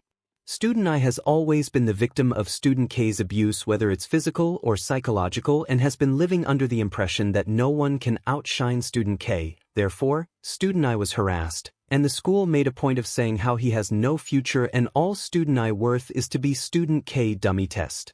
Student K has been repeatedly using his quirk to attack anyone who dares to disrespect him, including student I, who didn't escape from continuous bullying for 10 years straight and has been under his thumb and was repeatedly told that his existence is a waste of air. Student K has been responsible for several city property damage for illegal quirk usage during his mission to ensure his path of becoming the #1 hero by discouraging other students outside of school property by any means necessary. Many students from student K schools give up pursuing UA or any hero school. What's the point? They may cross paths with student K and be their punching bag. Student K damaged many people, physically and emotionally, treating anyone who comes into his path like a bug under your shoe. Is this the hero you want? Heroes come from many walks of life and can change for the better. However, we shouldn't ignore the red flags. Student K is incapable of being a hero and doesn't have the qualifications to become one.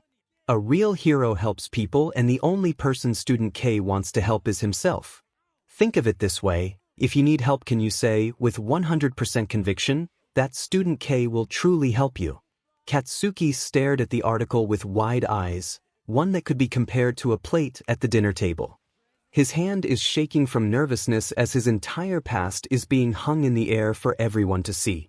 He knows of this mysterious K whose name is on the article. It was him.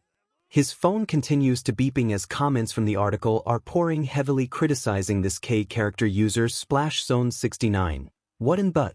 I don't feel secure with this, but roaming around user 𝗧𝗵𝗲. He must have been born with a massive ego. A massive glass ego. One user 𝗕𝗂𝗁𝗍𝗁. Is their parent or the school not able to teach the kid a simple concept? This student K's head must be F up user the alien hunter. This student K must be sick in his head user kids777, and look at what he did to that boy. It must have been from a quirk. User 𝗵𝗃𝗲𝗁𝗍𝗵. Does the school support this kind of act? What kind of school are they running? User 𝗕𝗶𝗍𝗁𝗍𝗪. And he just telling people to kill themselves? Is he for real? 6 user musicmaster99. If I find this kid in the street, I'll give him the beating of a lifetime. User lightning boy. I'm with you. Do you want to borrow my bat or just a straight up fist? User lunario21. This dude is a psychopath. Legit, have you guys seen the scar? He is more of a villain. 1 user Johnny Rideout 1979. #1 hero. More like the #1 psychopath. 2. The comments grew, many people reblogged, and soon the article had more than 70k views in less than an hour. Pro heroes are commenting on this text and no one is painting him to be on the right side of this story. 3 metric tons lady official. Oh my god, look at the scars. He has been doing this to others since he was 4 years old. So, doing the math, he has attacked those kids for 10 years. Oh my god.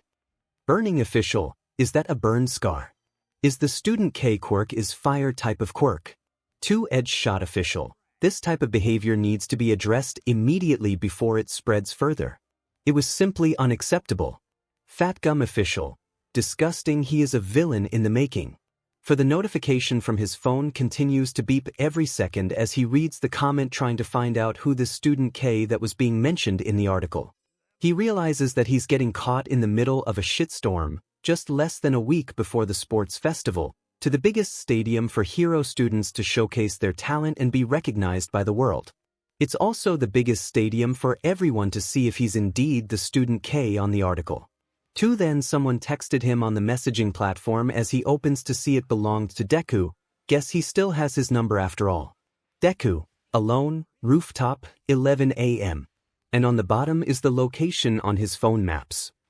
True to his word, he went to the roof of the while walking in rage, almost foaming like a rabid dog.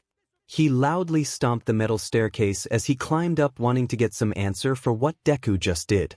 Arriving at the rooftop, he saw Deku standing with both hands in his pocket while looking all relaxed and carefree before turning towards the door where he came from. Think this is funny? Katsuki showed the article on the phone, whose right now is reaching 170k viewers. Of course. Izuku replied with a delighted smile on his face. This took a lot of effort. Do you like it? F you. Katsuki snapped, his anger radiating from his expression while walking left and right. I didn't get to where I am, who I am, by letting some little quirkless piece of 𝗧𝗓𝗔 like you walk all over me. Where's your phone? Where's the F phone? Katsuki angrily asked, starting to get impatient. However, Izuku kept his composure and showed a thin smile. You're slipping, Kaken.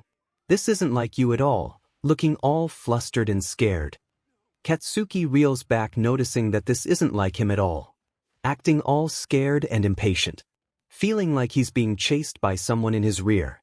He never felt this kind of feeling before and it feels alien to him. You felt scared, aren't you? If that article starts to grow, it's only a matter of time before the sports festival turns from your glory stage to your execution stand. 7. You better start handing me your phone right now before I start putting you in your place. Katsuki threatened, popping his explosion in his hands. Izuku sighed, looking at him. I always wanted to know, how do you walk around with your head up high with BLD on your hands? 1. Oh, there's plenty of BLD on your hands too. Katsuki replied, wiggling his hands in front of Izuku's face. Yamamoto-sensei, Principal Daisuke, you think we forgot about them. I know you killed them somehow. 1. All deserving, with nothing to tie me to their cause of death. Izuku calmly replied, and you won't do anything stupid or that article would be the last thing you worried about. 1. I am the last person you wanna F with Deku because I will F you back. In ways you never even imagined. Katsuki roared loudly in front of Izuku's face, but the green-haired kid didn't seem fazed. Fortin really? Izuku tilted his head in question. You're gonna try your best to not get brought down, Student K. Katsuki scoffs before smirking in confidence like his usual self. You're doing all this for nothing. No one knows who this K student is and eventually, this is all gonna be buried in a month. You won't bring us down. All of this is for F nothing. You got your article. I got all might in my F corner. Katsuki yelled out with both hands raised in the air, feeling like he was untouchable. 3. Izuku stared at him after his ranting before he finally decided to speak. Wow. I didn't get it before, Bakugou, but you can't be reasoned with, guilt, controlled. This whole back and forth thing turns out to be pointless. That's right. I'll do what I want, when I want, to whomever I want. Count on it. 1. I will. Izuku nodded in understanding. Thank you. 3. Izuku then walked out from the conversation and began to head to where Katsuki came in casually. The ashen blonde-haired kid looked like he was staring at Deku's back while looking unfazed by his threat, like he was still looking down on him. Deku looks at him as if he is a joke. That he's not being taken seriously. 1. Katsuki refused to bend down to the likes of Deku. Not now or ever. He was the one who forced people to bend their knees in front of him, not the other way around. But somehow, during his outburst, a small part inside of him knew that he was the one who was losing to this conversation. Prove it then. Do you have some proof? Katsuki challenged back, waiting for him to come up with a shred of evidence to be used against him. Nothing couldn't be found, not after All Might had come to Aldera and wiped everything there was to it. Izuku stopped with his track as Katsuki grinned, thinking that he was bluffing after all, that finally for today, he found some form of footing in this conversation. Izuku stood with his hand holding the door handle with his face in front of the door before turning his head to his back and smiling smugly toward Katsuki as the ashen blonde-haired kid looked startled by his unwavering confidence. You have no idea. 5. Seeing how he smiled before taking his leave, Katsuki felt like someone just poured a truckload of ice water on his entire body. He knew by how he smiled just now. Plus he wasn't bluffing. Today is the day of the UA Sports Festival. The stadium was packed with many audiences from civilians and pro heroes who were dying to see it in action. Most of the heroes that came today were scouting for a promising intern for their agency in the future. As for the students, they were waiting in the waiting room preparing for their names to be called by the announcers to head to the arena.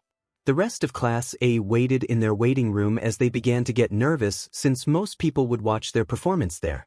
Some of them were sitting on the bench calmly, focusing on the task ahead.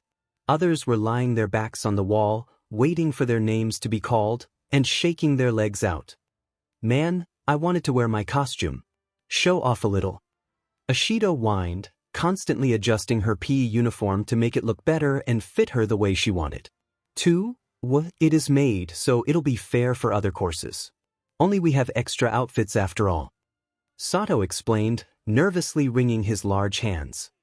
And there is a reason why we don't do serious quirk activities in PE tracksuits. Ojiro sighed, forced to have the back of his pants ride low so his massive tail could easily move. It was a little embarrassing for him, though, and surely only added to his overall nerves for the entire event. Guys, do you think that Deku would show up? Uraraka asked as the rest of the class turned around. I hope so. The nerd has some F-up plan cooked for us, but it won't matter once we eliminated him. Katsuki grunts while cracking his explosion in his palms. Yeah, all it takes is for him not to pass the first event and everything will done, Shoto added while looking coldly as usual. Remember, we targeted the nerd first and tried to rough him up badly so we wouldn't get disqualified, Katsuki told the class as they all nodded. Izumi, who was still in the room, shut her locker door loud as she began to make her way out of the room faster than anyone else, only to be followed by Momo. The rest of the class watches as Izumi makes her leave knowing that she heavily disagrees with their idea along with Momo. Is she Hagakure looks over. Leave her.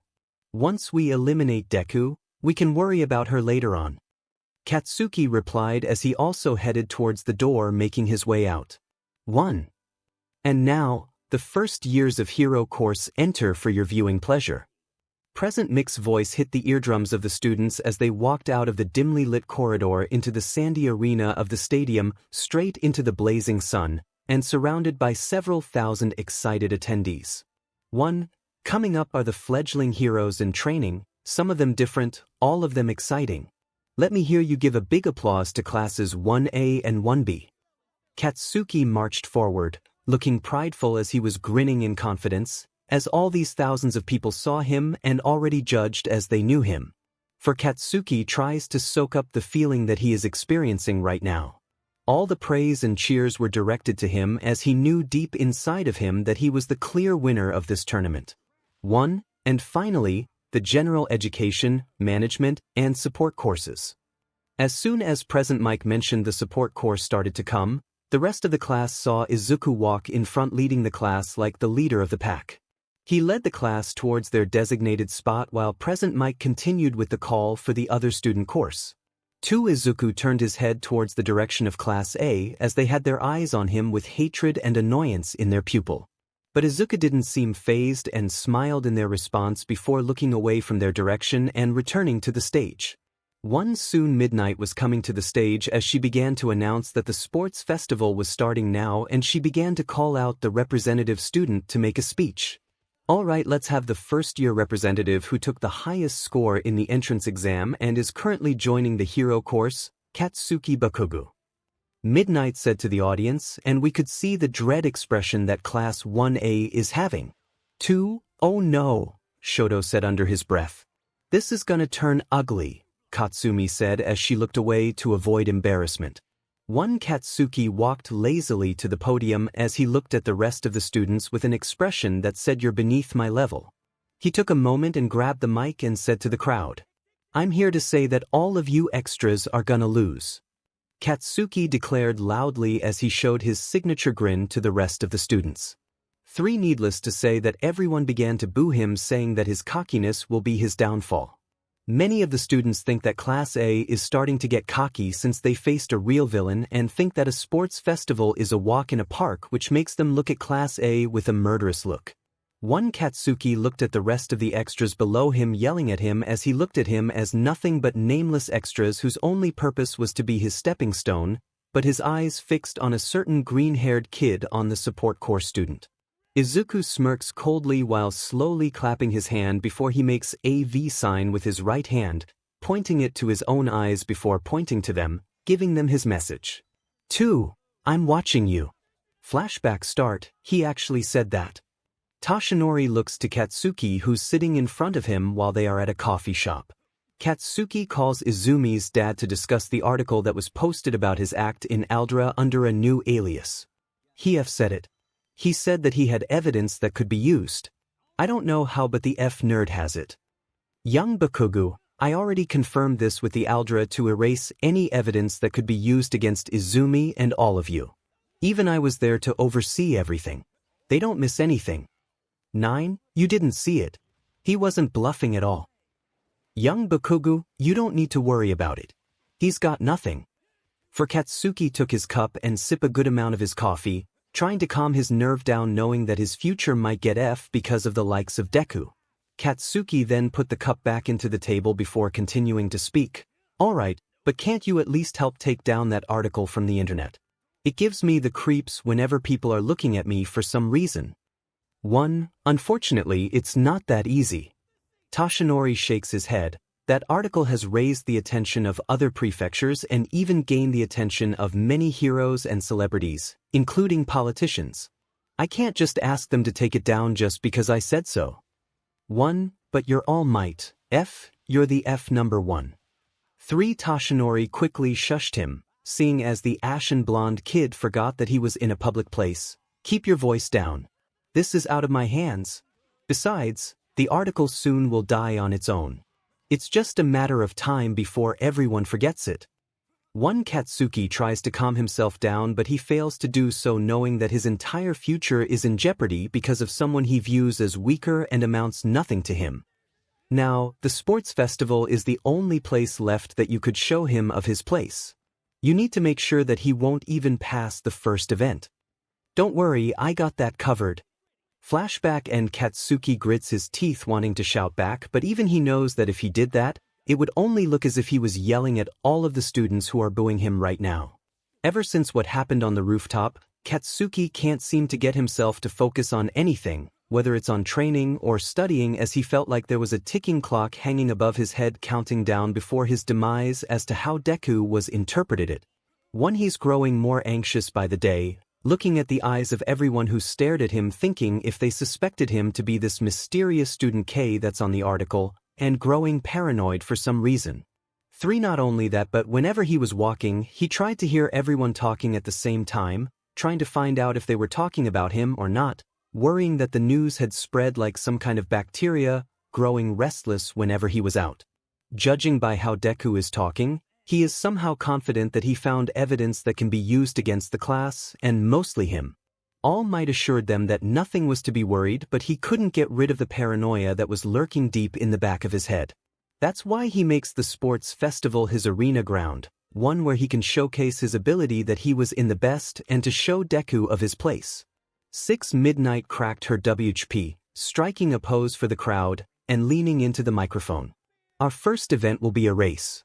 The race itself is composed of several legs and obstacles. I won't be telling you what, though. A girl needs to keep a few secrets for herself.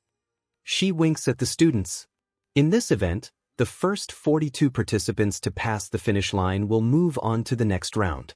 All participants, make your way to the starting line immediately. The risque teacher cracked her 𝗕𝗶𝗃 again, watching as the students began to slowly meander off as her eyes locked onto the green-haired student towards the rear of the group. 1. On your mark, get set, go. Midnight shouts. They all began to run towards the exit, but the Todoroki twins began to freeze the entrance doors and jumped ahead of the rest of the students. It proved to be futile, as most of the students began to float or jump or use their inventions to fly across the ice. Izuku used his repulsor blaster and leg booster to propel himself while blasting the ice, clearing a path for himself while flying towards the gate along with the rest of the students from the support course and hero course. He flies over to the arena as the race continues, and the first obstacle is the 0 pointers from the entrance exam. Most of the students looked in awe at the size of the robot that's standing in front of them. Without wasting time, Todoroki's twins immediately froze the legs of the robot as he ran past it. Katsuki, who just watched from behind, is beginning to explode his way when the robot Shoto froze is being exploded by Katsuki as he just went past the other student and tried to catch up with the twins. Without realizing that the robot he exploded is starting to fall onto the student below. Look out, one of the students yelled. It's falling on us. The student yelled as she pointed at the robot that began to fall when suddenly Izuku fired a missile from his gauntlet, creating a hardened foam component, like the one he used during the entrance exam to shield Kendo from the debris. Look at here, folks. One of the support course students has just stopped debris from falling against the students who were under it. It's the ace of the first-year support course, Izuku Midoriya. Present Mike shouted over to the mic, watching over to his performance. The crowd cheers over to his chivalrous attempt to save the student as he continues to his race while moving at incredible speed.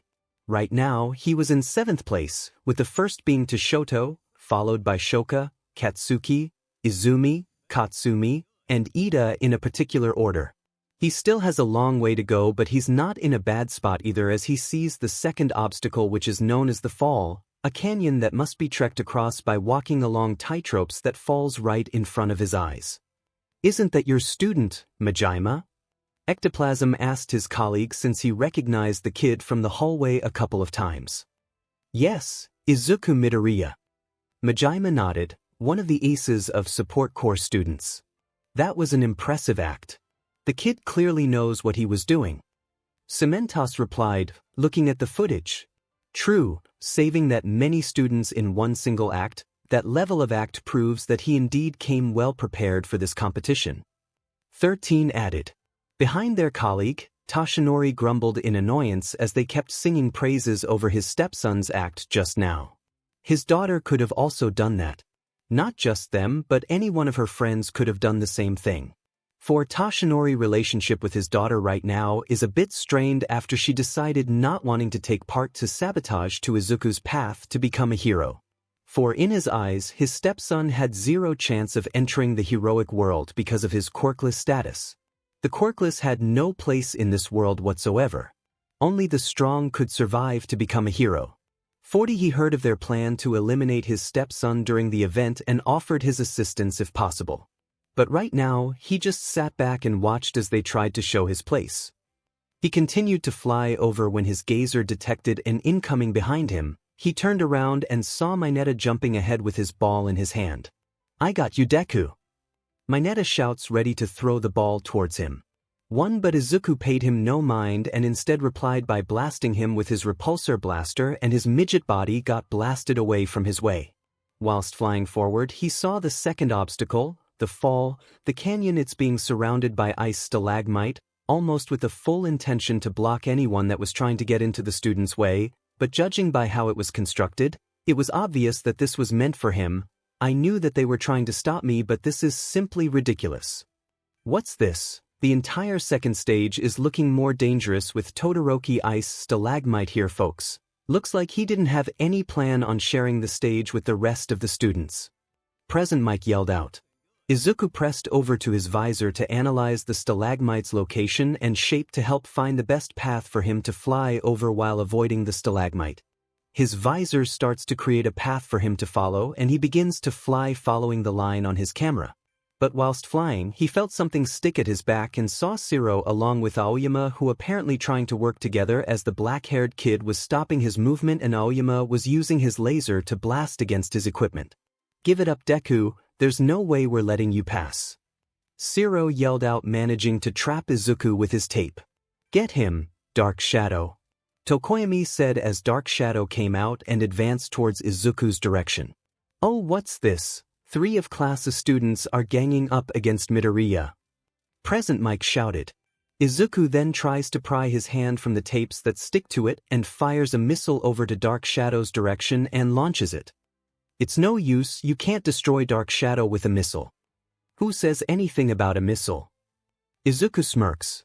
It turns out that the missile didn't actually explode at all and instead released a thick black smoke around the second obstacle, blocking Tokoyami and the rest of the students' line of sight, unable for them to see anything in front of them.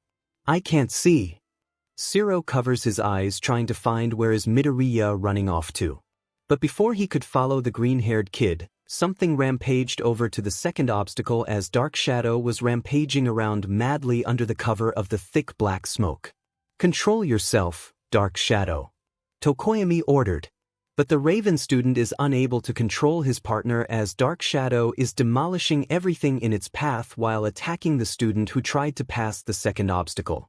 Dark Shadow roared loudly in the arena as the audience saw how 𝗕𝗂𝘁𝗵𝗲 was unable to gain control over him.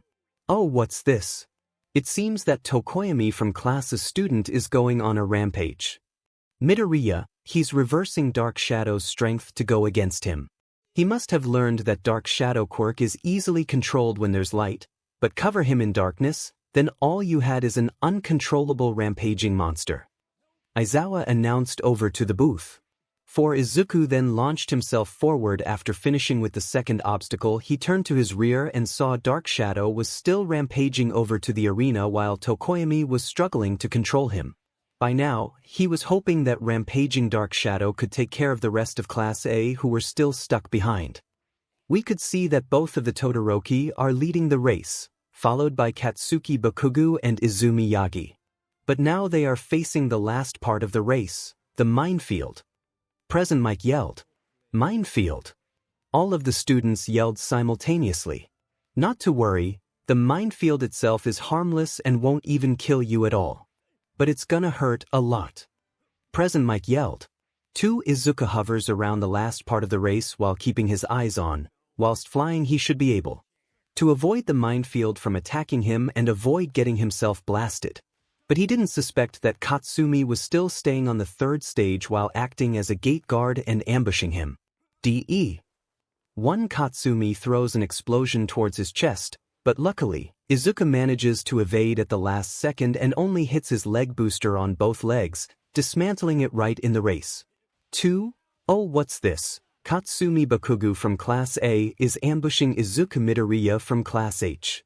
𝗵𝗃 yelled out.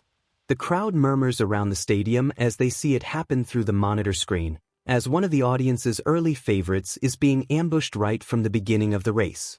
Whilst it's a battle royal race, things like this bound to be suspected, but I never seen something like this before. Ow, that's gotta hurt. Ectoplasm closed his eyes while wincing in pain. Is the kid okay? Vlad King asked out of concern. That's gotta be against the rule. Is it? Power Loader looked at the screen. Unfortunately not. It's a battle royal race so anything is fine. Plus 𝗵𝗃 equipment is the only thing that's damaged. Nizu looked at the monitor at his damaged leg booster. Nizu knows that this type of competition is sometimes a bit brutal in its own way, and things as sabotage is one of the common things. He looked over to his staff and found one of his teachers smirking in satisfaction at the news. It was Toshinori. Izuku grunts with his face flat on the ground as Katsumi grins in a wolfish manner, wanting to deal with him once and for all and getting payback for what happened at the studio. But before she could do anything to him, the crowd on his rear began to race after passing the second obstacle. Katsumi saw how they were about to close in and realized that if she didn't go, then she could also lose the race. Get it through, you thick skull Deku, you're worthless. Katsumi spats before continuing with the race. Meanwhile, Izuku lies on the ground cursing himself, not anticipating that his leg booster might get damaged at this early stage of the game. He looked beyond his front as multiple students passed from him while forcing himself to get up. Izuku heard a cannon go off ahead of him, the finish line in sight, and then heard the familiar voice of 𝗵𝗃 as the speakers crackled to life. And we have the winner of the preliminary race. First to cross the finish, Rinakatsuki Bakugou, followed closely by Shoto Todoroki. He can't let it end like this. Not when he was here and can't afford to stop at this stage. He then felt a hand touch over to his shoulder and saw Kendo at his back looking at him, who was on the ground along with 𝗬𝗬𝗬𝗬. You okay, 𝗵𝗃?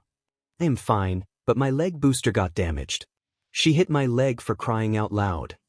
Izuku hissed in pain as 𝗬𝗬𝗬𝗬 was trying to help get him up. The voice of 𝗵𝗃 echoes overhead.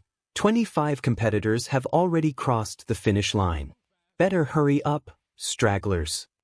Just leave me be, I'm fine. Izuku groaned while trying to get himself up. No way, bro. We're with you. 𝗬𝗬𝗬𝗬 replied. We're friends, 𝗵𝗃. We're not gonna leave you behind. Kendo added while lending him her shoulder as they were running. All three of them are running over to the race with both Kendo and 𝗬𝗬𝗬𝗬 lending their shoulder to Izuku, almost like in a three-leg race as the rest of the audience in the arena watches over the three of them for their sportsmanship, and this act is being noticed by present Mike. What's this? Itsuka Kendo and 𝗬𝗬𝗬𝗬𝗬 from Class B is supporting Izuku Midoriya from Class H. What a courageous display of sportsmanship. In all of my years as a UA teacher and commentator of sports festivals, I have never seen such act before, truly a honorable act. The crowd began to chant their name as they were slowly making their way towards the finish line. Even Kendo's classmate who had already passed the line also chanted over their name, supporting their effort and encouraging them. The whole stadium is shaking from chanting over their name, mainly Izuku, as the staff also watch the same scene and admire their effort, with the exception of Toshinori, who grits his teeth at their empty chant in his ears. Every student who crosses the finish line before him fills Izuku with a sense of dread, just waiting for present Mike to call the race, but Izuku keeps walking forward, keeps running to the checkered line at the end of the track. If Kendo and 𝗬𝗬𝗬𝗬 were willing to give up the race just to help him, then he refused to give up. That would only hurt their feeling. He hears more figures behind him, slowly catching up, but doesn't turn. Instead, he keeps his eyes on the finish line, on his goal, and only stops after his metal boot makes contact with the line. And in 38th place, we have the quirkless wonder of the support course, Izuku Midoriya. Followed by his fellow compatriot, the class president of 1B, Itsuka Kendo in 39th, and the metal kid, 𝗬𝗬𝗬𝗬𝗬𝗬 in 40th. The crowd cheered over his victory as Izuku made it past the gate with Kendo's classmate along with 𝗬𝗪 running over to him as they congratulated over on their victory. Izuku's eyes loomed over to the one side of the gathered crowd formed by Class A, with Katsuki leading the pack as they saw him still remain in the race. He immediately saw them whispering, all pointing in his direction and subtly muttering to each other, some with disdain clear on their faces. Though none of them compared to the barely restrained rage that one Katsuki Bakugou levied directly at his visage. He won't forget what just happened. Now he knows of it, they were collaborating to eliminate him from the race by any means necessary. And just like them, he won't pull any punches. He eyed the group, mainly at Katsuki's direction, before he made a V sign with his right hand, pointing it to his own eyes before pointing to them, giving them his message. I'm watching you. The rest of the staff watches from the teacher's booth as the first event is concluded and 42 students have already been decided and they could move on to the second event. But the memory of sportsmanship displayed by Class B students to help carry Izuku Midoriya, who had been eliminated, moved a lot of hearts as they were impressed by their act, clearly showing that it takes not just strength to be a hero but also heart. Impressive students you've got there, Vlad. Ectoplasm looked to the fanged hero, looking pleased. Yeah, to risk their placement just to help someone clearly shows what sports festival is, just more than proving your worth as an individual. Hound Dog commented. Thanks, Vlad nodded in pride seeing those two on the screen. From what I know, Kendo and 𝗬𝗬𝗬𝗬 were friends with Midoriya. They clearly had a bond between the three of them. Truly admirable. Nizu nodded in agreement. But his eyes darted in Toshinori's direction, who seemed to be unpleased by Midoriya's success. He knew that his stepson indeed had blackmailed his way in by using All Might's secret, but he had been working through a side project of his, something more of an investigation to be exact. He did an investigation on Aldera Junior High, asking for a friend in the school board to send an investigator to do their check on the school regarding Katsuki Bakugou and Izuku Midoriya. But what he finds to be something quite peculiar, for they all said the same thing regarding Katsuki Bakugou as a talented student and a role model for everyone in class, showering the boy with praises. Regarding Izuku Midoriya, they all showered him with negative words, saying that he's a troublemaker, always picking fights, and tends to cause a disturbance during class.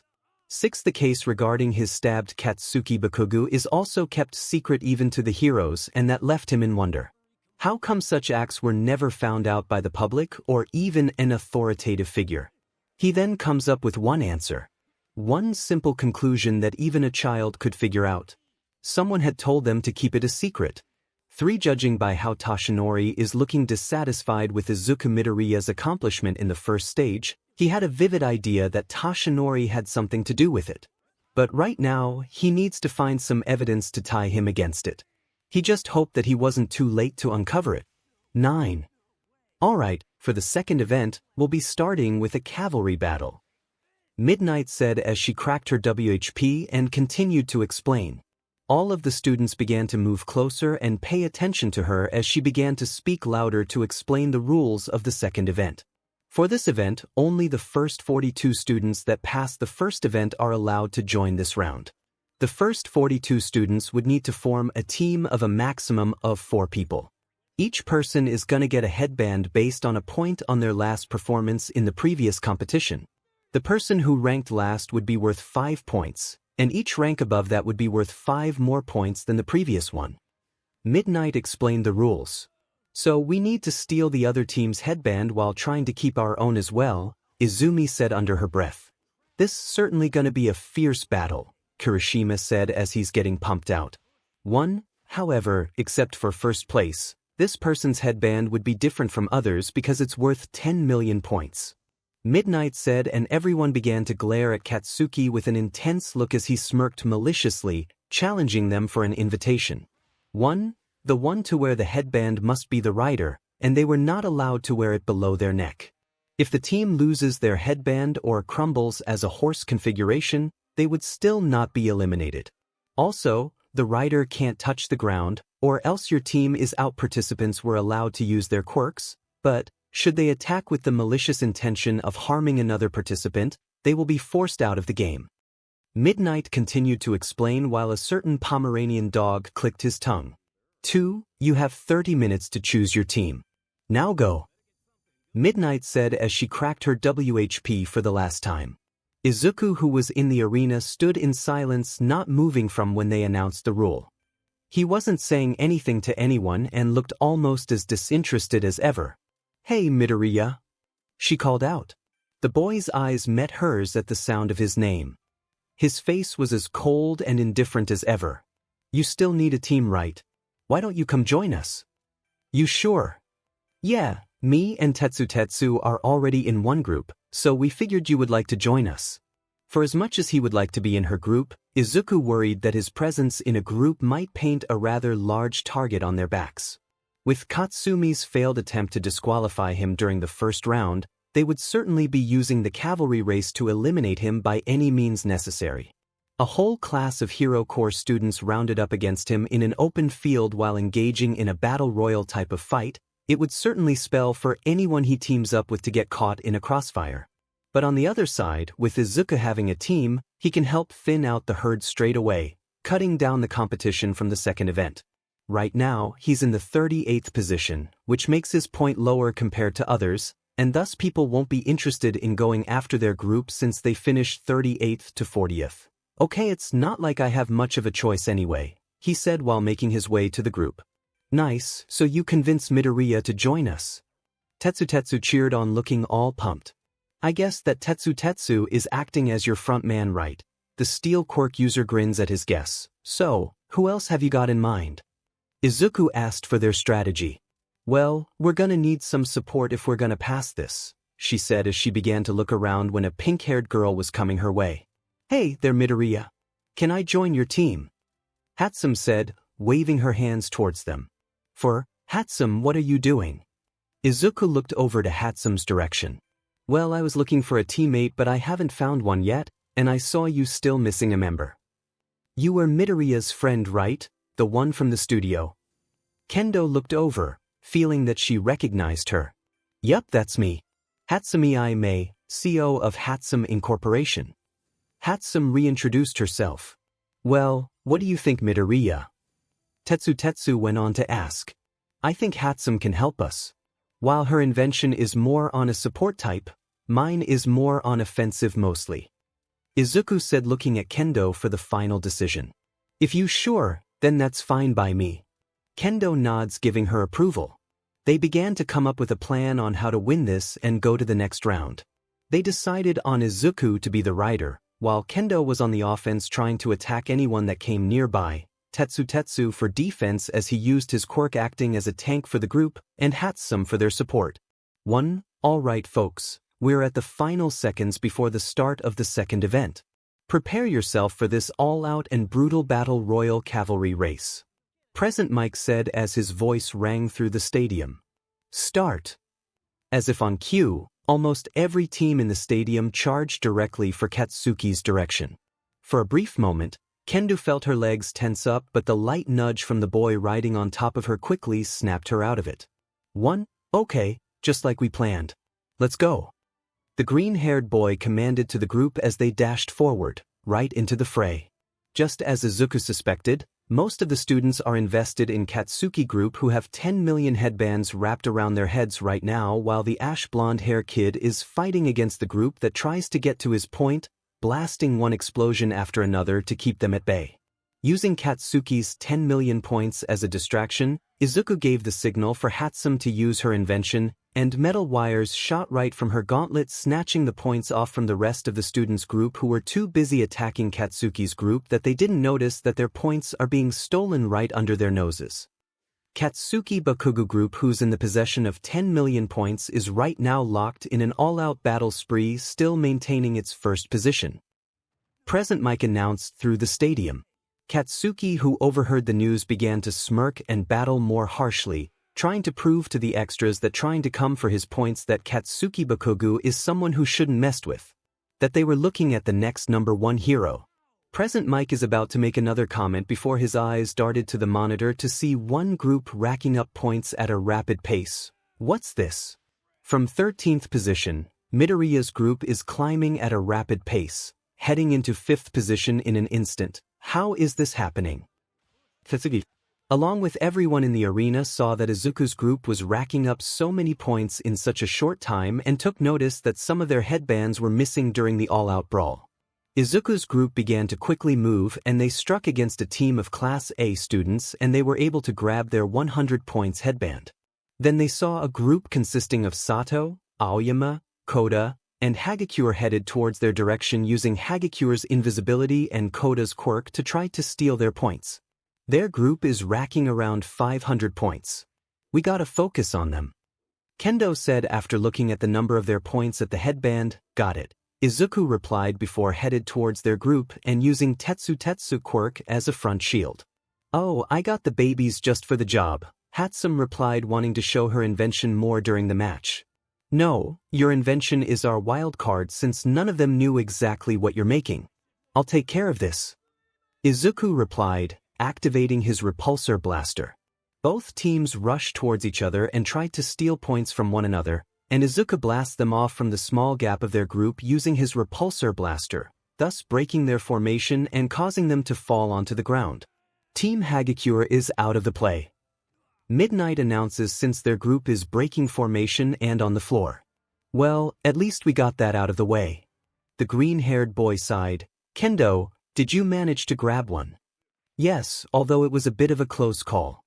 The big sister of Class B replied as she held up a headband with her hand, one with 300 points and two with 100 points on it. Bringing the total up to 500 points. Good, I'll wear that one around my neck in case other groups still come after us. For now, let's just stick to the outside and try to be as discreet as possible. Izuku replied while collaring the headband in his neck. Just as the green-haired boy predicted, all of the attention in the stadium was still focused on Team Bakugou and their newfound point total.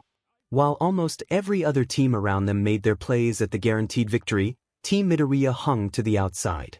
Although it wasn't easy, they discreetly snatched up the headbands of the teams closer to the edges of the dog pile. Thanks to 𝗬𝗃's invention, they were able to move undetected. One that lasted up until the final moments of the round. Izuku looked confident with the situation, knowing that if this keeps up, then they would surely win and racking up points steadily. But then his eyes caught something from afar. From the looks of it, it seemed like something came up to them like a speeding light, knowing it could only be the work of one person. 𝗬𝗧𝗧𝗧 hardened. Kendo's shield. Izuku yelled out in panic. All of a sudden, something came up in a zooming direction, ramming into their group, almost knocking their group to the ground if it weren't for 𝗬𝗧𝗧𝗧 and Kendo blocking the impact along with Izuku's quick thinking. A gust of air blew right into their face as they saw Todoroki's group, who's responsible for running over to their group, trying to knock their group like a bowling pin. With Shoto and Shoka using their ice as cover and Iida's speed, their attempt almost looked like they were a speeding battering ram or something. Oh, what's this, folks? Team Todoroki is targeting Team Midoriya as they just attempted to crash Team Midoriya. But Team Todoroki is look unharmed at all. Give it up, Deku. Shoto coldly replied, you're not passing the second event. Izuku grits his teeth knowing that they just poked their stick to one of the teams Izuku wanted to avoid. While Bakugou's team is busy with the straggler who after his point, Todoroki however has his sight further for the match. He's trying to trim the fat right from the start. Had it been not for 𝗧𝗬𝗁's quirk, we would have been fall down for sure. Get lost, Deku. Kaminari yelled out as he fired his electricity over to their direction as they looked in panic.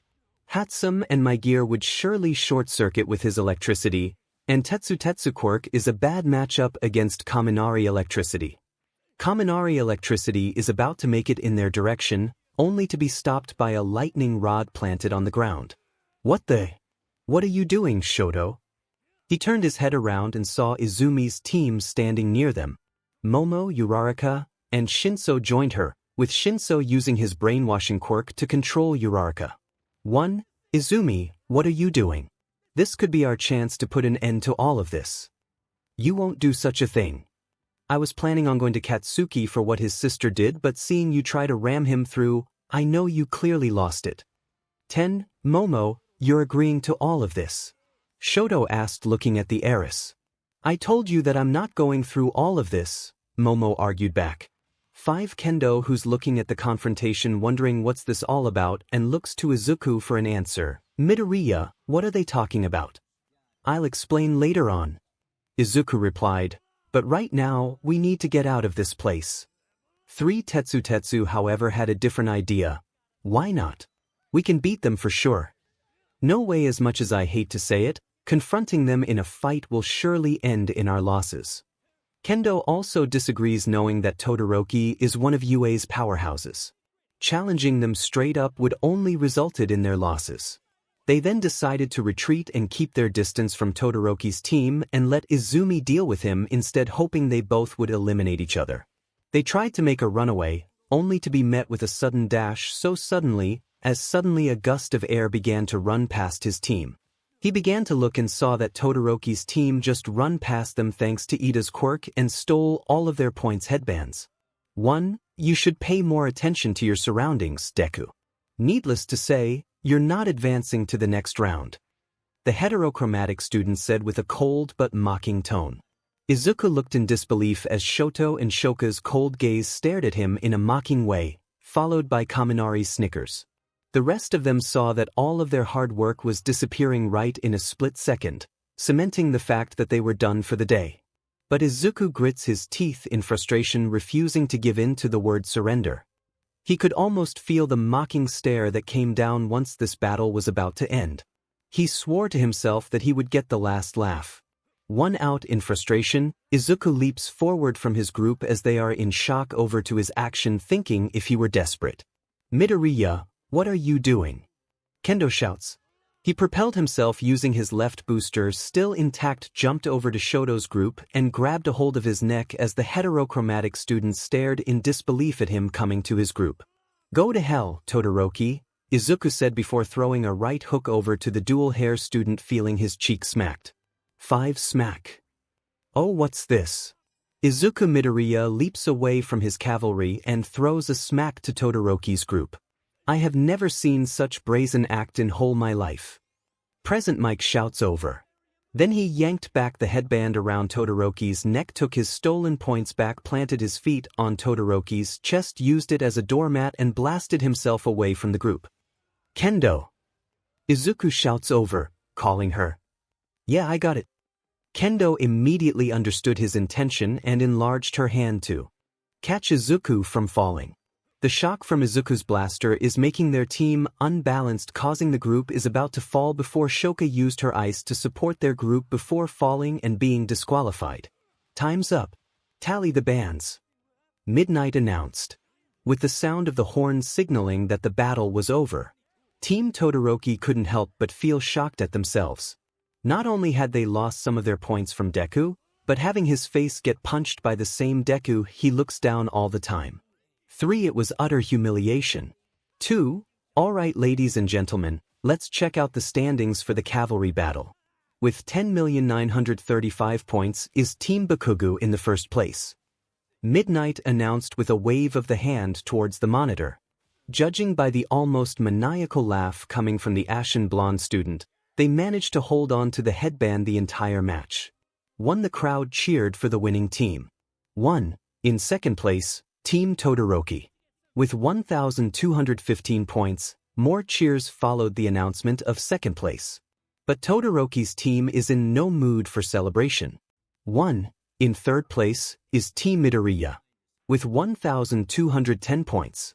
Now finally, in fourth place is Team Izumi. With 1,180 points. The R-rated hero announced. A measly 5 points. That's what separates Todoroki's team and Deku's team. A small 5 points. Todoroki looked at the monitor and saw that the fifth place was students from Class B, and they racked up 1,170 points as he stared at the lowest points of his headband. 50 points. If Deku had stolen one more headband from him, he would have lost straight away by measly small points, dropping him to fifth place or possibly lower. 4 cold sweat drips from his face in the realization that he almost tastes the smell of defeat, all because of Deku. Izuku turns his attention to Todoroki along with his team as they all have the same idea as Todoroki, knowing that they could lose their spot in the final 4. A part of him is glad that Todoroki can advance to the final round. He wanted to be the one who delivered his punishment, and he intended to use the sports festival as his stage.